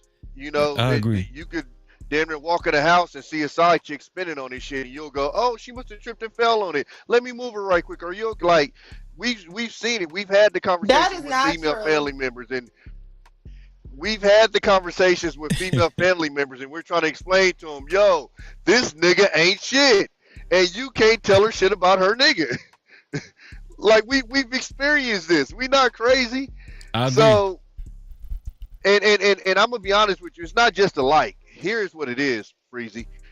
Once they see potential, after they see potential, they've already built the life with you, and that's why it's so hard to the breakup, because once they see the potential in the dude, now they've already built the life with the dude, and now you pretty much got to just super fuck up to get her up out of that. And I think that's what makes them into that That's mode, true. because now I've seen where I want it to go, and now my goal is to get it there. And so now, I'm not gonna say no matter what he does, but when he starts doing all these goofy things, you want to make excuses for it because you've already made this vision in your head of where you wanted this to go and where it could go. Right. Well, wouldn't that be like, okay, because I agree with the whole potential thing. But wouldn't that be there's something happening? There's some sort of conversation to where in her head, like this is where with these topics sometimes it makes it seem like women just get this shit from nowhere.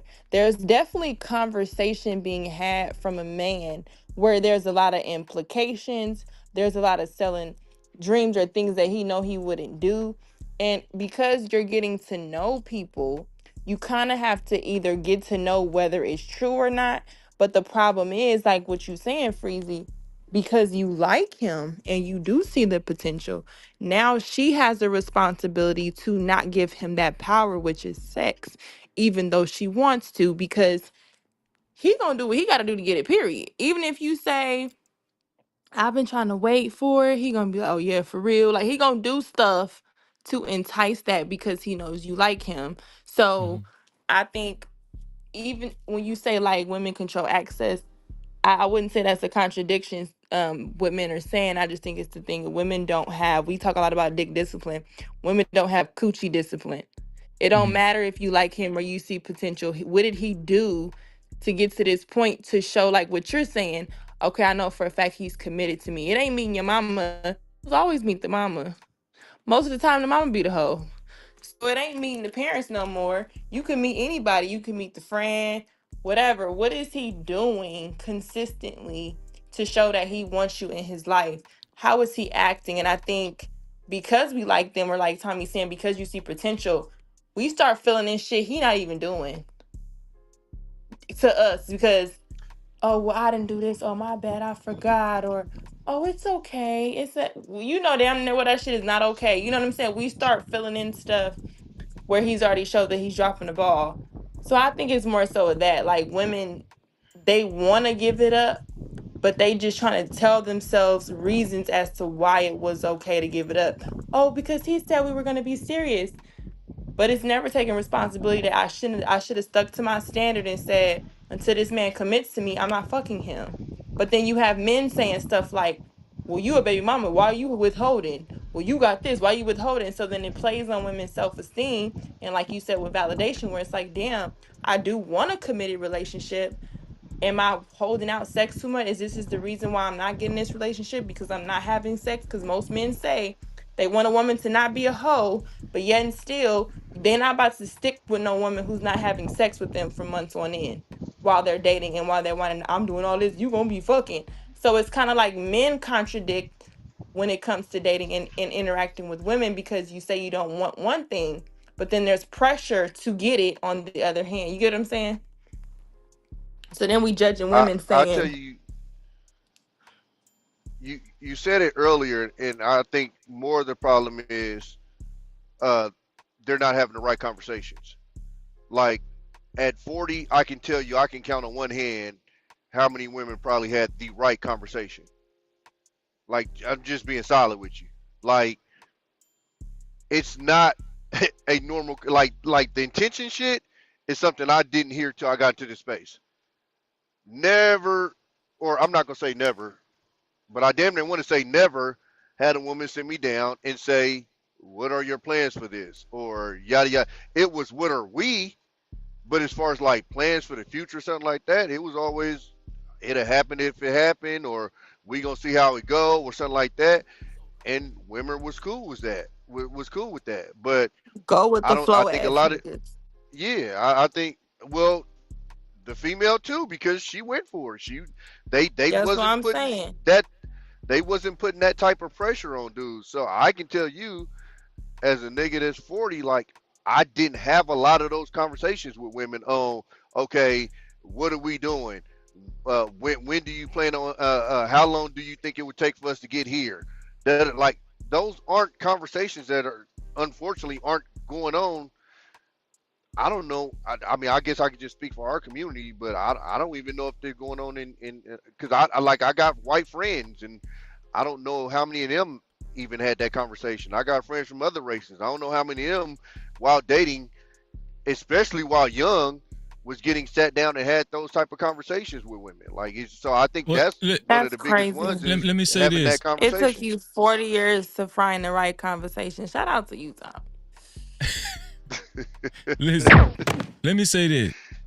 I'm gonna challenge luck right now and say, once a woman starts actually liking a dude, I think women become more possessive in that stage before they give the coochie up. They become more possessive than the man does, because now what the woman is saying, thinking to herself is, damn, I really like this dude.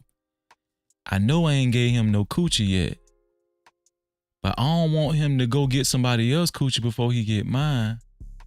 So you know what? I'ma just go and get him the coochie. What you think about No captivity. What you challenging me on? Which part? No, well, you were saying that a woman should be She more. feels pressured into giving it up.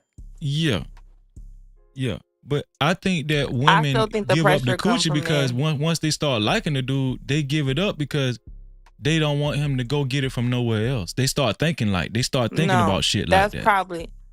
probably a small portion, because we know even if you get it from us, you gonna get it somewhere else. Like, I mean, that's just what it is. A lot of women I lie to think themselves. women want sex just like men want sex. The thing is that there's a double standard there, rightfully so. So us wanting sex is not a good thing. We have to be very selective. We have to make sure we just not getting sex, because our bodies are made different. It's just not the same to be out here sexually promiscuous the same way men are. Mm-hmm. So when it comes for women, yes, when we like you all this, we know we want to have sex. The problem is that I think we shape our mind around that lustful emotion. So now things are starting to seem like something else when it's not fucking that.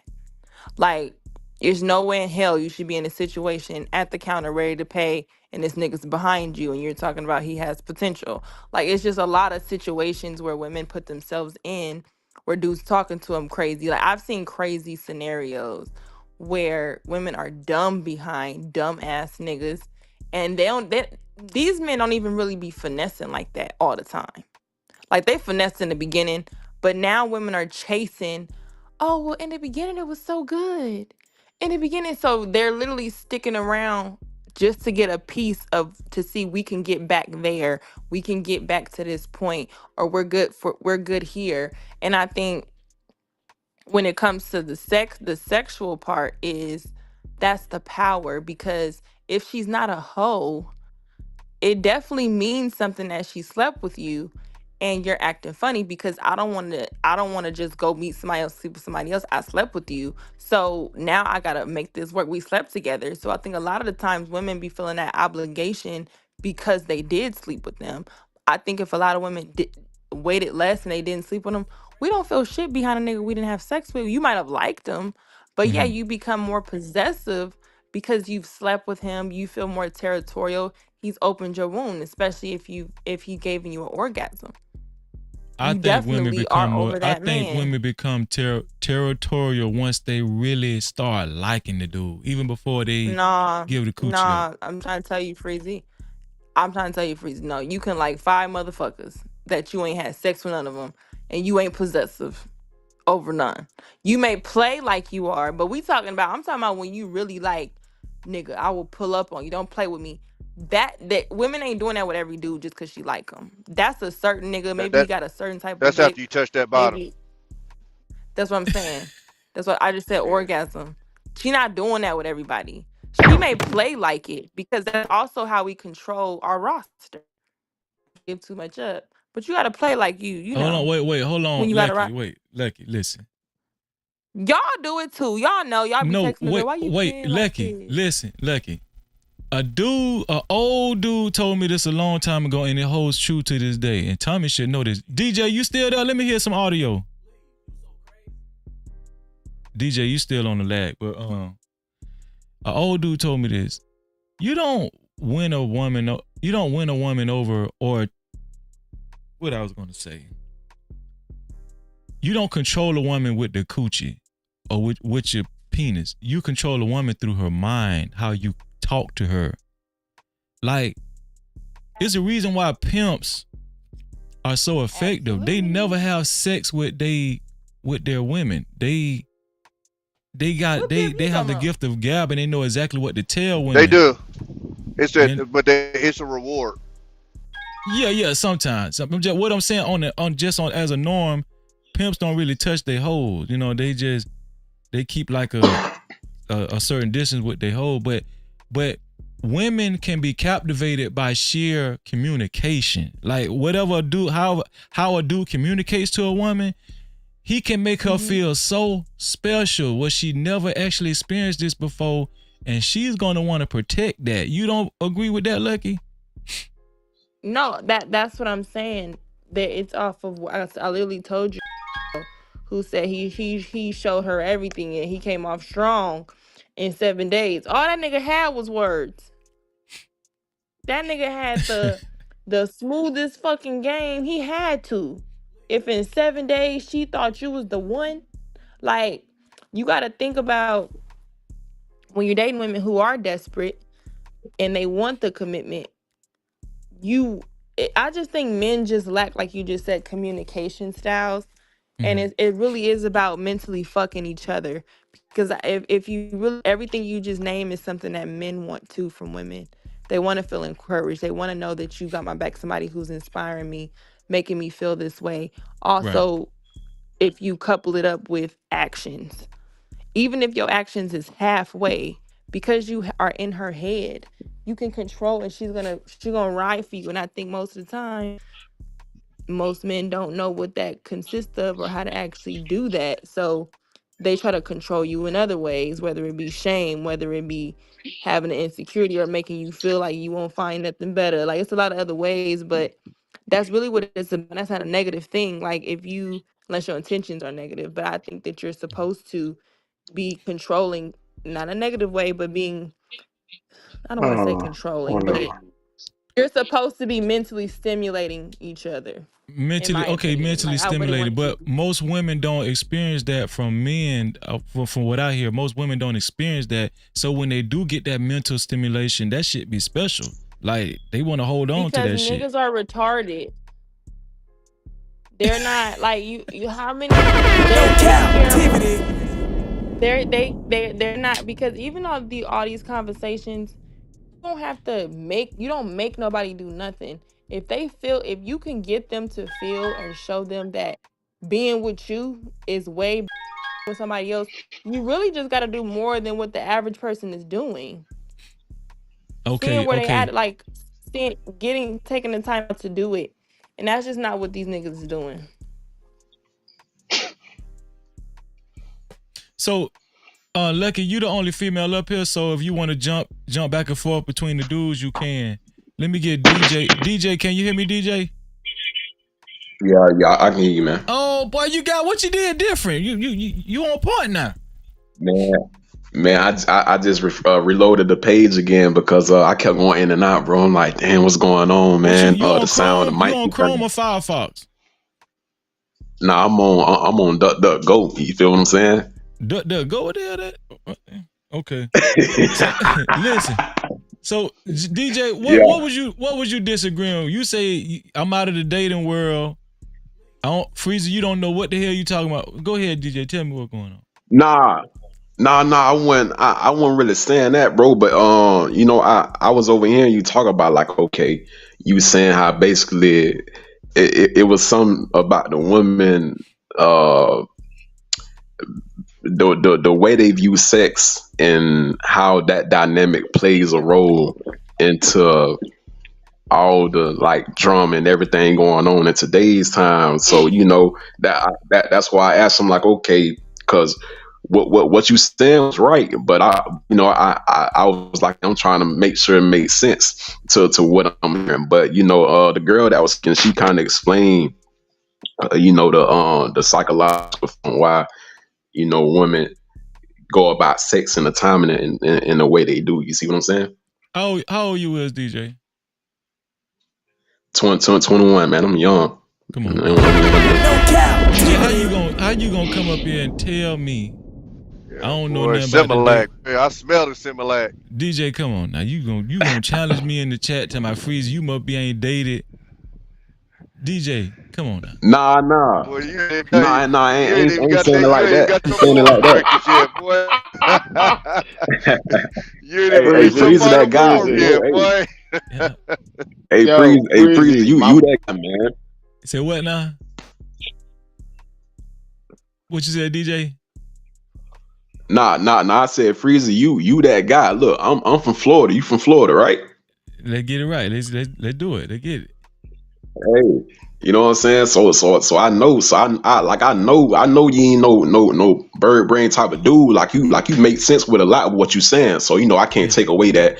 I ain't saying that you don't know what you don't know, but I just got my ways of seeing the game and whatnot, and my mentors be coaching me, and I just got my ways of looking at it. You see what I'm saying? Let me ask you the question of the night, right? Because we talk about women falling victim to guys becoming baby mothers from deadbeat daddies and all that kind of stuff, right? Specifically deadbeat daddies and stuff. That's what women should avoid, right? Do you think once a woman actually starts liking a guy, not during the stage where he approaches her, where she still got all her damn senses, where she's fully aware of everything, but once she starts actually really liking him, you think she's just as aware on whether this dude actually wants to be serious with her, or if he want to, or versus if he just want the coochie? Do you think she's sharp at that point? She's just as sharp. Real good question right there, man. Can you hear me? Yeah, I hear you. Yeah. So okay.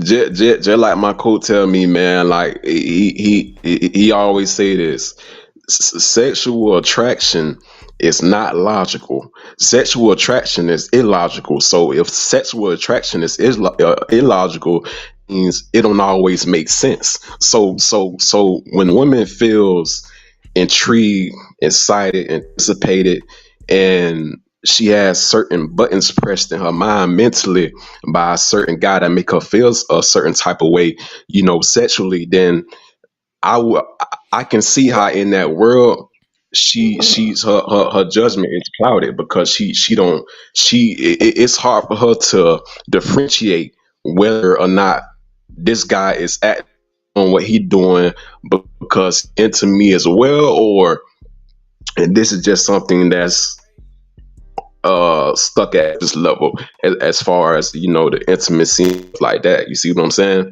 Yeah. Yeah. I think that I agree with you when you just said that. Let me see. I want to get Mark and Antoine in there too. Mark, what do you think, Mark? You gotta take yourself off mute. You think women are sharp? You think women know if men want to be in a serious relationship with them long term versus just wanting to have sex? Once they reach that mark where they actually like the dude, do you think they're just as aware? Because this can save a woman from being a baby mama especially from a deadbeat dad, a deadbeat dude. Well, not a dad, but dude. Yeah. What do you think, Freezy, Mark? can you hear me?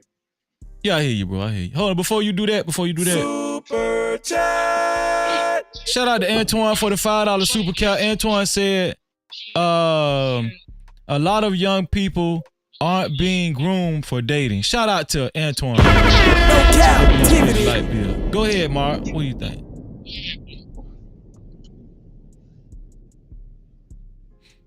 Antoine, actually, I'm glad you went to that super chat because so let me go ahead and set the stage really quick because I'm gonna be short, sweet, and to the point. First of all, I don't know who that young lady is that is on the platform. Yeah, that was Lucky Marie. Shout out to Lucky Marie. Lucky Marie. Yeah. So I truly appreciate you, and I agree. I definitely agree with a lot of what you said. I think I typed that in the chat. Okay, so let me do this. So I'm 57 years old. I'm not in the dating world, but I'm in the world. Okay, Freezy, let me tell you something, brother. Okay, and please feel free to shut me down and land a plane because sometimes I can go long. Okay. Hold on. Let me see if I got my let me see if I got my land the plane video. Make sure you got it. Make sure you got it. Okay. And for the audience that's listening, and for the audience that's listening, look, I'm at the house. I'm chilling. I probably go to tomorrow, not because I'm unemployed, okay? Because I'm mentally unemployed and I don't need one. That's a whole different conversation, okay? So I'm on I think I'm on beer number 5, okay? Boiling some eggs, about to eat me some noodles, and I'm about to shut it down. My point is this right here. And I'm not this.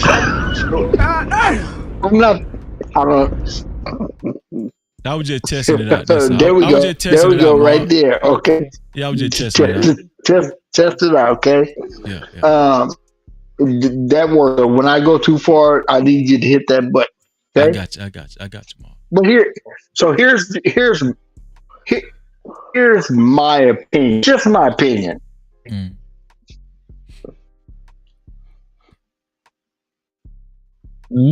This internet world is totally different than the real world. Okay, I'm slowing with my words. I'm on beer number 5, but I consciously understand what I'm saying. Okay, those of you that are in the chat and y'all want to, this guy, whatever. I want you to hear me. This social media stigma of women is totally different. Real world. I hope and pray. I'm married now, coming up on 20. I hope and pray that I have to ever go date. Because I see there on a daily basis. I'm in that area. I see what's out there. I hope and pray. I feel sorry for my sons. For the choices they have today. Okay. I also feel and for my daughter for the choices that she has. However, I think that we have somehow become complacent online to put everyone in this box as if they actually think before they do. I think somehow we put people, we have put women and men in a calculated environment that they're actually out there thinking before they go to the hotel with the person that they met at the club. After having a few drinks and having a sexual encounter, that they actually gave that some thought. The baby mama would not be a baby mama without the baby daddy. I don't want you guys to hear saying wrong, because this stream and my conversation is not going to be that long. This is what we're here for. Okay. All right. Yeah. We got to break this thing down, because if we don't break this down, we're going to be having this conversation 10, 15, 20, 30 years. Excuse my language. Fucked up.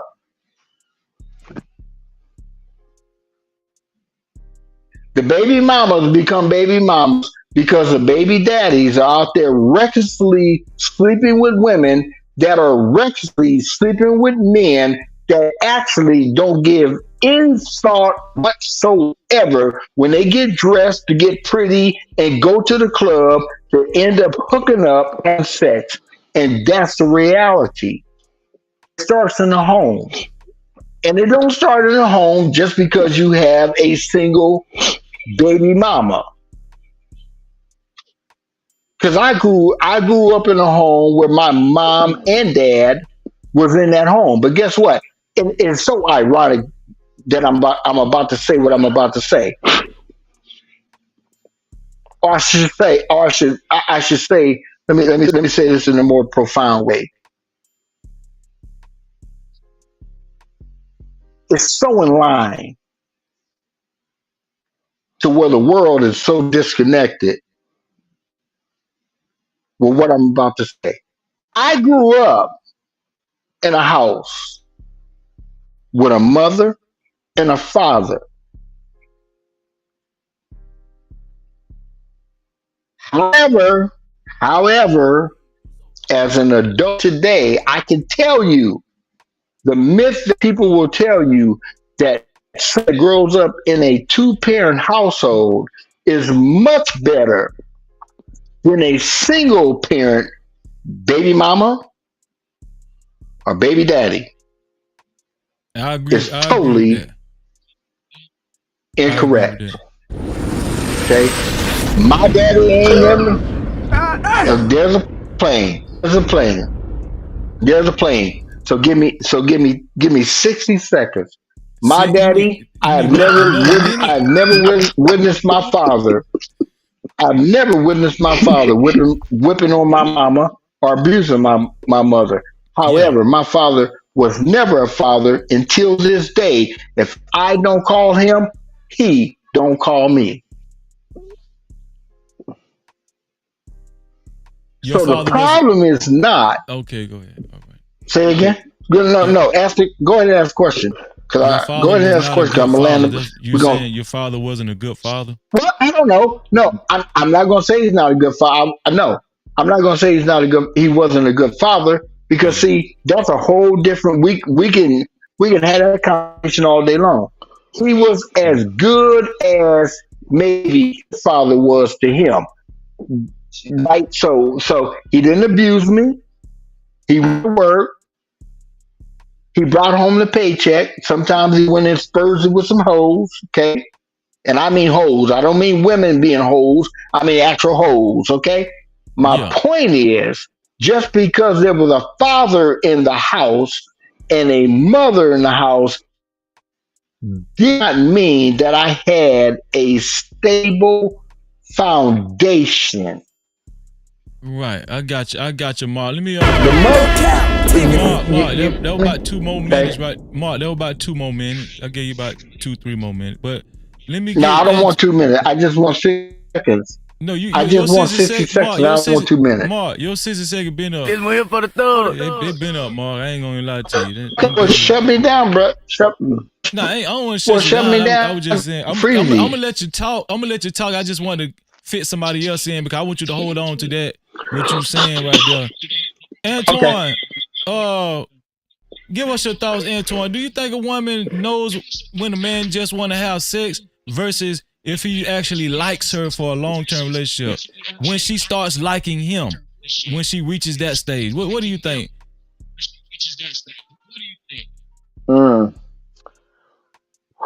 I've been listening for the last couple of hours, and there's some women that know, and there's some women that don't know, and that's the reason I put in that super chat, because the ones that do know are the ones that have been groomed, the ones that have been dated older men. It's not about the sex, but the grooming is teaching these young women to expect and what to look for when they start dating their age, and vice versa when younger men are dating older women.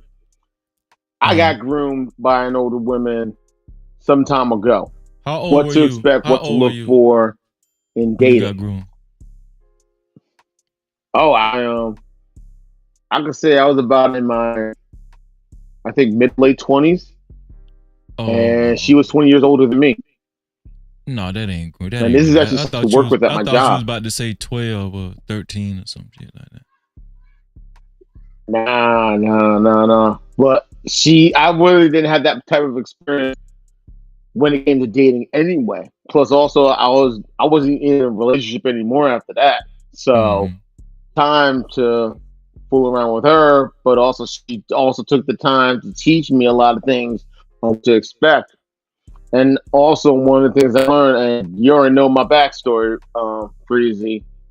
One of the things that I learned during those times, instead of me looking for the woman that I want to be with, they showed me how to become the man that the women would want to be with. So I had to learn to take a different approach to a lot of things. I had to learn to develop a different mindset, a different mentality. I had to learn how to, instead of saying I'm not good enough, I had to learn to say I am good enough, put something out there that's attention. Well, Antoine, and I'll be honest, it did work. What's up? So what I was saying, this is what I'm saying. I understand what you're saying. When we focusing on the women, right? The women run into a problem with men oftentimes not being able to decipher what's a man's true intentions once they reach a stage in a relationship. Once a woman starts liking a man, right? Because I'm trying to help decrease the complaints from women when they say men just want sex, men just want to use us for sex, right? They really don't want to get to know us on a large scale. But oftentimes what I'm trying to bring to awareness is, I think what's true, what actually ends up happening is women do control sex.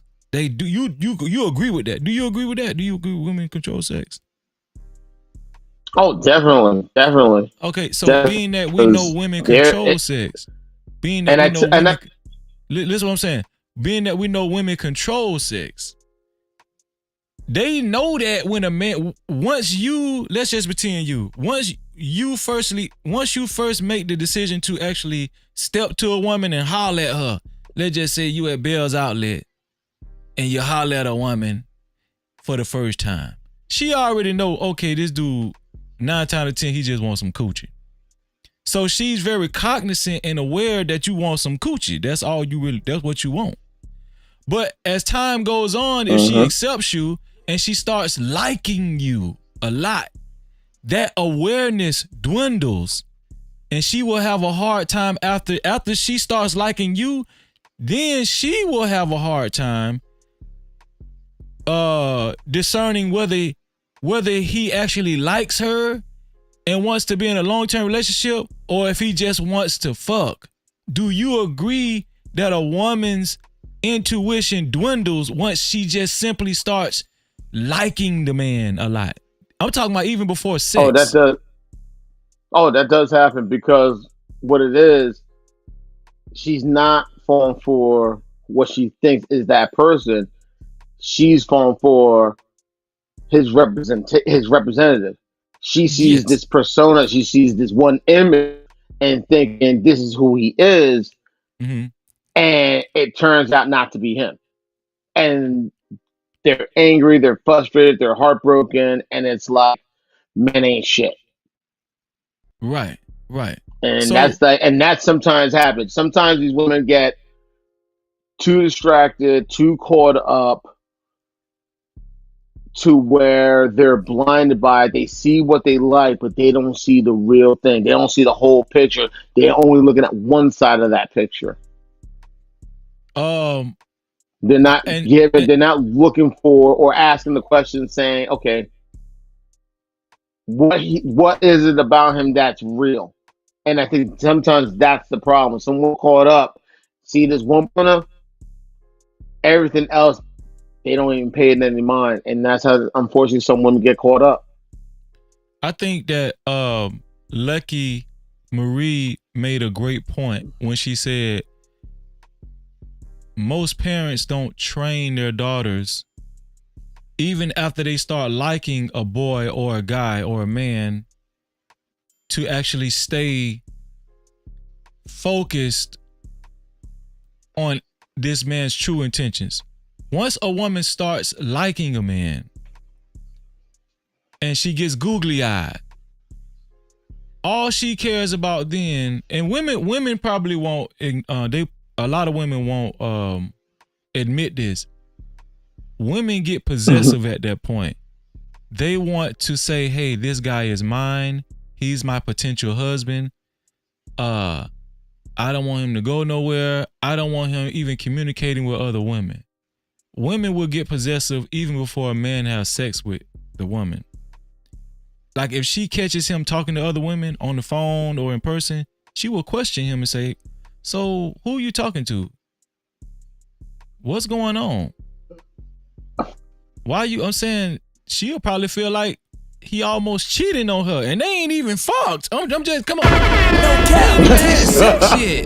You know it why? Happens. Do you know why? Do you know why? Why? The reason why is because women, the validation for women starts before sex. The way a man talks to a woman, it can be more powerful than the dick. You understand what I'm saying? So what I'm trying to tell you is that I think all the men up here, right? I think women fall victim to men way before they even open their legs. I think women fall victim to men way before they open their legs. They're just not going to admit it. Women always have that one dude that they like.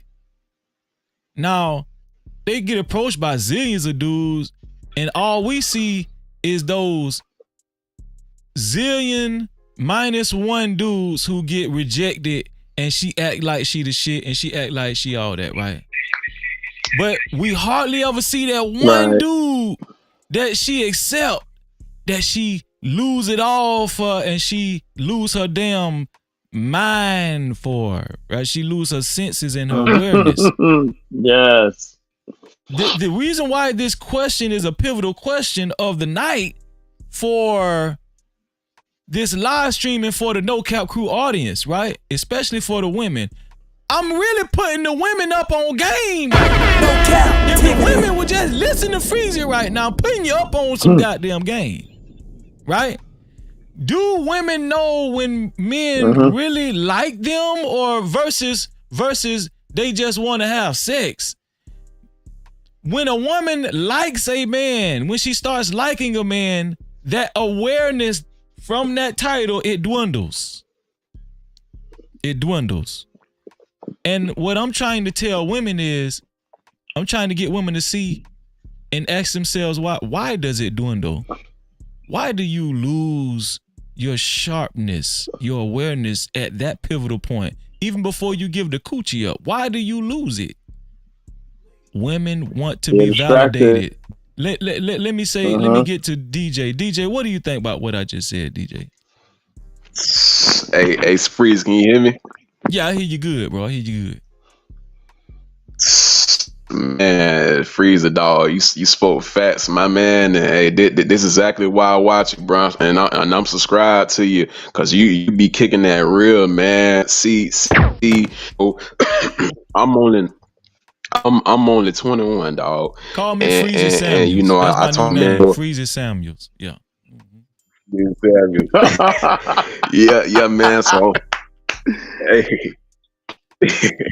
Yeah. But look, hey, listen though, but yeah, I'm only 21, man, and I'm soaking up the game, and I'm peeping game because Freezer, look, I play devil's advocate right now, bro. When we said earlier about the one saying the man just wants sex and don't want to know us, you know, on a larger scale than that. I believe, you know, this is just my point of view, but I believe that over half, a lot of women will use that line or that phrase as a manipulation tactic because they know that one guy they talk to that's really doing for him, he's mentally fucking him, he's mentally stimulating them, and physical sex is good, he making orgasm and all of that. See, they know whether they admit it or not.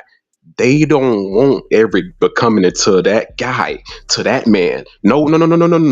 Hey, Greg and Anthony, you guys keep buying me dates and spending, taking me out to the food shops, and you guys stay in that lane. Hey, Terry, the one that fixed the tires on the car, you stay in that lane. But this guy over here that checks all the boxes and he's making me feel in so many ways that another guy haven't made me feel. Nah, my treatment and behavior is only assigned to him, and I don't need every guy trying to replicate this because it's going to drive me even more crazy. Because she know at a certain point she can't control that. Like at a certain feeling she get from a certain guy in a moment, she know it's like, oh, you know what? Right. His dominance, his presence, his masculine energy, and everything about him just taking me off my feet, man. And I don't see every guy don't deserve that power, don't know how to get that. Right. Well, here's the thing. Mark, you still there? I'm coming to you, Mark. Here's the thing, right? A lot of people wonder why the Pookies and the Ray Rays a lot of times end up being those baby daddies that I'm talking about. A lot of people wonder why, how can these Pookies and Ray Rays a lot of times be the ones trick these women out of their damn draws? It's because it's street game. A lot of these guys grow up learning how to finesse. Not just women, but they grow up learning how to finesse everybody. Right? And so they learned significant things to say to win people over in general, just for the hustle. It's a hustle. They understand the skill or the value in actually impressing somebody just so they can win them over to get them to do what they want them to do. In other words, the power work dudes with street sense grow up learning how to do that.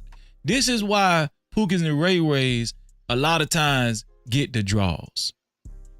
This is why a lot of these guys that don't really got no street sense, they have a hard time with women because women naturally adopt these type of senses just from being women. You know why?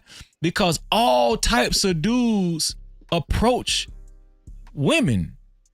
A woman will innately, naturally develop these same skills that Pookie and Ray Ray got because all fathoms of guys approach women. And so they pick up, a lot of women pick up on, if this guy's serious, this game, that game. Women get game all the time. Women get game thrown at them all the time. All the time. This is why women are more advanced than men in the beginning when the initial contact happens. Like, when a man approaches a woman, she's heard it all by then. By the time Antoine approaches a woman, she done heard it all. By the time Fitness DJ approaches a woman, she done heard it all. By the time Mark approaches a woman, she done heard it all the game. The women that's actually out there, I ain't talking about the ones that's sheltered, but a lot of ones that's sheltered nowadays, if they got smartphones, they done heard it all. So this is why initially women are more advanced in the beginning. But the reason why women get lost in the sauce when they get googly eyed and they start liking the dude is because women fall victim. This is very important, guys. And women, I need y'all to pay attention. Women fall victim to being validated by a guy that they like. And sometimes it don't even have to be a guy that they like. It could be a guy that just told them all the sweet things that they needed to hear that made their day. And then women go crazy.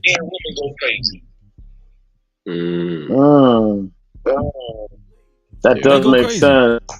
That makes a lot of sense because when they hear the things they're not expecting to hear, like you said, Freezy, they've heard it all.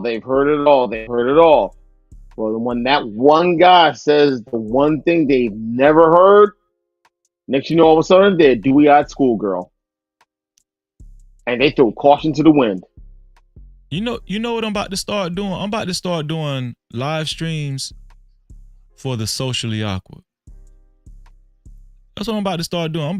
Because it's a lot of guys and women that's socially awkward that could learn a lot from my experience and my mindset. Right?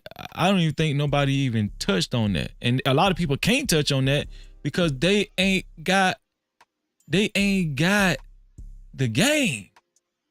They ain't got it. Mark, you still there, Mark? Mark, come off mute, Mark. Let me talk to you, Mark. I'm put the time on Mark. Mark, you got 2 minutes.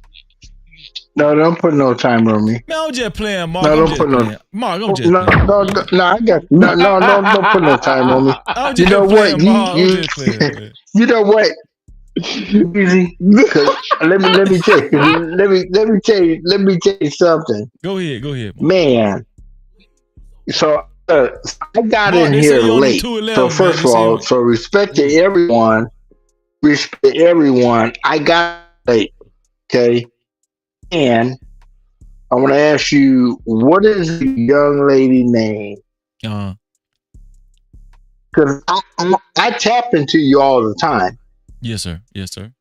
And you have multiple different ladies on the stream. Right.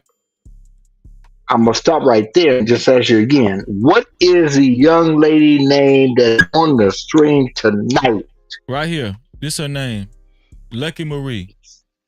I just put it on my screen right. Lucky, I'm writing it down. Lucky Marie, yeah. That's her. I don't know, Mark. I don't know if you can handle her. She got some game now.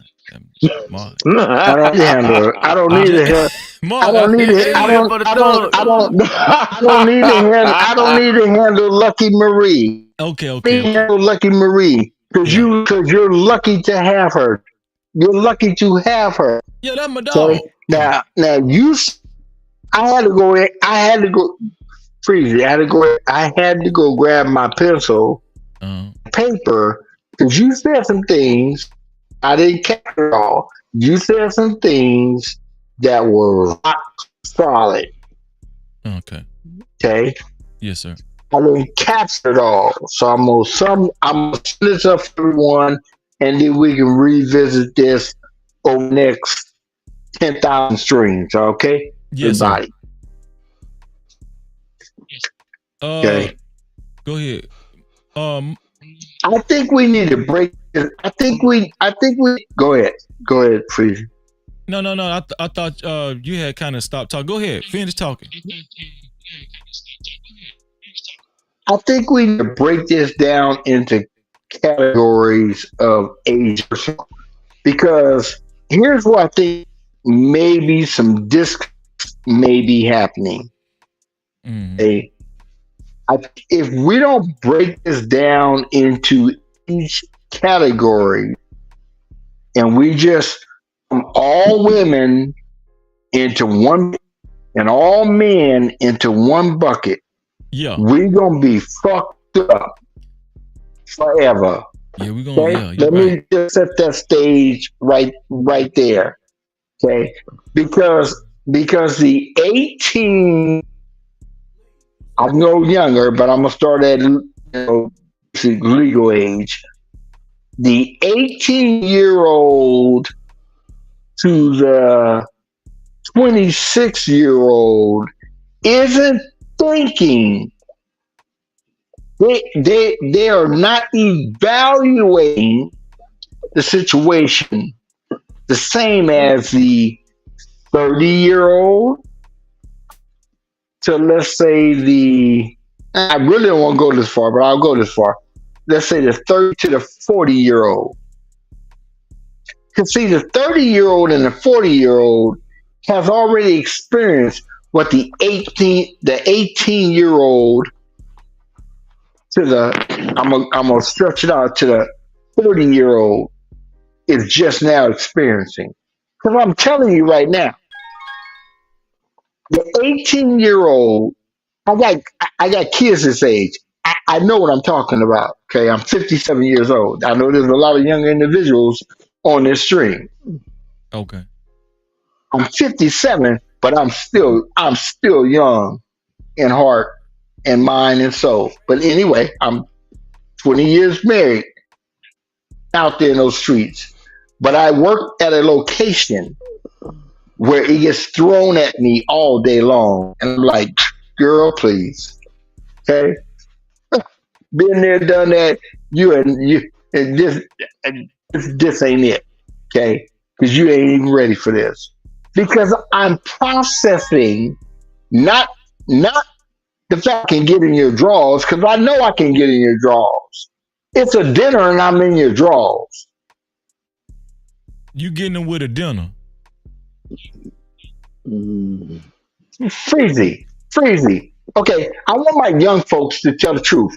Let's be honest.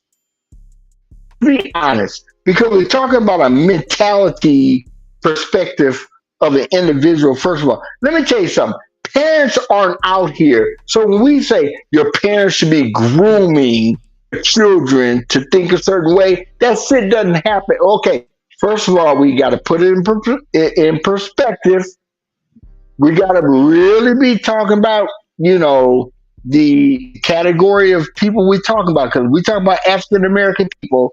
Okay, African American people, unless you're talking about the African American people that has been fortunate enough to be at a high level education,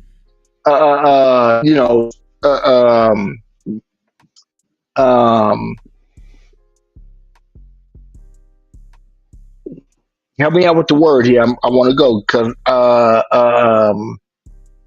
promoting a higher education lifestyle, what they're teaching their children is not the same as the parents that says, you know what, I didn't make it to college. I can take, watch this. Watch this. I can walk down the street and tell you someone that has went to college versus, I'm not talking about color. I don't care if they're white. I don't care if they're Chinese. I don't care if they're black. I don't give a damn what color they are. I was telling a coworker today, and I was pointing them out, and he said, "How do you know that?" I said, "Pull up on that guy right there." And we did this 3 times. I can look at someone and tell you that they got a college education versus someone that doesn't. Mark. And let me tell you something. The conversation is different. Mark, yeah, I agree with you, Mark. I agree. I think that people that kind of have more of a street sense, that's what I was saying earlier. Guys that have more of like a blue collar sense, street sense, but I grew up in the street. You grew up in the street. I grew up in the streets, but let me tell you something. I got plenty of draws from women. I got plenty of sex from women. Yeah. I'm trying to keep you clean. Okay? I got plenty of sex from women. But if you say, okay, Mark, evaluate those women. I took them out on a date. Maybe some of them, Mark, you was getting freaky. A couple of phone calls. You was getting freaky with the women. And I was in those. You was getting freaky. You used to get freak. You used to freak them out. All this freezy. Okay, all this shit that we hear on the internet talk about high value man. I want no high value man. I grew up in South Central Los Angeles. Nigga, I ain't had no motherfucking hot 6 figures. Six figures. That word wasn't even in the vocabulary, man, and I was getting the draw. My dog a thug, man. I'm here for the thug. Look, I'm telling you, we got to break this thing down into categories because there's some people that are just in the low slum category that will give up the draw for hot wings. Yeah, they gonna chicken. But I want to end it. But I want to end this to say this. Go ahead. If they're giving up the draw for hot wings, I'm back to my sister, Lucky Marie. Okay, because here's what I don't like about what I see on the internet. And you ain't got to do it on your show, and Anton Daniel ain't got to do it on his show. Okay. But if she's a hoe, what is the motherfucker that's fucking the hoe? A whoremonger. Because we got to change all this shit. We got to change all this shit. Because people are making children that are our next generation. Because America's fucked up.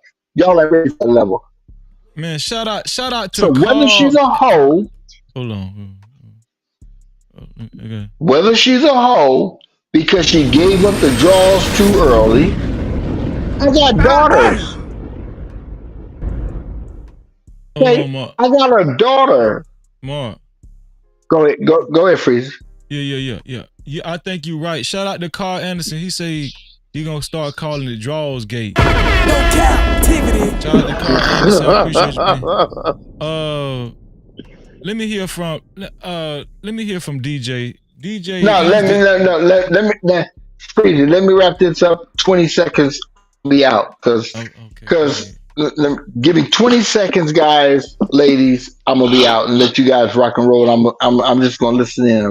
Okay. I got a daughter, okay, with a woman that I never should have been with, okay, that had a baby at 17. Okay, the hood motherfucker he ain't had no money. He was broke as a joke. She opened up her legs to him. What game did he spit on her? Because there's levels to this shit. What are we talking about? We got to categorize it. He was a representation of her daddy. Yeah. But he was definitely a representation of her mama, okay? Mm-hmm.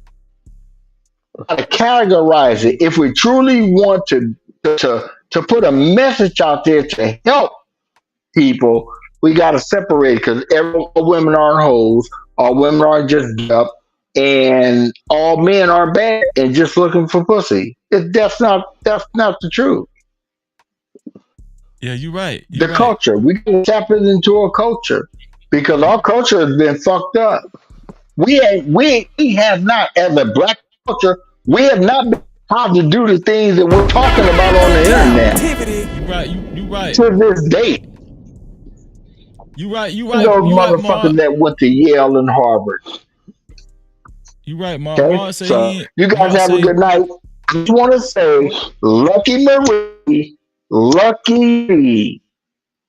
I tapped into Freezy's You heard what Mark said. live multiple times. Mark said, Lucky, Mark said he want to tap that ass. No captivity. Mark said, that what you said, Mark? Tap her ass. I got a wife. So you being disrespectful. I got a wife. I'm not tapping in for my wife for 20 years. Joking, Okay, man. I'm successfully in 20 years. Okay, I was just joking, man. I'm just saying. I want to pay true respect. I listen to this lady. I listen to that young lady. And she spit game on here. Whether you guys get it or not, I don't care because you guys too serious. She spit game. And if we really games was fucked up African Americans and then take that on the other cultures that's not willing to be open that they fucked up too. Yeah. Sometimes it ain't funny. No, you right. And shout out to Mark. Mark, you was cooking, man. Shout out to Mark, man. Appreciate you, Mark. I appreciate you, dog. No captivity. Mark was cooking though, you know. Mark was cooking now. He on that 211, but yeah. But listen. DJ, you still there, right? Yo, can you hear me? Yeah. So DJ, you 21, you 21 years old. Wait. Yes, How old is he? He 21. Wait, how old is he, Chris? Damn, my boots years was basic old. training older than him. Okay, well, this the thing. I'm young. He's what is that? That's millennial? Are you like the late stage of millennial, or are you a generation Gen Y, Gen Z or something like that? Is that Gen Z? You Gen Z? Yeah, I believe it's Gen Z. Yeah, you Gen Z. You Gen Z. Look at Fanny. Tell my Fanny, look at Fanny. He Gen Z, Freezy. Get it right. No captivity. Classmate down there. Hey, man. That's your classmate. Hey. Don't take it personal. Huh? What's that, GJ? Hey, DJ. Nah, I say all that's cool, man. But you know, I done had folks come up to me real deal like, hey, man, you seem wise for your age. I don't carry myself like how my generation is. Like I don't really reside with, you know, a lot of what's going on in today's generation. How niggas be moving. I'm telling you. So you know, I got a little soul to me. So okay, I believe you. I can hear it from the way you talk. And you know, hold on, Freezy. Shout out to the tadpole. That's all I gotta say. Shout out to the tadpole. Yeah. No, but he sounds very mature. And he from Florida, so I know you got some game. I know you got some game too. But let me ask you this: you in Gen Z generation, 21 years old. Would you say a lot of the girls around your age are very hypersexual? Man, where I start, dog? Hey, it's pandemic out here, and that's a freezing, man. Let me tell you. Let me tell you, like I promise to you, honest to God, man. Mm-hmm. A lot of young girls, young women nowadays, especially that I know of. Yeah, it's too many stories. Check this out. Too many of that's evolving around sex activity rather than successful relationship marriages. So just off of that alone, that tell me like, okay, the focus is on the sex part of the whole dynamic of dating and stuff like that. Even inside of the music, Sassy Red, Glorilla, like they all the females pushing this. Pushing the music, man. So and peep this. You got women, you got older women who's married, was married, and they kind of adapt this music taste, not even knowing like these girls DJ. Is pushing now they want single, a young DJ like, now, right? and, They want young DJ. Them older women, they want them cool. They want to give that cooler stuff. Because they in the house hollering, get it sexy, and they still think they were trying to relive their young years.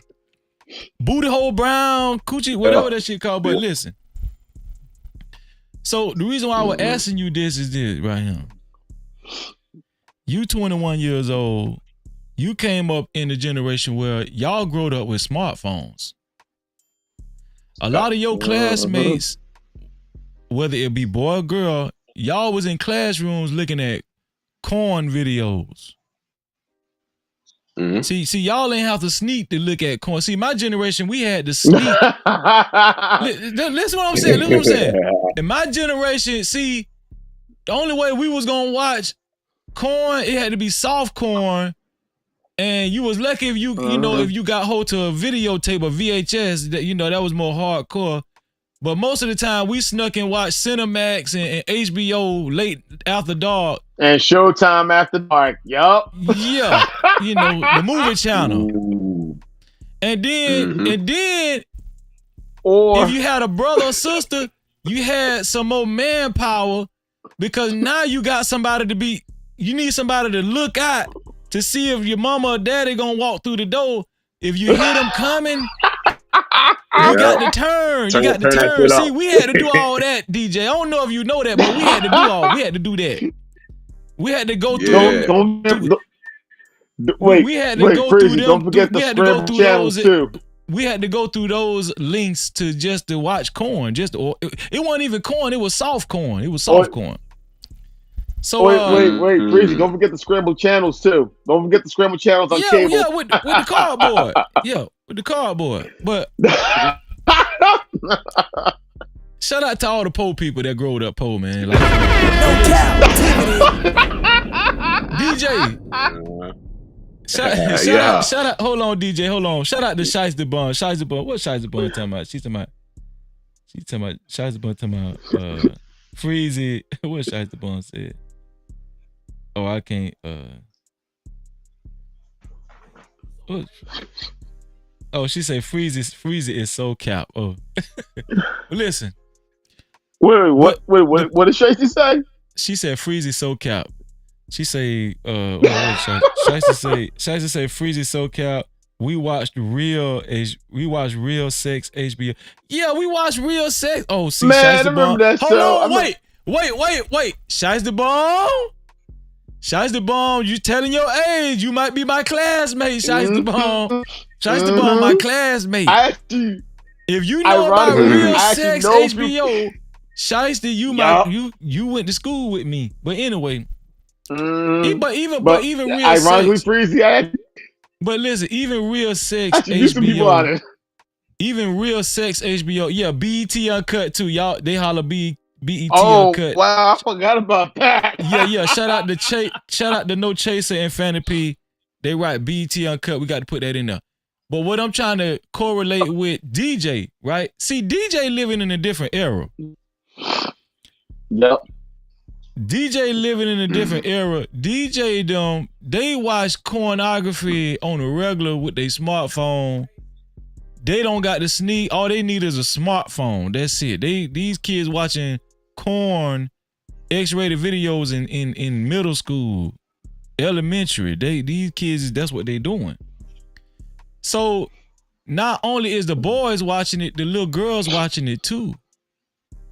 If y'all think Sexy Red is a phenomenon, just wait about 10 more years. It's gonna be a lot of Sexy Reds. The Sexy Red phenomenon is gonna multiply. But the conversation I'm trying to have with DJ is, when you started having sex, DJ? When you started having sex? When you the first time you got your son? Man, if I'm gonna be all the way honest, been man. that long ago, goddamn, DJ. Nah, We were 8. Shit.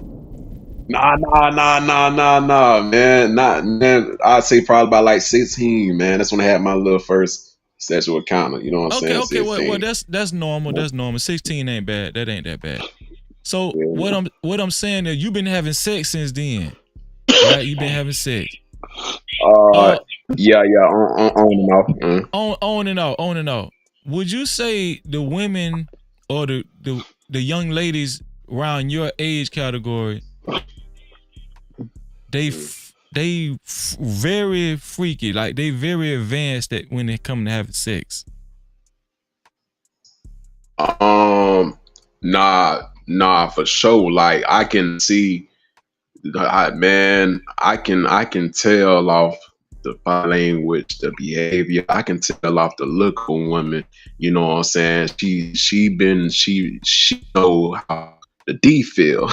she know how she seemed like she done rolled before. She seemed like she done did some tricks before. She seemed like she done bent them knees back before. You know what I'm saying? So I can read that energy.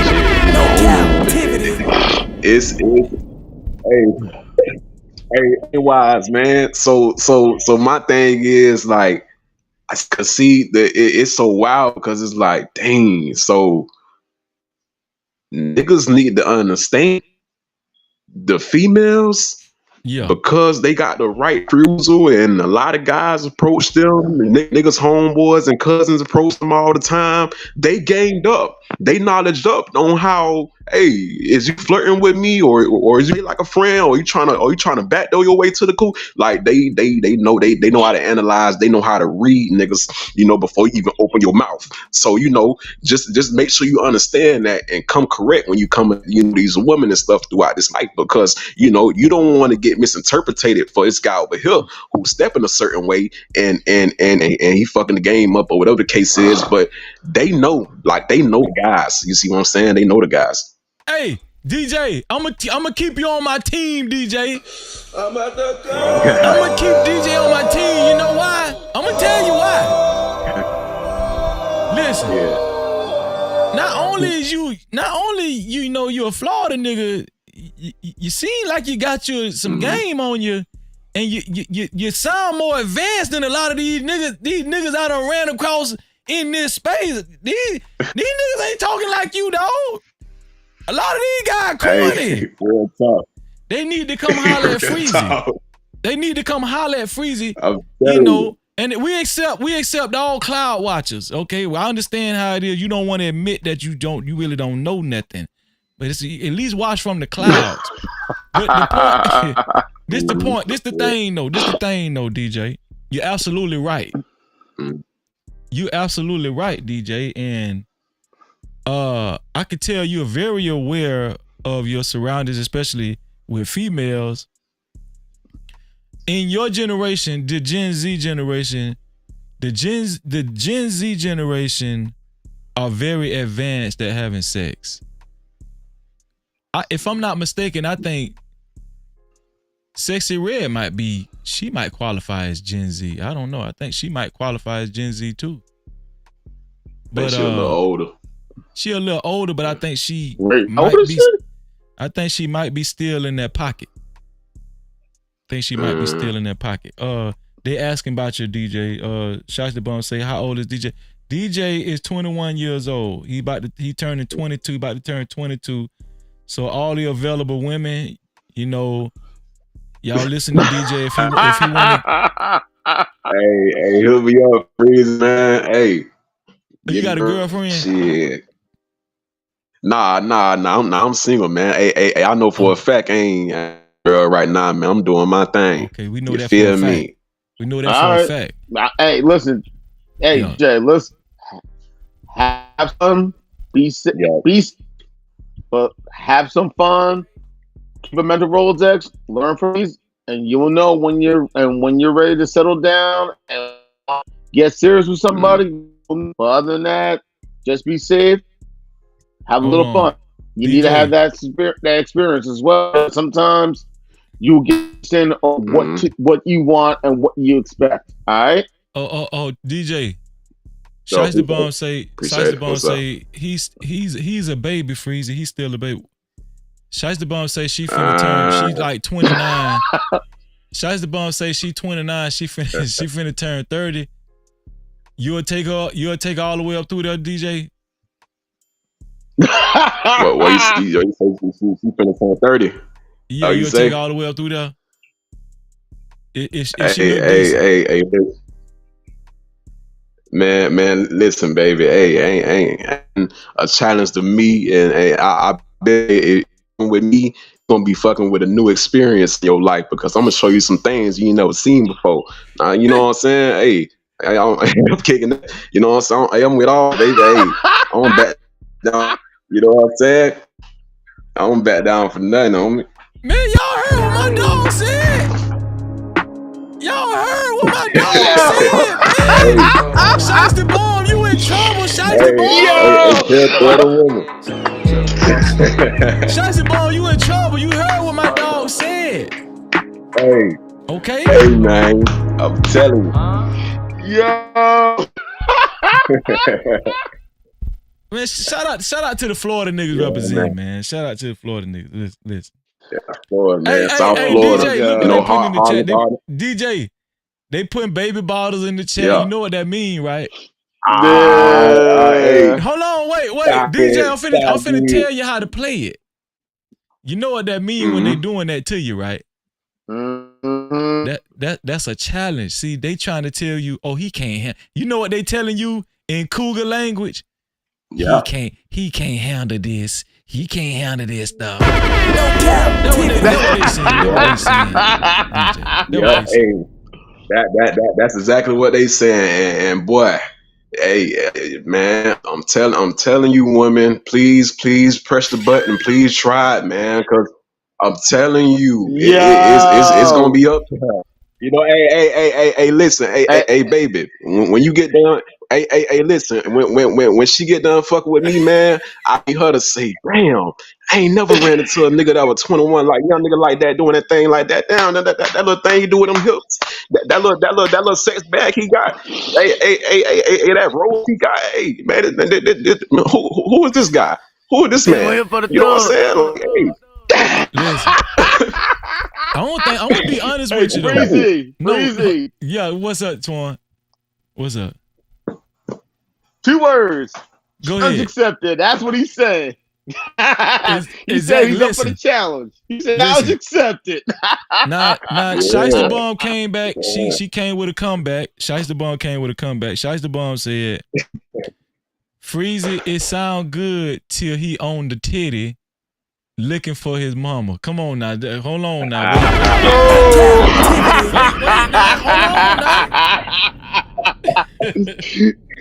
Listen, I'm gonna be honest with you. Just from talking to my dog DJ, I think DJ will take y'all up through there. I think DJ is advanced. He's very mature. For him to be up here even holding the conversation with me and Antoine, it does speak a lot.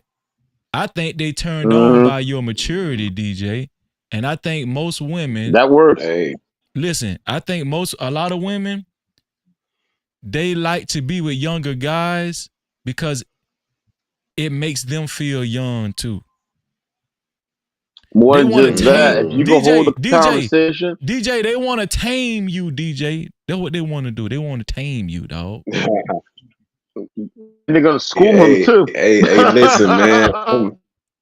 Hey, yeah. The for the ones that know, they know. Hey, baby, earned it. You get a sample of what I'm serving right here, and you know, I know if I want to take it there, which I'm saying. So, hey, you know, man, I'm telling you, man.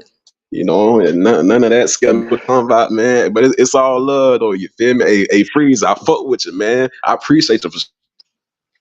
Man, I appreciate you too, dog. I appreciate you. For the when I have a panel show, I need you to have your lighting good and everything because I want the ladies to, I want the ladies to see you, you know.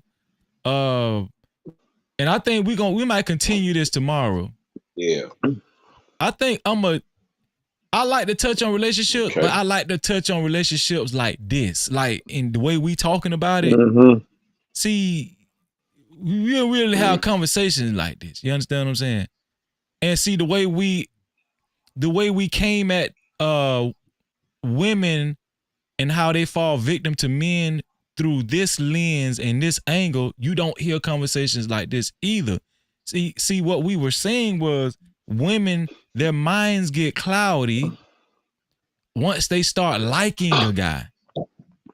And women, a lot of women don't want to admit that, but once that guy that they actually like, this, let me tell y'all something. This applies to my sister Caramel Drip. This applies to my sister Shiesty Bomb. This applies to my sister Angela Reddick. I see Black Beauty is in the audience. This applies to all of them. They never gonna admit once they actually really start liking a dude. Now they gonna play hard to get in the beginning. They gonna act like you ain't phasing them and all that bullshit. Mm-hmm. But once you break through the surface and she starts liking you and you tell her all them sweet nothings,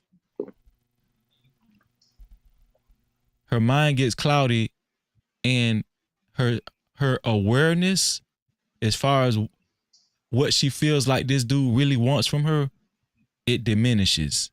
And I think that's the biggest message that women need to take away.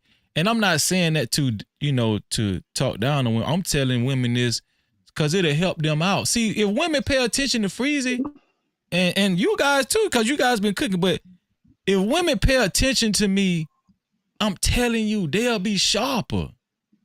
Women will be sharper if they see this part of the game, this part of Freezy. I don't really talk like this, because it's valuable information. I just can't put this out there like that.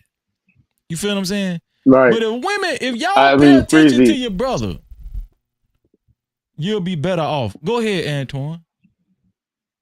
I'm piggyback on what you were saying. I have a niece. She's 21 now. And I remember having talks like this with her when she was 14, 15 years old. What to be aware of, what to look for, how not to fall prey to a lot of the nonsense from guys, so on and so forth. And I remember sometime back, a few months ago, we were talking, and she was telling me about the guy that she's currently dating. And one of the things that she told him were things that I remember telling her when she was younger. She wasn't going to put up with certain nonsense, shenanigans, or bullshit. Right. At first, she was trying to figure out where she got that from. And then when she dawned on her, like, wait a minute, I remember you telling me things. And I told her because, hey, I was a teenage boy too. So I think it's important, and hopefully a lot of millennials and Gen Z women are watching this too. Those that are 8 to 20 as well. If you had someone in your life, your father, your stepfather, your uncles, your older brothers, right, your grandfather, godfather, whomever, if they've given you things at the age of 12, 13, 14 years old, what to be aware of, what to look for, what to pay attention to, when you start looking at boys and start talking to boys and start dating, they're not telling you these things to scare you. They're telling you these things to be aware. They're telling you these things because they care, they love you, and they want you to be safe. And I think that's what's important as well. And I feel like, other than just the grooming comment I made earlier in the super chat, fellas, daughter, if you have a niece, if you have a goddaughter, or someone in your life that's at that age where they're learning and they're just at that age where they're starting to start dating, and sit down with them, talk to them, pay attention to what they're saying as well, but also do not be afraid to tell them the truth and be honest with them what a lot of things. That way they know how to prepare themselves and how not to put themselves in situations where they can't get themselves out of. And I think that's probably one of the reasons why some of these younger women are getting caught up in some of these things and get so distracted is because they never had someone to sit down and talk to them about it. I totally agree. You actually on point. Shout out to Shiesty Bomb. She say, Freezy, I actually agree with you. She said she's gotten a lot of game indirectly, probably directly too from men. But I'm gonna tell you something, Shiesty Bomb. You ain't gonna get more game than what you gonna get from Freezy. I just ain't really took off yet, but I'm finna start my damn series. Shout out to Angela Reddick. Angela Reddick said, so Freezy, the young men are applauded for being promiscuous. Where is that okay in the Bible? Well, here's the thing. The way I'm talking to DJ right now, that's my little nephew. I'm talking to him like my little nephew. That's how, it's just joking, right? It's just joking around. This message is primarily for women and how women fall victim because they get googly eyed, right? Mimi, hit the link, Mimi.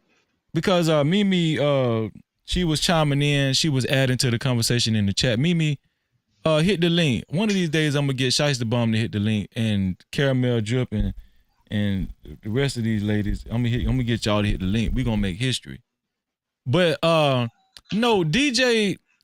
The reason why I admire DJ is because DJ is young. He's 21 years old, but it seems like he has a good head on his shoulders, right? It seems like DJ is mature. I'm not worried about DJ. I think DJ has been involved in enough conversations where he knows he shouldn't just be going around sticking his penis on anything. This is just fun talk, right? He know that. And plus when he said on and off he's been having, DJ ain't been out here chasing women and like I could tell he's been focused, right? I could tell. But I could tell that DJ is sharp. And right, so but I will say this. Mm-hmm. I will say this, DJ. Yeah. Angela's right. You know, it's not conducive and it's not wise for you to be out here chasing coochie and stuff like you desperate or whatever. No, stay on your purpose as a man. Build up your what is I was going to say, your I get stumped on words. Build up your, help me out, Twan. I'm trying to say, build up on your character, build up on your strength, build up on experience. Damn, I'm trying to find the other word, but I know what you're talking about. Just build up on these situations and learn from. Build a mental Rolodex and know what to avoid. So I think that's what you're trying to go with. Not only that, build up your value as a man. That's basically what I was trying to say. Build up your value as a man. Exactly. I think that's what it was you're looking for. Yeah. Value. Yeah. So, but I think DJ is wise enough to know that even though Shiesty Bomb trolling you in the chat, she said DJ sounds like a lick. DJ Dizzy. I think Shiesty Bomb, we're gonna get DJ. Listen. We're gonna get you on camera.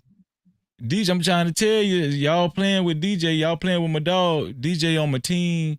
He already said he been subscribed. He looking. Listen, we finna grow this family. But I do want to say that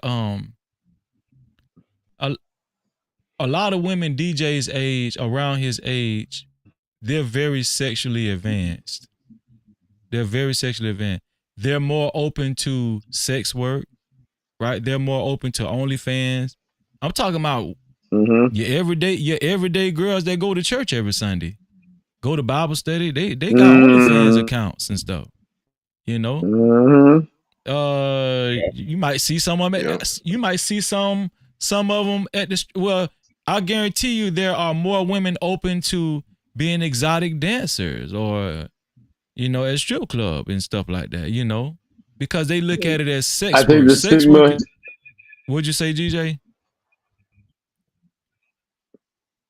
That was the Antoine talk. Oh, no, I think Antoine. Okay. What'd you say, Antoine? Yeah, it's the stigma. I think a lot of the stigma of those who want to work as exotic dancers, want to be content creators on those sites, like OnlyFans and ManyVids, and so on and so forth. I think a lot of that stigma is starting to disappear because you're finding everyday people who are doing this stuff just for a little bit of money. I mean, you do have people that still make a fuss out of it, play the holier than thou card. Like, how dare you do something like this? Because I remember of a situation where I think it was a woman, I think in your state in Florida, she had her OnlyFans tag on her car. No. And people For made a real? fuss out of it when she went to drop off one of her at school. I think it was in Florida. I'm trying to remember. I remember of a situation like that. And I remember a situation where I think the woman was a teacher and she had a fans page. Somehow people found out and she got fired from her job. I mean, you do have some people that still love to pass judgment on women who do these things, but I think you do have some women that, you know, if I'm going to show it off, I'm going to be compensated for it. And I was looking through the chat and I saw what Angela said, and I get what she's saying. That what's up? You say you get what Angela's I was saying looking because at of what the now? chat and I saw what it said about the standard. Yeah, about the double standard. Yeah. Okay, for guys to go out and have fun, but women have to save themselves. I mean, I do get her point on that aspect, but let me emphasize that too. I've told some women that came, like some women who came to me for advice on dating and everything else. Tell them, if you're doing anything serious, have a little fun as well. Be safe. I also tell them the same thing. Have fun, but be safe. Right. I also tell them, be mindful of what you put out there. I don't like the fact that there's no standard, but unfortunately there is a double standard. I'm not saying it has to be a double standard. It is unfair that someone can't go out there, explore and experiment and not be held and not be judged for that. Right. But at the same time, fun, build a mental Rolodex, learn from some of these experiences, learn what you're not going to put up with, and when you're ready to sound, you'll know. But I don't like the fact that there's a double standard. I'm not the one who developed the double standard. Okay, I got you. But I think women know wise women should know it's a double standard. I think Angela knows it's a double standard. Caramel Drip said, I only say that I'm 23, LOL. Laugh out loud. I only say that I'm 23. Laugh out loud. Mostly because people think I'm in my 20s. DJ, y'all see? They trying to let DJ know. Listen, I look young now. Caramel just say, I'm older than you, Freezy. Well, if you look in your 20s and you older than me, congratulations. That's wonderful. Let's give Caramel Drip a round of applause. Let's give Caramel Drip a round of applause, man. Shout out to the women that's preserving themselves. Honestly, let me hold on, Antoine. Hold on, Antoine. I'm looking at what. Hold on 1 second. All right. Ashton say that don't make them advanced though, Freezy. That's called trauma and daddy issues, Freezy. Well, here's the thing, right? Yo, a lot of women, some women do have trauma and daddy issues. All women don't have trauma and daddy issues. But the majority of women get approached. That's the difference. The majority of women get approached. Just like DJ said and Antoine said. So throughout these years of men approaching them and just spitting game, and they done heard a lot of women done heard most of the game, all of the pickup lines, all of the game there is to say or to deliver, right?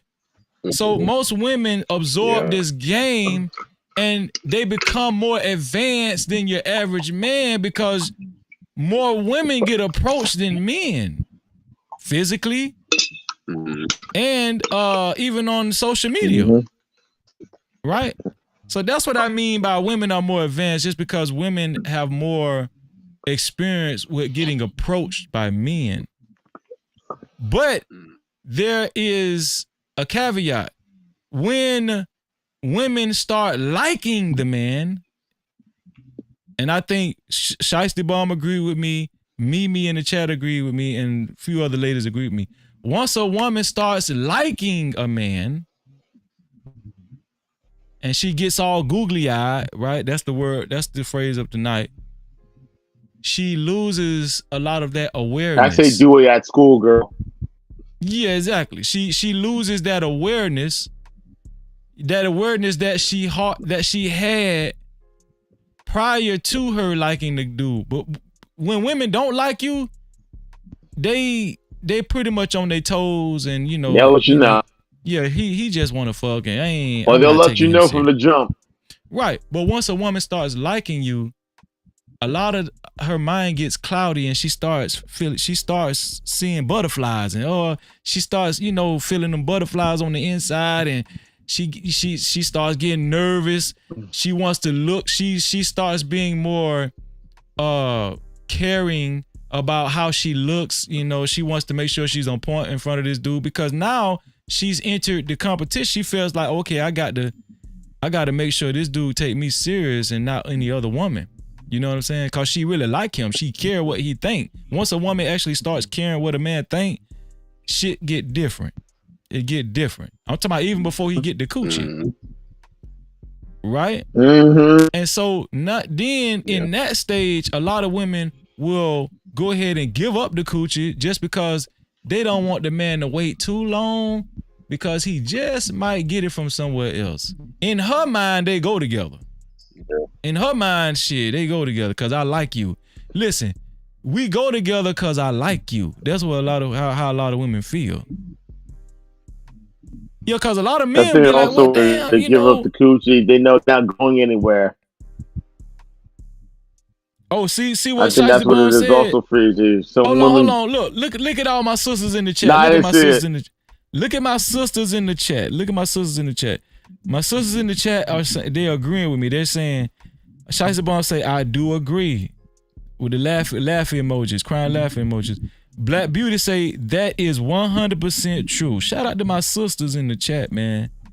Let me say, okay, who else agree with me? Okay, Caramel just say, if I think I like a man, my big brothers are brought in to vet. Okay, and that's very good, Caramel Drip, because now you are aware that when you like a man, you might not be as sharp. So now you're including your big brothers' judgment. You're including your big brother's judgment. That's very wise of you to do that. But see, that's a woman that's socially aware and that can admit, yes, when I get butterflies and I start liking this dude, I might need to get some extended counsel, so I won't fuck up.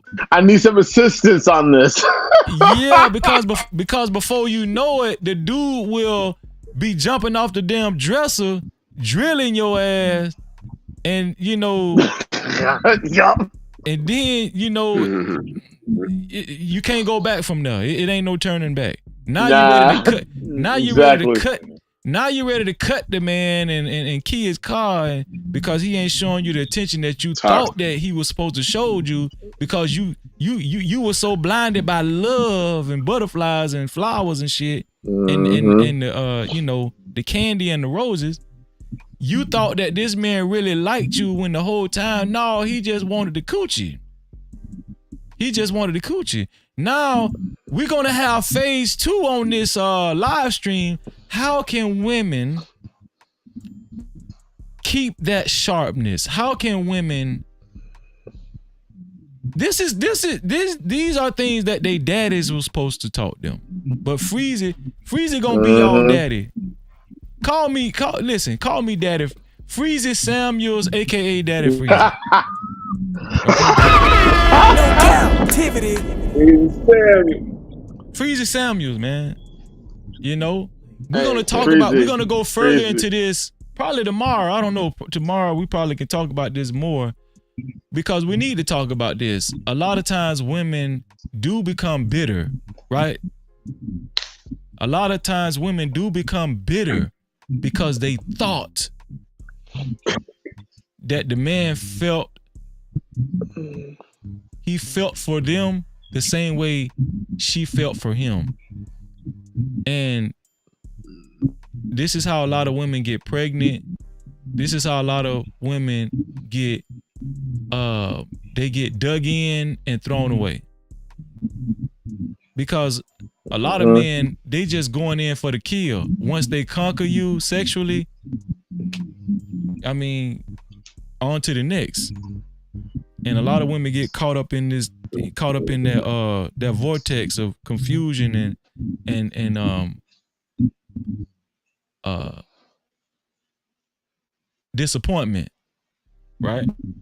So, but I'm gonna start ending this live stream. I really appreciate everybody for tuning in and staying with your boy Freezy and participating in this conversation. I'm gonna get some last words from I'm gonna start with DJ, then I'll go to Antoine. DJ, give me your last words, man. What do you think about the live stream?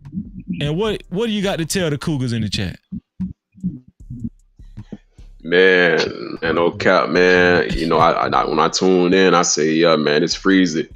I always spit in that room, you know what I'm saying? I know you got the ism in you, you briefly talk about it, but I know the more you pop your channel up and you do your thing, you gonna really start, that game out there and getting the women and the men suited up so they can know how to move out here, and that's important to everybody's life.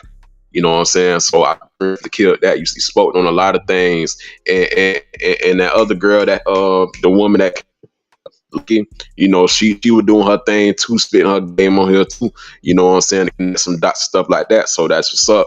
You know what I'm saying? And yeah, man, hey, all them cougars in the chat and them ladies talking in the chat. Hey, this ain't gonna be my first and last time encountering these older women trying to bite on the bone to get a piece of, you know what I'm saying? Hey, big dog, you know what I'm saying? Hey, I'm with it, man. So, hey, I don't want to hear.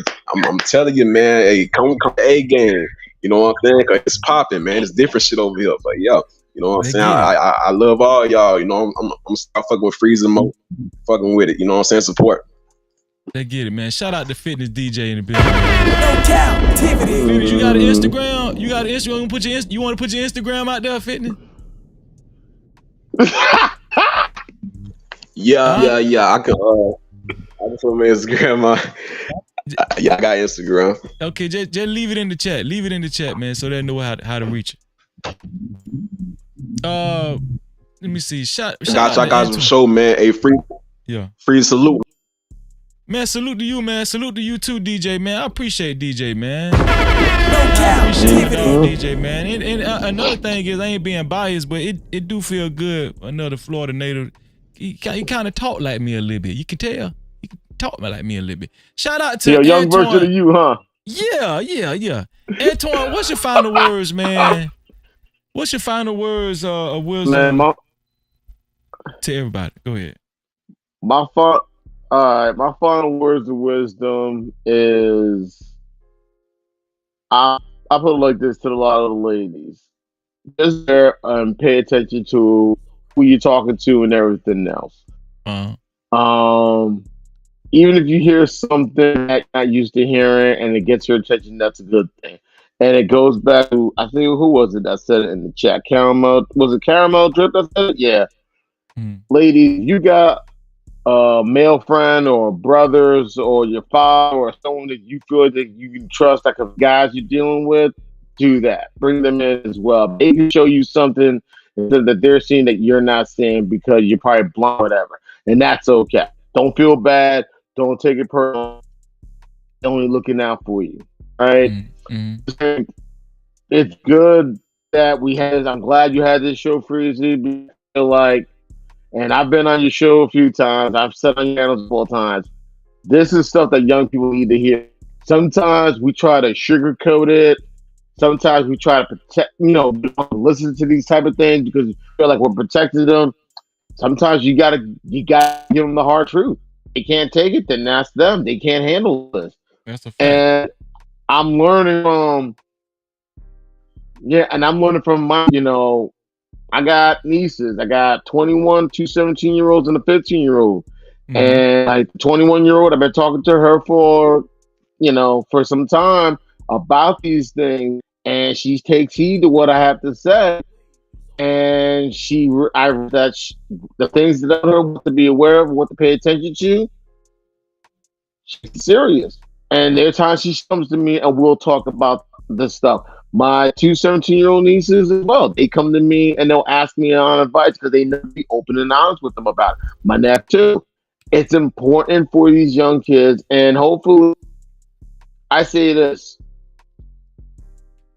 if we're parents, Yeah. and all we want is our kids to be safe, and sometimes the one thing I learned is we can't protect our kids from heartbreak. We can't. All we can do is make them aware of what not to fall for, what to pay attention to, and just to be safe. That's the thing that we can do as parents.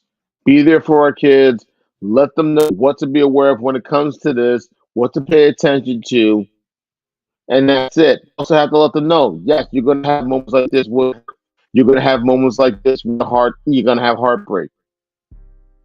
But at the end of the day, we gotta teach you to back up and to keep going. Make a mental Rolodex. You know what to watch out for. You know what to avoid, and keep going. And I like the fact you did the show, Freezy. I gotta give it up to DJ because the fact that this kid's only 21 years old, yeah, I'm gonna be teasing him on Tadpole. So DJ, don't take it too personal if I call you Tadpole.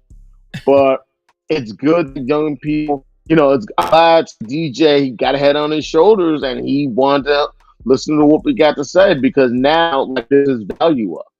And it would be great to have more young brothers like him, more ladies.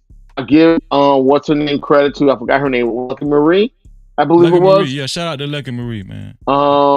I give her credit coming on, and yeah, definitely her. I'm glad she came and she gave us some stuff that we weren't aware of as well. Because let's be honest, Freezy, things have changed since we were their age, and sometimes we forget that you and we didn't have smartphones, we didn't have social media when we started doing anything else. So the game is totally different. Yeah. So all I can say is we need more shows like this. We need shows like this. We need to have more discussions like this, both sides, for both the women and the men, to let them know how your true self is representation of who you are. Yeah, I think I'm going and to. I get why Spray to put the truths out because they don't want to get hurt. I think I'm going to start having more Oh, shows you want like me to this. say? My fault. I'm gonna tell you the truth. I think I'm gonna start having more shows like this. And be honest with you, I like gram spam. I like gram spam too because I get to have fun. I get to save videos that I like that I see on Instagram, and you know what I'm saying. But it gets to like I get to incorporate the serious conversation too, so people can laugh but we still end up talking about the main topic. You feel what I'm saying? Why somebody steal my damn format? They're gonna try to steal my shit. See, I've been cultivating. I've been trying to see what works, but I can't. I think I'm finding my mojo.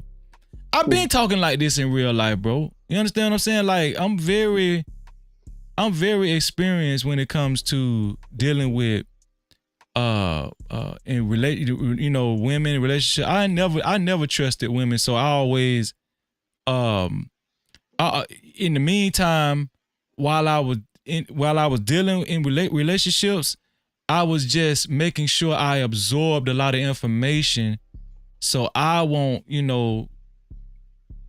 get caught into a web of emotions, a web. You understand? It was hard to trick Freezy. It really was. It was very hard to trick me, man, because for one, my daddy. I'll be honest. Go ahead, Antoine. You ain't Freezy? Continue. You were saying? Oh, well, I'll be honest. I started late in the game. I started late in the game and dating and everything else. I'll be honest. I was 20 when I lost my virginity. I was 20, so I was definitely late to the game, and everything is what it is. I guess some of the stuff that I did, having my fun and everything else, and the grooming, that helped me understand the things that I never had to do when I was younger. It helped me catch up, I think, in some ways to my peers to what to look for, what to look for, and what to expect. And like I said before, instead of trying so hard to go after someone, being the person that they want to be attracted to. Because we always talk about we want to find someone that's at a certain level, and I realized I wasn't at that in the beginning. So when I was doing this thing with these old women, they taught me how to get to that level. And once I get to that level, have people come in. And at first, I thought they were, what the hell are they talking about? But these are women who've already been married for so long, and they're just having some fun and teaching me at the same time. They know what they're talking about. So I was like, I didn't try it serious, but after a while, I realized they were giving me some life lessons, and I appreciate those lessons they gave me. So that's why I said, be sick, have a little faith. And I think that's what's important. We got to have these type of talks, because if we don't want these young people getting caught up in toxic situations, they need to be taught how to avoid toxic situations. And I think that's what they're not being taught. That's all I got to say. Know some words we're thinking about. Man, shout out to Antoine, man. Antoine, man, I appreciate you, dog. I had fun. I learned, you know, we was vibing tonight, man. And the men, you guys were on point. And Lucky Marie, shout out to Lucky Marie too, man. Lucky Marie, she always on point though. She always on point. Antoine, man, I'm gonna see you on the flip side, bro. This is my first hearing her. All right, Freezy. Everyone in the chat, y'all have a good one. Be safe. Take care of each other and one another. And I'll see you when I see you. Shout out to Antoine. No captivity. Shout out to Antoine, man. Listen, this was an excellent conversation. I really enjoyed myself, man. Shout out to all the sisters in the chat. Y'all was cooking in the chat too. I'm a sick. Listen, I got my young bull on the team. Yeah. DJ, yeah. DJ gonna knock one of y'all heads off. DJ got his head on his shoulder though. He got his head on his shoulder. Man, congratulations to Shiesty Bomb being a member for 2 months. Shout out to Shiesty Bomb for being a member for 2 months, man. Shiesty Bomb say, Freezy, the sisterhood is up. I'm gonna tell you the truth. I'm the way these niggas be acting in these spaces, I'm liable to agree with you. No captivity. I'm just being honest with you. See, I'm gonna tell the truth. The way these niggas be acting, and you know, they act more desperate for attention than the women do. I'm just be honest with you. Without an experience, these niggas they more desperate for attention. I'm liable to agree with you, Shiesty Bomb. I think I am gonna agree with you. Yeah, you right. Caramel Drill, abstinence. And the more DJ communicates with me, he knows he's gonna get that message. If he ain't heard that message, he said he been watching me, so I'm pretty sure he done heard me put that message out on several occasions. But your sisters is right. Y'all right.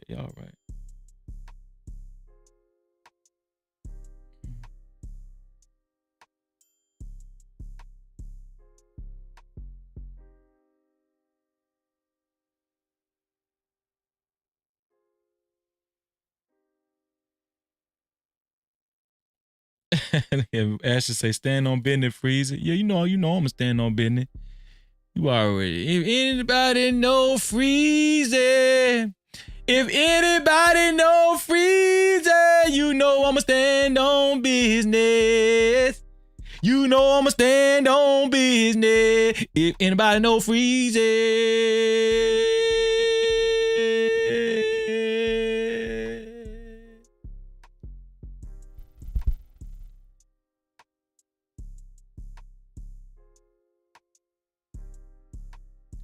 Yeah, Mark say, hold on. Mark say, wow, you didn't let me speak that long.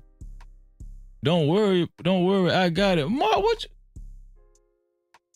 the hell Mark not talking about. Mark, you know you my dog now. Mark, you my brother, you my dog. But Mark, come on, Mark. Mark, man, I don't think you, Mark, I don't think you need to go back and look at the replay, Mark. I don't think you realize you talked for damn near 48 hours, Mark. You know, Mark on that 211, he on. But Mark know I got love for Mark. Come on now, Mark. Go back and watch the replay, Mark. Shout out to Mark, man. Shout out to my dog, Mark, man. Shout out to Mark, man. No captivity. Oh, man.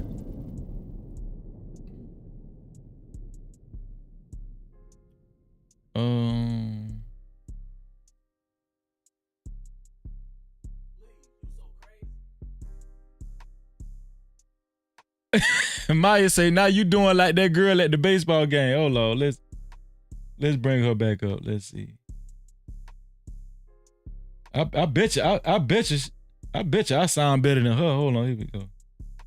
Stripes and bright stars through the perilous fight, o'er the ramparts we watch were so gallantly streaming, and the rockets' red glare, the bombs bursting in air, gave proof through the night that our flag was still there.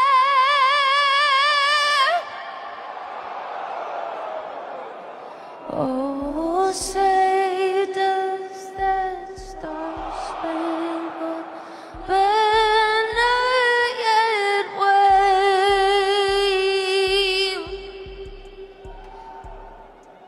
o'er the land of the free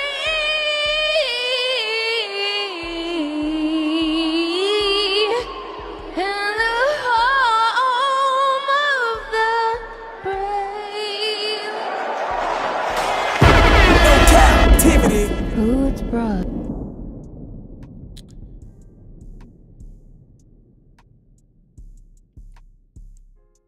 Where my boo Just J at?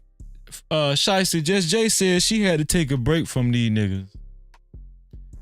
Just J said she had to take a break from these niggas because these niggas about to run her. She say she had to woosah. Just J said she had to woosah. I don't blame Just J, man. Shout out to our sister Just J. Shout out to our sister Just J. They can say what they can say what they want to say about Just J. Gonna keep that shit 100. Just so happens she from Florida too. Now everybody from Florida ain't 100, but I'm just saying the ones that gravitate to Freezy. You come on. No captivity. You know. And the ones I gravitate to, not just gravitate to me, but that I gravitate to too. Shout out to my nephew, man, Trey White in the building, man. Shout out to Trey White, man. No captivity. Trey White said, man, what the hell, Freezy? What you just played? Oh, we got to do this one too now. Hold on. I got to play my dog before we get up out of here. Hold on, I got to play my dog before I get up out of here now. Hold on now. Shit. Let me play my dog, man. Where my dog at? Okay, there go my dog right there. Let you do what you want to do. If you feel love it, if you really want to. You take it so long and knock together, cause tonight is gonna be like a dollar out of head of the plane. Getting head in the jag, she the duffel bag. She was doing heads on the tag. I got duffel bag. Yes, sir. Yes, sir. You can see in my eyes. Yes, sir. Looking for a cutie pie. Yes, sir. We ain't gonna make love. Yes, sir. We can just cuddle up. Yes, sir. And if you want me to beat it up, yes, sir. Baby, I'll beat it up. Let you do what you want to do. If you feel love it. really they want to. Didn't take it so long and knock together, cause tsunami is gonna be you like a dollar at the head of the plane. Getting head in the jag, she was up a bag, she was giving heads on the cash. I got shoes on the side. Yes, sir. Down 95. Yes, sir. You can see in my eyes. Yes, sir. Looking for a cutie pie. Yes, sir. We ain't gonna make love. Yes, sir. We can just cuddle up. Yes, sir. And if you want me to beat it up, yes, sir. Baby, I'll beat it up. Let you do what you want to. We ain't gotta make love. That's my favorite part. We ain't gotta make love. I think I'ma clip that. That cracker was blowing. I don't give a damn what y'all say. They were having fun, man. See, I can hang around crackers like that. I can. I don't know about y'all. See, I hang around crackers like that before I hang around these sellout ass, coon ass niggas. You know what I'm saying?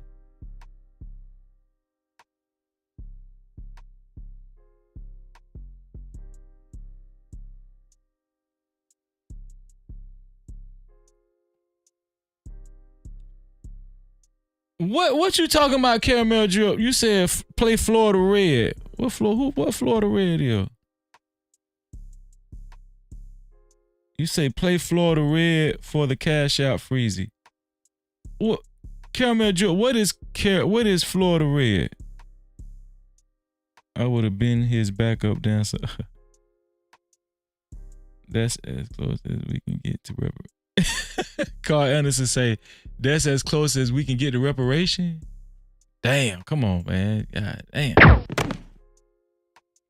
Red suit. Ask it. Oh, yeah. Hold on, wait. I got to clip that. That's my dog. Let me play Florida Red, man. Let me play Florida Red one time. I got to clip my dog now. I would love for somebody to cash out me. I want to get me some tacos and some of that Patron. And when I get to drinking it, I don't know how I'm going to get home once I drink that Patron. No captivity. Once I take that Patron. Man, I love that damn video, man. Shout out to Caramel Drip for reminding me. Okay, I got to download a few videos then. Oh yeah. Listen. I had a wonderful time tonight. I love hanging out with y'all.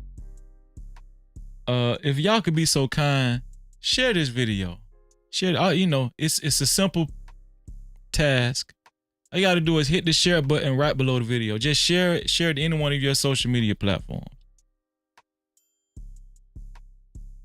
Just like Caramel Drip said, share. Like, share, and subscribe. Make sure you share it to any one of your social media platforms. And shout out to the people that made it 70. Shout out to the people that made it 70. We're about to do the benediction. Oh yeah, Caramel Drip, I got it. Don't worry about it. I got it. Don't worry about that. We got to do the benediction. Cause we gotta make love. Let me see.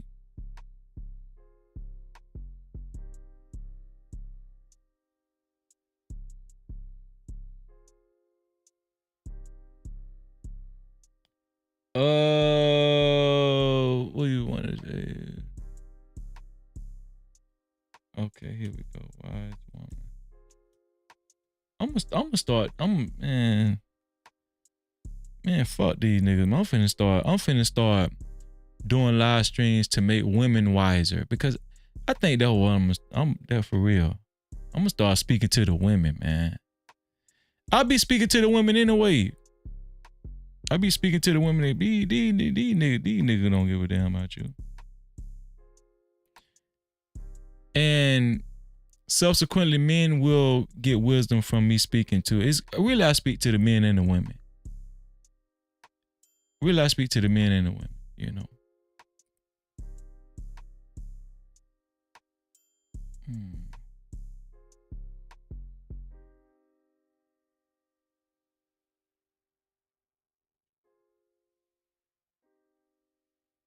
see.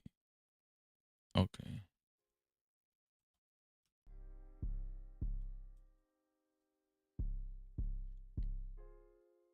I ain't gonna be no goddamn simp god now. I'm just hold on. No captivity. Goddamn simp god now. I ain't gonna do that now. Shit. Fuck that simp god shit. Let me see. Blessed is the one who finds wisdom.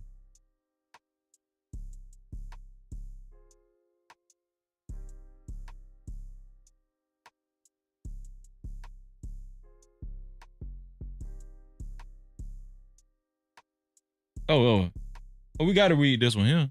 It's just only right. Here we go, y'all. This is an excellent benediction tonight. You guys have been wonderful.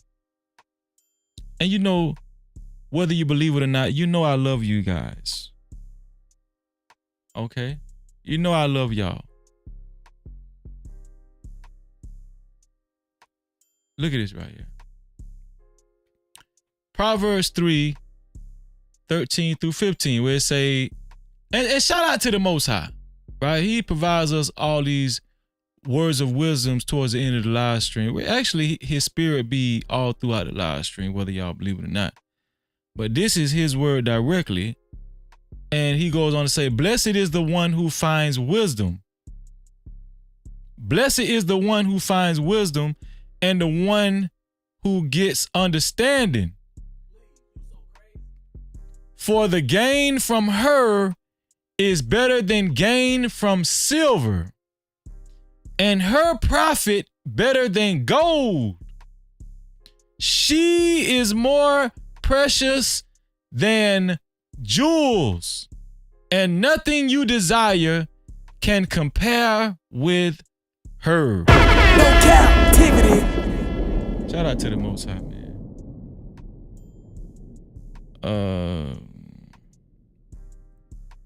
Oh yeah, okay. Ma said, did Flora and Jay Prince go through with their wedding today? Yes, they got married, and congratulations to Jay Prince and Flora from the No Cap crew. Congratulations to Jay Prince and Flora. I think I said it earlier. Congratulations. Man, for real, I salute both of them. I really do, man. And shout out to Jay Prince. Jay Prince been, they can say what the hell, they can say what they want to say about Jay Prince, but Jay Prince been exemplifying manhood more than a lot of dudes I done seen lately on YouTube. He been out the way. He been with his family. He got married. He's building a family. He's building a business. Y'all can say what the hell y'all want to say about Jay Prince. Jay Prince doing the damn thing. Shout out to Jay Prince. Fuck that shit. Not meaning that. And Jay Prince, stop paying attention to them goddamn haters and stuff. Them niggas that ain't got shit going on for theyself. Okay? Shout out to Jay Prince. You going in the right direction. Real talk. Shout out to my dog Jay Prince, man. And shout out to the Black House, man. You know, shout out to the Black House. Shout out to the Black House. Shout out to the Shiesty Avengers. Right? Yeah. Yeah, shout out. I see Ashton Weems in the chat. Ashton Weems say, I wanna put them on game, but they derail the show. A whole 8 hours trying to prove she didn't ruin her and Ashton, that's a fact. That's why, dog. Ashton, you right, dog. That's why I don't like talking to them niggas, because see, the women, I'm gonna be honest with y'all. Y'all can say what y'all want to say. The women more solid in this space. I'm telling you, the women, they gonna have your back. They gonna stick with you. I'm telling you, the women more solid. They is. But it goes to show what I was saying earlier. The women are more advanced when it comes to relationships, when it comes to how to move. You feel what I'm saying? These niggas don't know how to move. They don't know how to move, man. The women don't even hardly hit the panels. They don't even. You would think women want attention a lot. They want a lot of attention. They don't even hit the panels. Them niggas be like this. Them niggas be like this, like they playing a video game trying to hit that goddamn link. Let me get up there so they can see me. Let me get up there because I want to cuss a bitch out.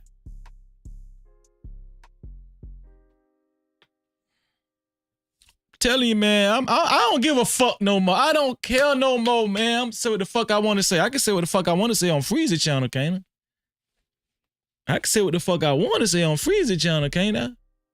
Huh? Yes, sir.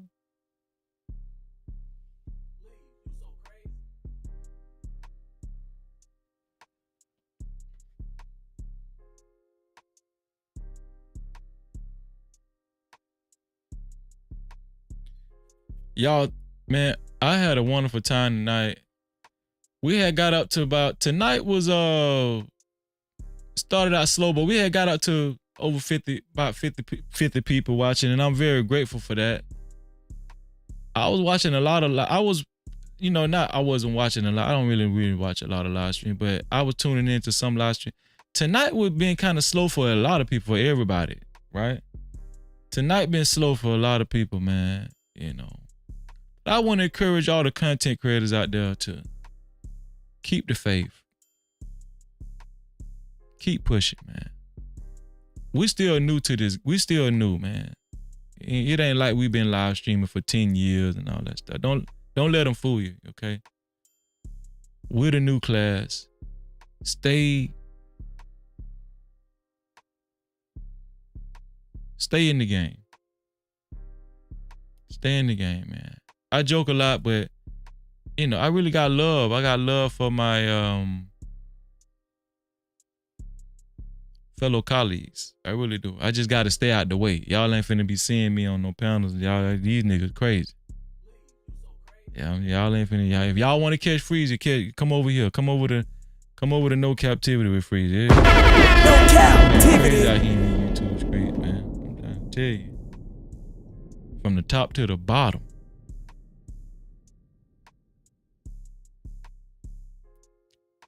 From the top to the damn bottom. Listen, shout out to the early No Cap crew. Shout out to the late No Cap crew.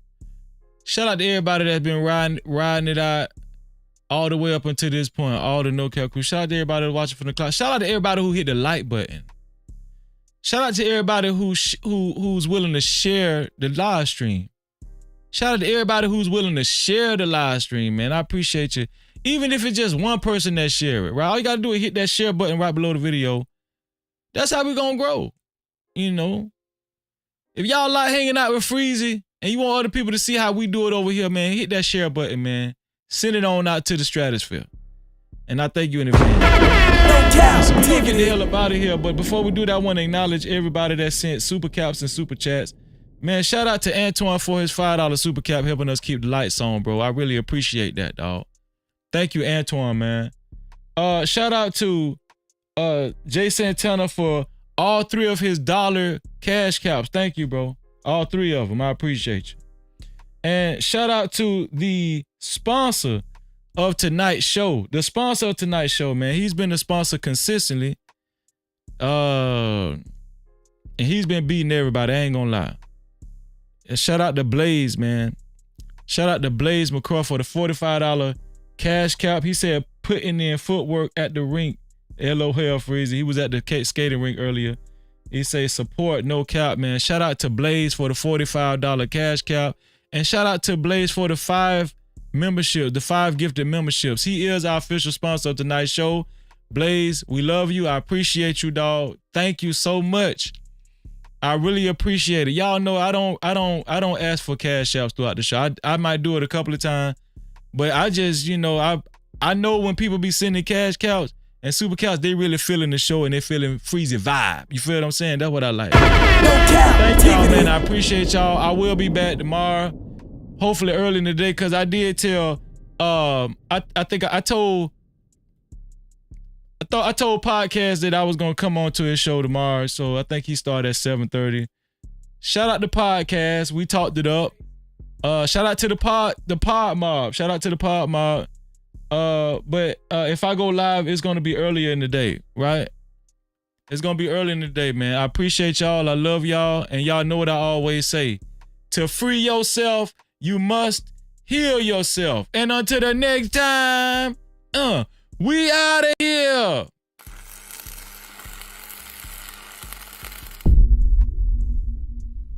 No captivity.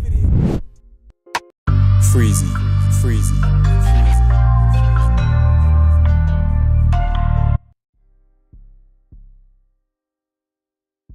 Oh shit.